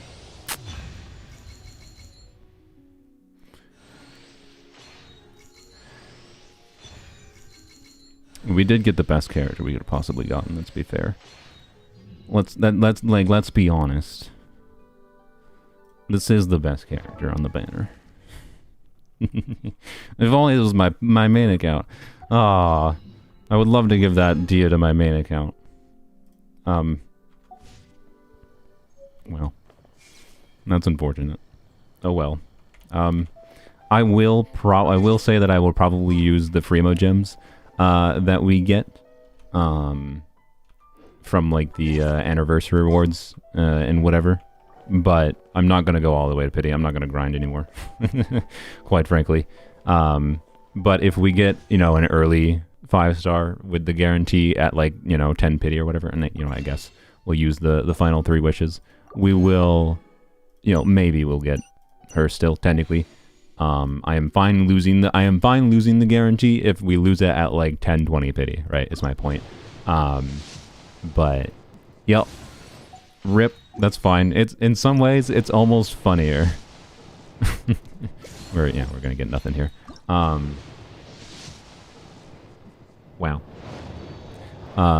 Yep. Honestly, in some ways it's almost funnier to be stuck with C5 Raiden, right? As proof of like I had to try to do this. But oh well. It's a shame. It could have been fun to do some shenanigans with Arlecchino C6, right? I could have done like EQE on Arlecchino, done burst on Raiden, back to Arlecchino, do a burst on Arlecchino. That could have been fun. There's not that much that's like insanely useful about it though, realistically, even on a normal account. So it's definitely not the end of the world. But yeah, oh well. At least we lost to Dia. I can't be mad about that. C1 Dia, how exciting. Good constellation. Not exactly useful on a polearm count. Anyways, you need to 1v1 the boss with C5 to earn the C6. I mean, maybe that might be right. That might have been the right approach, Flying Squid. But yeah, anyways. Nope. No more. Oh well. Sorry. I mean, I am very tempted, to be clear, to like to like buy the battle pass. You know, because like, ooh, sanctifying elixir, and like, ooh, refinement for this weapon for Rosaria, right? I'm tempted, but no. I said we would save the guarantee, and other than using the wishes that we're just gonna basically get for free, I'm not gonna do anymore, right? I'm not gonna do a full grinding to C6. It's not that worthwhile. So unfortunate, because it would have been fun, but that is the result. That is the result. Oh well. Yep. Yeah, I don't know. That makes me sad. Oh well. It would have been fun. But figures. I've I've gotten so lucky lately on Polearms Only with early got the early C5 Raiden, right? Had the back-to-back for Emily C1, and then another early Emily that was a 50-50 win for Emily C2. Like, I deserve a little bit of like at least normal luck, to say the least. Right? But it is unfortunate, right, that we lost that 50-50, especially after losing the 50-50 for that C4 to Jean, right? If we had could have won one 50-50, right? But nope. Oh well. Oh well. We'll save the guarantee, most likely, unless we get, you know, again, if we get a 10 pity one when I use like the anniversary rewards one, then that'll be cool, I guess. I will take it if it's at 10 pity and then don't have a guarantee. That's fine. But right now a guarantee is valuable, right? A guarantee is valuable because Eon-san, Madam Ping. This also gives me more freedom. Like if I know that I only need 75 wishes to guarantee the next polearm 5-star, I can pretty safely save, you know, 120 wishes, 130-ish wishes to guarantee, you know, a second copy of Staff of Scarlet Sands whenever Sino reruns, right? If Sino happens to surprise rerun next patch, I'll be a little bit annoyed. But all the more reason to not continue polling, right, technically. So, anyways. Raiden Constellation stopped having relevance at C3 on this account. C4 is like technically an upgrade for like, you know, like this damage buff will probably apply to like the second rotation in a Shevers team for Xiangling, right? Like it will buff Xiangling a little bit, and that's something. But yeah, maybe that guarantees for Shenhe rerun. Maybe, I don't know. If Shenhe ends up rerunning with Rosaria on the banner, then maybe, yeah. I actually would not mind a C1 Shenhe. That could actually improve her a little bit, not crazily, right? And like C2 is also kind of whatever, but could again improve things slightly. So yeah, I don't know.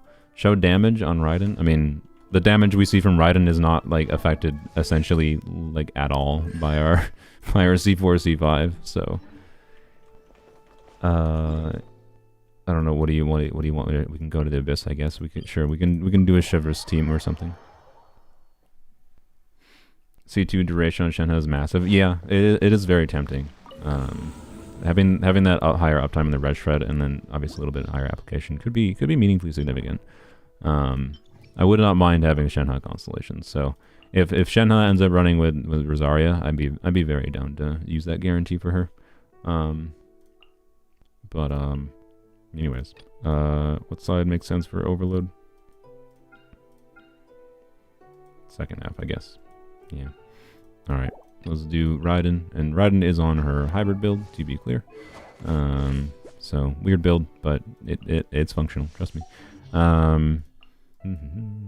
Tomo, you. There we go. And Tomo's on Noblesse. Shivers is C6 Song of Days Past build. Xiangling is strong build. On engulfing, her signature weapon, and then we shall just do. We'll do some vape. Arlecchino thingies, I suppose. Yeah, let's try it like this. I don't know. I think it'll be fine. It doesn't really matter. I haven't actually tried to do Arlecchino much at all in this Abyss, to be honest. Yeah. Still want to see you 1v1 boss Raiden. Maybe. I'm not in the hey burst damage for Raiden. I'm not super in the mood to do that right now. Quite frankly. Do that. You know what? That was actually bad. Because yeah, not vaping. That was bad. That was my bad skill issue.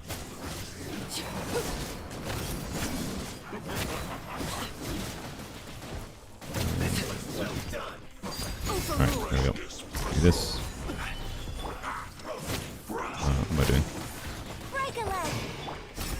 Right, I should do this first. Yeah, you run away. Yeah, butthole. Sorry. I have not done any proper vape setups, but it's fine. There we go. Yunjin is not really doing much here, honestly, other than providing geo-resonance. To be clear. This showcase is lame because the Abyss 5.0 is easy and nothing hard. Yeah. What would you like me to do? Die against the Capybara? Is that better? How does that change the damage we see? It doesn't. There is no content in the game that is going to meaningfully challenge these teams. That's for dang sure. So, you know. Now you shall perish. Your coming was foretold. For the eternal oasis. The eternal oasis. Illusion shattered. Justice will prevail. Didn't have to do that, but I did anyways because I wanted to. Check this out. Torn to oblivion. Nice 50k on her. Raiden with constellations do be a bit strong. No, Raiden is not C6, and she might never be. I honestly, I think it would be funny.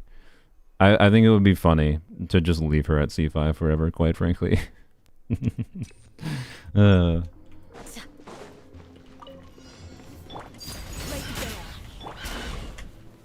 Solidify. This, I wanted to knock you the other way, but it's fine. I'm not gonna worry about trying to vape on you. Alright, chicken.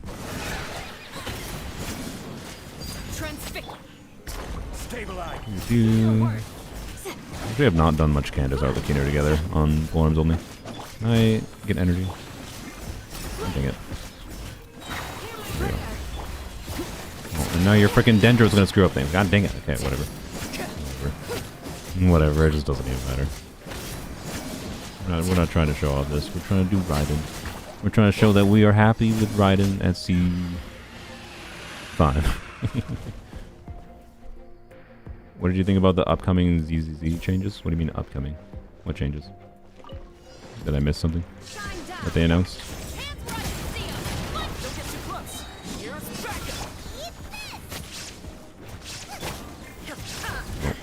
A little bit low on energy. Yeah, this build is definitely not ideal. By the way, I could have changed Raiden's build to get meaningfully more damage. I acknowledge this, but it's also fine. I missed. I need to die from not having to. Okay, well, I probably should have just bursted, but you know.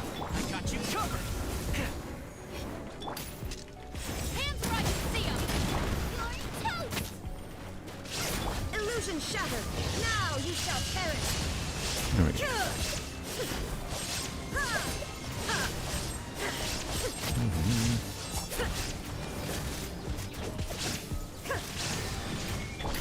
This. Yeah. Yes, I could meaningfully get higher damage from Raiden in this team with probably a normal build, but it's not like it'd be insanely higher. And I do still really like being able to trigger 15. If you didn't notice, Raiden's triggering 15k overloads, right? That's part of why I'm doing more charge attacks on her. Because, like, charge attacks will always apply Retro, which should always be additional 15k overloads, right? So. Stuff like TV sections faster, use agents in overworld. Yeah, oh yeah, I did see all that. Probably good changes. I don't think it'll meaningfully change my experience of the game that much. I don't really care that much, personally. Energy. You want Fab? You want Fab. Nice. Trigger Fab. Are you on? No, you're not even on Fab right now. Okay, no, whatever. You.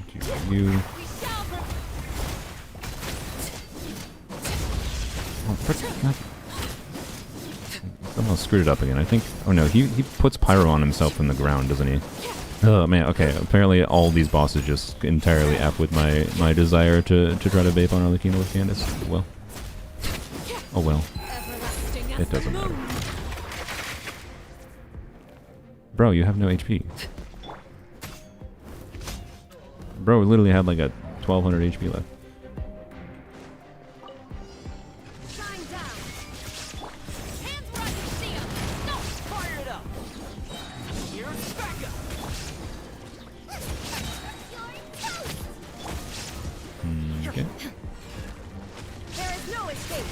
Yeah, the main problem is Raiden build for this team is obviously I need a little bit more ER, or I just need to like be good with funneling fab particles, whatever.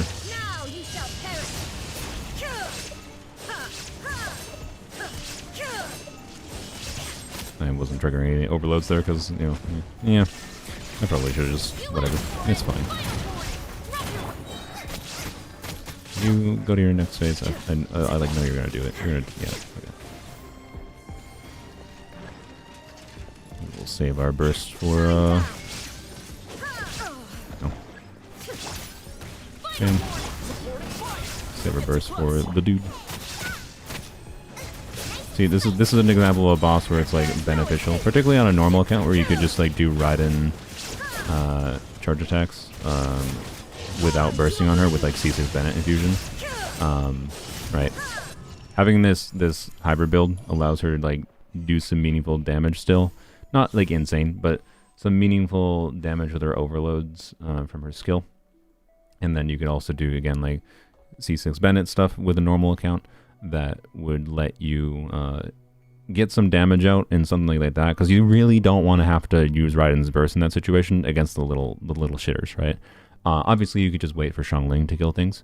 But again, any additional little bit of damage that you have that doesn't force you to have to burst on Raiden. A normal build on Raiden forces you to burst more. So I can definitely tell you my traditional Raiden build, while it can get higher damage numbers, is also lower crit rate. So like it might get higher damage numbers, but it's also less like it's deceptively higher because I'm also like have 20% less crit rate. which is meaningfully affecting the average damage, and it makes her more annoying to play. So anyways, point is, I still actually like Hybrid Raiden with EM on Staff of Scarlet Sands. With a Shepherd's team, but would like a little bit more ER actually, to be honest. Which I could probably resolve by using a different circlet, quite frankly. But you know, it's fine.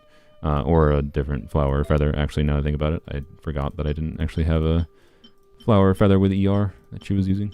You know what I should maybe hunt for actually in Strongbox is maybe those double crit ER 4-line pieces in Emblem. Is maybe a kind of artifact I should hunt for.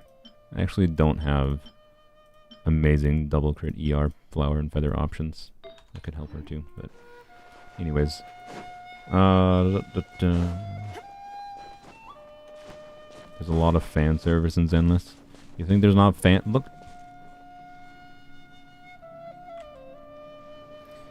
The argument that like, ooh, Zenless is a Gunner game. Their marketing is more Gunner, sure.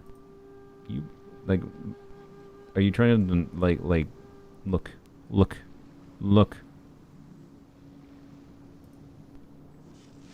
Like, also, like, humans are sexual beings. Like, I just, does it matter? It's a fun game. It's just marketing. I do think it's, like, annoying sometimes when it's, like, shoved in your face. But, like, it's not very shoved in your face most of the time in Zenless, in my opinion. Sometimes you might say it is, but, like, I think it's really on an individual character basis. But, like, yeah. Anyways, yeah.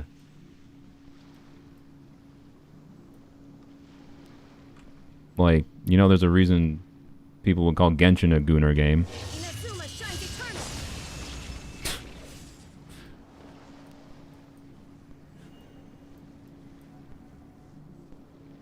But there's many other aspects to things than just, oh, characters are sexualized. Ooh-wee. I don't really think Zenless is that different. And it's definitely nowhere near as bad as I've seen from some gachas. Like, what is that one that's for some godforsaken reason is really popular? The one that's just, the gameplay is literally just like, the characters in like a 2D JPEG pose with their ass facing the camera. Yeah, Nikkei. Yeah, that one. Like, Jesus Christ, that one. So anyways, give Xiangling Scarlet Sands because with this weapon she looks like a pizza baker. That's fair. That's fair. I mean, it is a good weapon for her. But getting the stacks on Xiangling for Staff of Scarlet Sands is kind of awful. I don't recommend it, but it can be a very, very strong weapon for her. Like mini polearms. So, anyways. Yeah. Just double checking. Yeah, her build's fine. Okay. Yep. Alright, what am I resin at? 36? That's annoying. Do I need to farm any bosses? I don't think I need to farm any bosses. I guess we'll just save that resin for tomorrow. I'll switch over to my main account to finish up streaming. I think thus ends the C6 Raiden grind. Maybe. I'll probably save the Primo Gems that I get from the 10 pull. We'll probably do the 10 pull live. The one we get from the anniversary. So, you know, I think we'll do at least one more 10 pull in Raiden's banner to send it off. Just on the off chance of an early, you know. Because if we get an early at like 10 pity, right? I can just we can just pretend that was a 50-50 win. Right? I think that's functionally the same, and I'd be fine with that. But I don't want to go to like 50, 60, 70 pity, obviously. So, anyways. Yes, 300 primos from the stream tomorrow as well. But yeah, I'm not gonna do single pulls forever until the banner ends, but I will do at least probably a 10 pull. From the free wishes we're getting. But yeah. No, we didn't get our C6. You can rewind a little cotton pop. I might turn it into a short. Oh well, is what it is. We got a Dia, and Dia's wonderful. Alright, let's switch to my main account quick. Oop, what the heck? Oh, that's because, yeah. That was the wrong thingy. Bam, turtle. Do you know how much exploration it would take? I mean, it might be doable. Like, there's probably at least it might be a little bit optimistic to say there's 2 tentpoles in Natlan exploration left, but there's definitely a tentpole in Natlan left, right? And so like the temple in Natlan, there's probably, but the like with the Sumera regions and like the areas I haven't quite finished in Fontaine, I would say it is very much possible I'd have enough wishes to get to Pity for C6 Raiden. I just don't think it's worth doing that, right? And I think it is comical in its own way to just have C5 Raiden and be stuck with C5 Raiden. I am comfortable with that. So, yep. Anyways, close your ears. Technically, it's better to just let you hear it than show it. Oops. Anyways, exploration rewards. I don't think Xylan and talent materials run today, right? Kanich and Xylan have the same materials. Nope. Good. All right. We'll do artifact farming. I'm still gonna do artifact farming because I don't know. What? I don't need many pieces until I'm comfortable to just not continue farming this artifact domain. But let's not forget my expeditions. Anyways. Yeah, I want to be clear. I buy resin with primos. I only do 1 per day because it accelerates my ability to like I want to build Rosaria. I'm planning on building Zalanin. You know, I'm doing things like DPS Kachina. You know, I still need to get like new artifacts, right? I would like to build Gami. Like, man, I want to build so many characters. Like, eventually I'll get to the point where I don't need to do this because I like actually have, not that many more characters I need to like invest resources into, right? Like the amount of characters I have like not level 70 is actually not that high, right? But I do it for content. I don't actually think it makes sense ever for a normal account to resin refresh. Please don't do it. I do it for content, not for an individual video, but just for progressing my account, for being able to build more characters, make more videos, test more. You know, like the fact I would have liked to have Rosaria already leveled, for example, for testing an interesting like burn melt team or something with Kanich kind of thing. What am I doing? But no, I didn't. So yeah. You've been primo refreshing twice a day because you're bored and have nothing to do in Genshin. I mean, let's be clear. If you're at the point where like you just don't care about pulling for new characters and you just want to improve your existing things, you know, I'm not saying it won't make sense ever, technically for a normal account, but like also if you just want to improve your existing characters, you probably still would want to like pull for new characters to improve your existing characters. So, anyways, this team is fine for this. You can group them right. Oh, you can. Nice.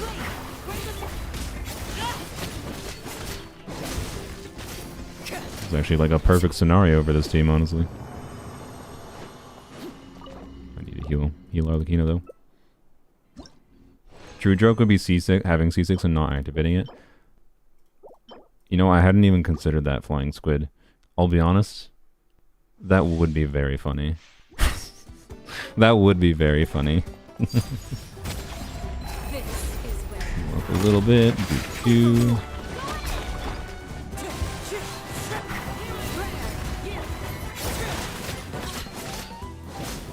God, so satisfying when you can get the AoE application and Candace. Candace's AoE and Arlecchino's AoE. It's satisfying as heck. Ooh, nice. That's actually kind of the perfect piece I was looking for what's her bucket? Ironically, I'm kind of tempted to try to do a build of this set. A 4-piece of this set on Mualani instead of 4-piece of the other set. Because it gives her some energy, and the 4-piece bonus giving 40% elemental damage, right? Benefiting some other teammate might be interesting. And like technically 40% damage bonus for Mualani, right? It should be like about similar to 2-piece combos. So like if I get an equivalent level of like stats value in a 2-piece or 4-piece of this set, I think that would be funny, right, with artifacts like these. So, unironically, I'm gonna keep weird pieces that have, you know, HP percent and crit on them. For that purpose, methinks. Is it a little memey? Yes, but I think it'll also still be very viable. You know what would be funny? Is that this rolls crit. Nope. Alright. So say if that rolled crit, I think I'm not gonna bot. Do I? Maybe I should keep that because of the ER, but I'm not gonna bother. If that rolled crit rate, that might have actually been very close to having a functional build in 4 pieces of that set on Move Money. Alright, do this.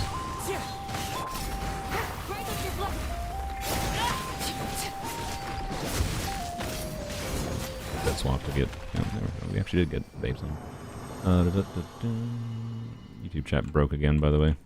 Good job, YouTube chat. Why instant alt after using E? I wanted to heal. Do you not like living on your characters? There is reason to do that on occasion, just in case you didn't know. I should probably try that. Like, my Kenichi is in a situation where, like, this piece, right, could be improved, and it's possible that this piece could actually be better. Right.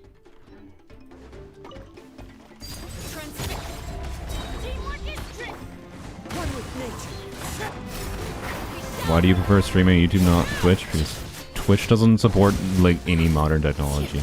I stream in AV1 because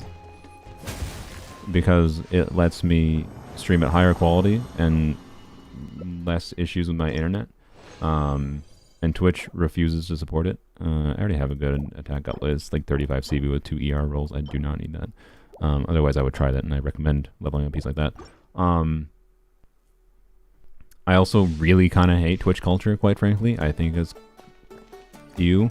And if you want to be successful on Twitch, you gotta lean into the Twitch culture, quite frankly. I don't like it. It feels I feel much more comfortable doing my own thing on YouTube. And then there's also the discoverability aspect, wherein, like, Twitch is just like, I don't know. I can see why people find it more valuable for, like, that communal aspect of, like, you know, people, you can grow your stream by trying to, like, you know, like I could maybe try to be successful on Twitch by trying to, like, associate with Zajef or whatever, and Zajef could, like, send his viewers over to me after he's done streaming, kind of thing. And that's how you can be successful. But, like, on a technological level, I think they're vastly inferior. Their chat experience is overall better, but it's also just very culturally different at a baseline. Like, the chat doesn't need to be the same. I don't know. I like that.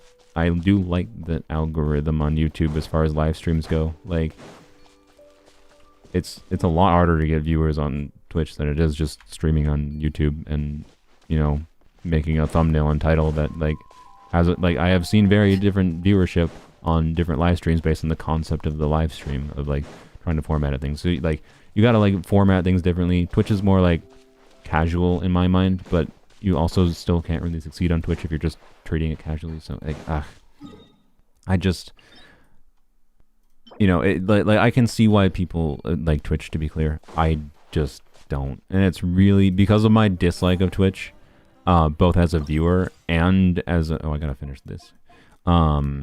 Both as a viewer and as a,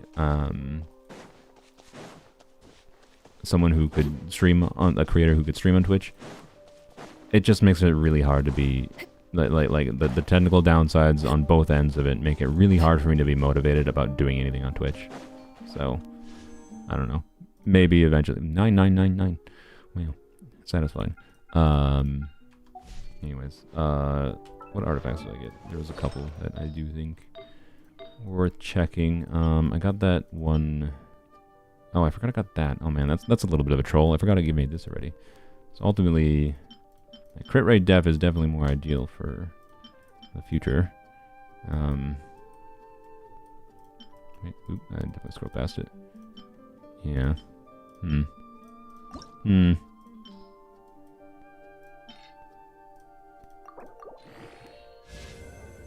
That doesn't really matter. Interesting. I don't know. This having 18% ER at level 12 is so good. It's so good. It's so nice. Let's see what this gets at level 4. Or level 8, sorry. That's good. This helps the favs. June, you joined the boss's crew. Welcome. Thank you.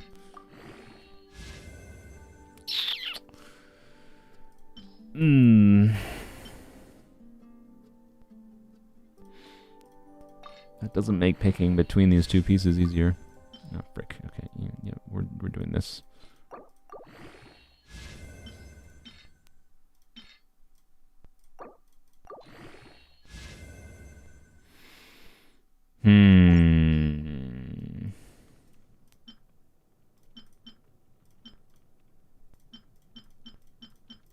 I hate this situation.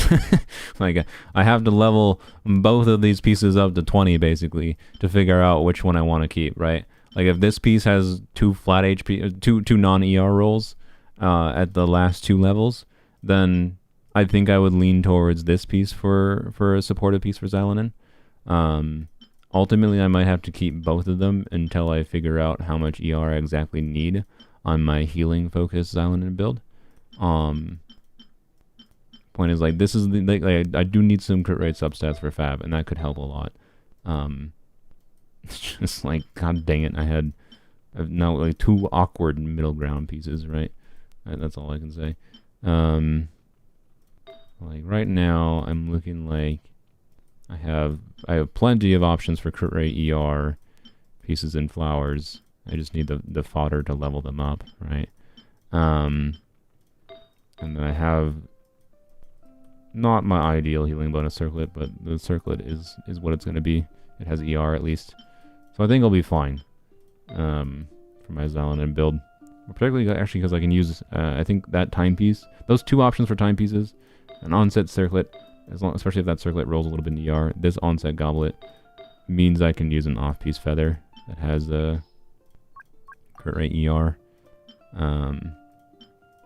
One of these pieces. So like I should have a very healthy amount of crit rate for a Fab build with a full healing focus. Like I'm doing like you really don't need that many specific stats for her. But anyways, why using Candace? You rewind the stream like 10 minutes or something. I don't know. You can see why Candace is good. I don't feel like explaining it. Candace C6 though is very strong with Arlecchino.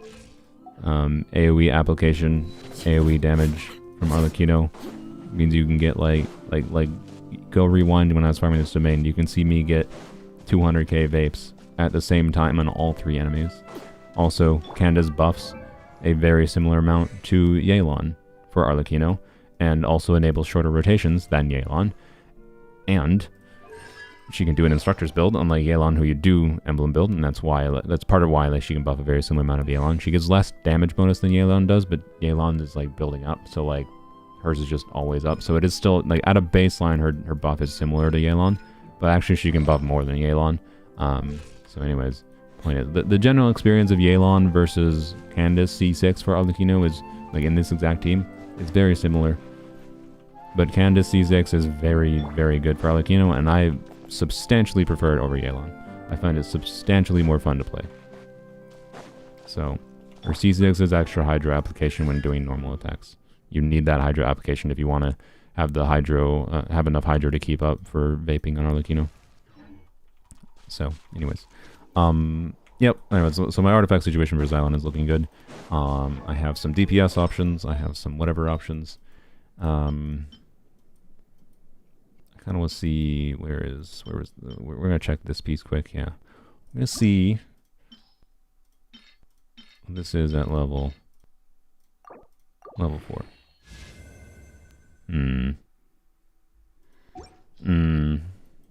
That's definitely the stat that's the most, I don't know.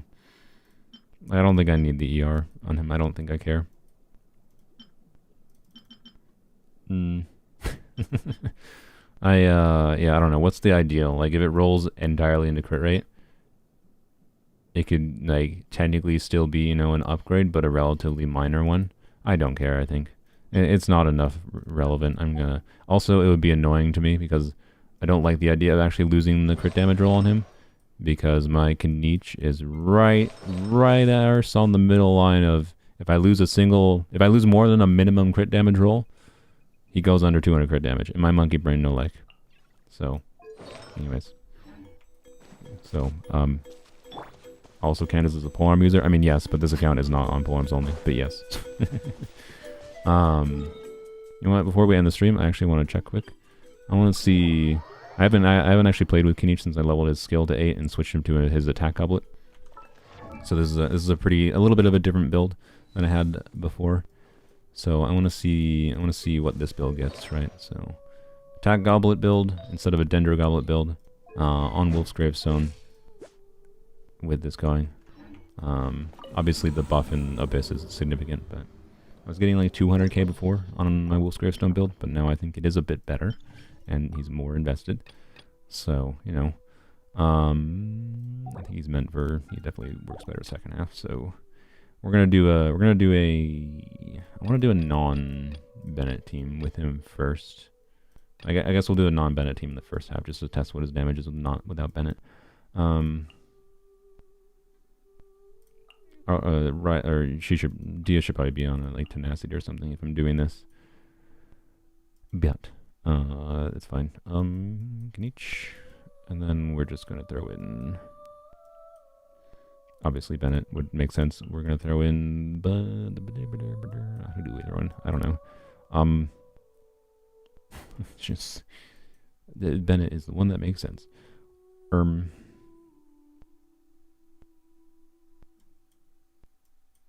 I don't know. No, we'll throw in a second pyro, I guess, for damage, attack percent. There we go. We'll do this, right? Let's do that. Not that Shivers actually makes that much sense there at all, but why attack goblet? Name your best guess. Why? Name your best guess why I'm using an attack goblet.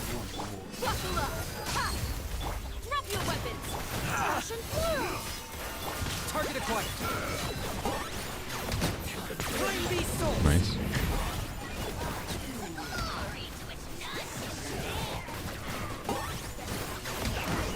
Oh, definitely need to Justice will prevail. Stop right there. Let's put it on. A little ambiance. I got him cornered.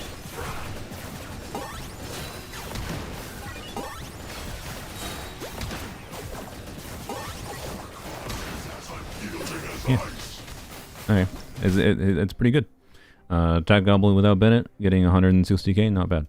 Obviously in this team, it's still a no-brainer to do Bennett, of course. So we'll do it. We're gonna do a full run through to end the stream here. We'll do with Bennett. See how he is with Bennett. All right. Dendro Goblet would be better. I do have Dendro Goblet options if I use an off-piece Dendro Goblet. I just got a very high quality onset attack goblet in the set, and that let me use a much better flower as an off piece for Kniech. So his overall stat balance is like really good with this onset attack goblet, such that I'm not confident it's like a lot better, but I also prefer to save that good Dendro Goblet that I previously used on him. I prefer to keep that good Dendro Goblet for Emily, honestly. So anyways, do that, and then we'll do the Arlecchino. Oh wait, no, we can't do the Arlecchino vape team. We'll do Arlecchino Overload. Oh yeah, I'm well aware that 80% damage bonus is doing some heavy lifting. I have emphasized that before, in keeping in mind that Kniech is going to vastly outperform in this Abyss compared to future Abyss cycles. Significant, so like keep that in mind. Seeing characters level 85, 88, and not 90 hurts my eyes. Yeah, that's on purpose. Deal with it. Sorry. I didn't mean to do it. You asked for it. Emerge right now, right here.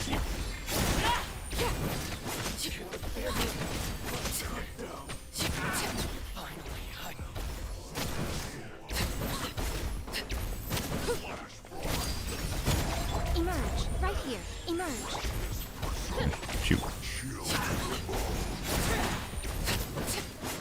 Okay, good. I didn't mean to do that. I guess that's fine. I can heal up. Right here. Emerge.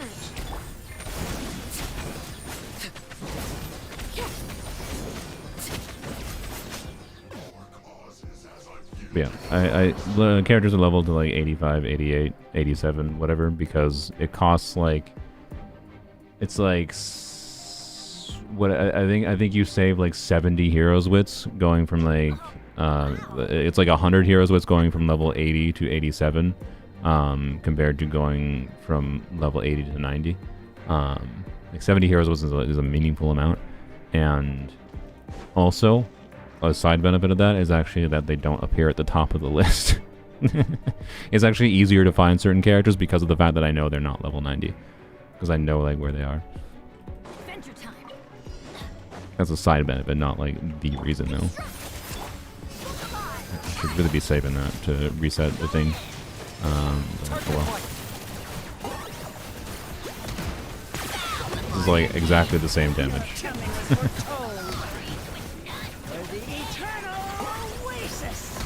Of course, I didn't, didn't have burning going, so I kind of lost some output on him, but oh well. The eternal oasis at long last. Teamwork is dreamwork. I got him cornered.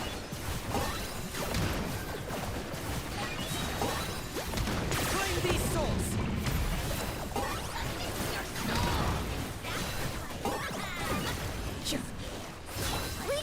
Yeah, this is almost exactly the same damage before, which actually means this attack goblet build I think is worse than I expected, because I had a higher talent level Kanish before, right? But that's still not dysfunctional.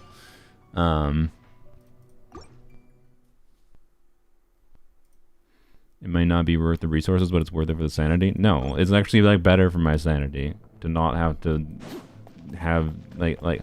I hate resource management hell. Like, I have been farming for like a little while to try to like give myself a surplus of resources so I can just build things as I need to.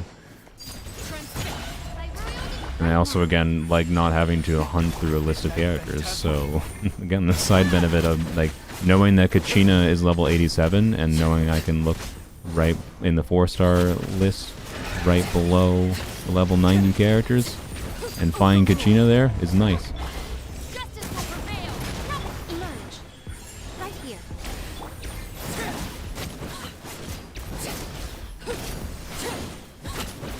100, 158 Emily ratio or 70-200?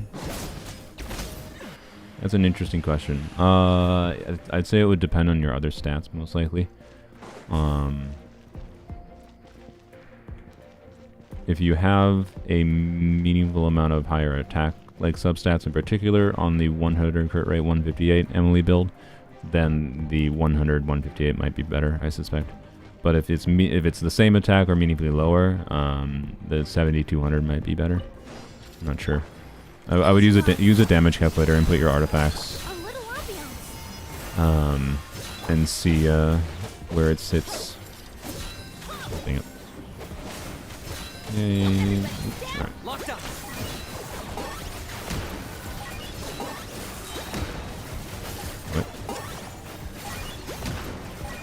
I do have more crit rate on this Kanish build than I had before too, which is a meaningful factor. Get energy. Russian world. Look alive. Going in. Target acquired.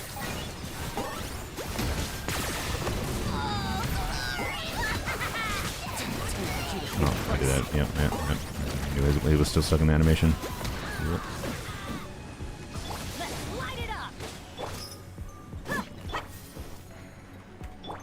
You're gonna teleport again, aren't you? Yep, I knew it.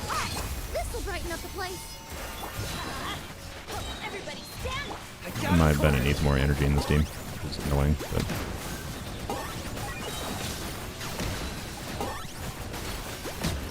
Nice. I see your point, I just don't agree with it. Well, yeah, luckily for you, Bandai, it's not your account. You can do as you wish in your account.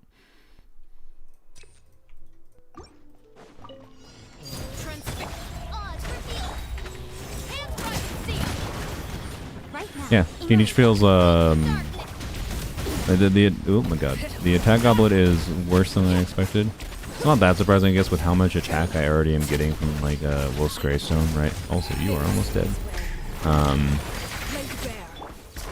Right, so it's not that unexpected.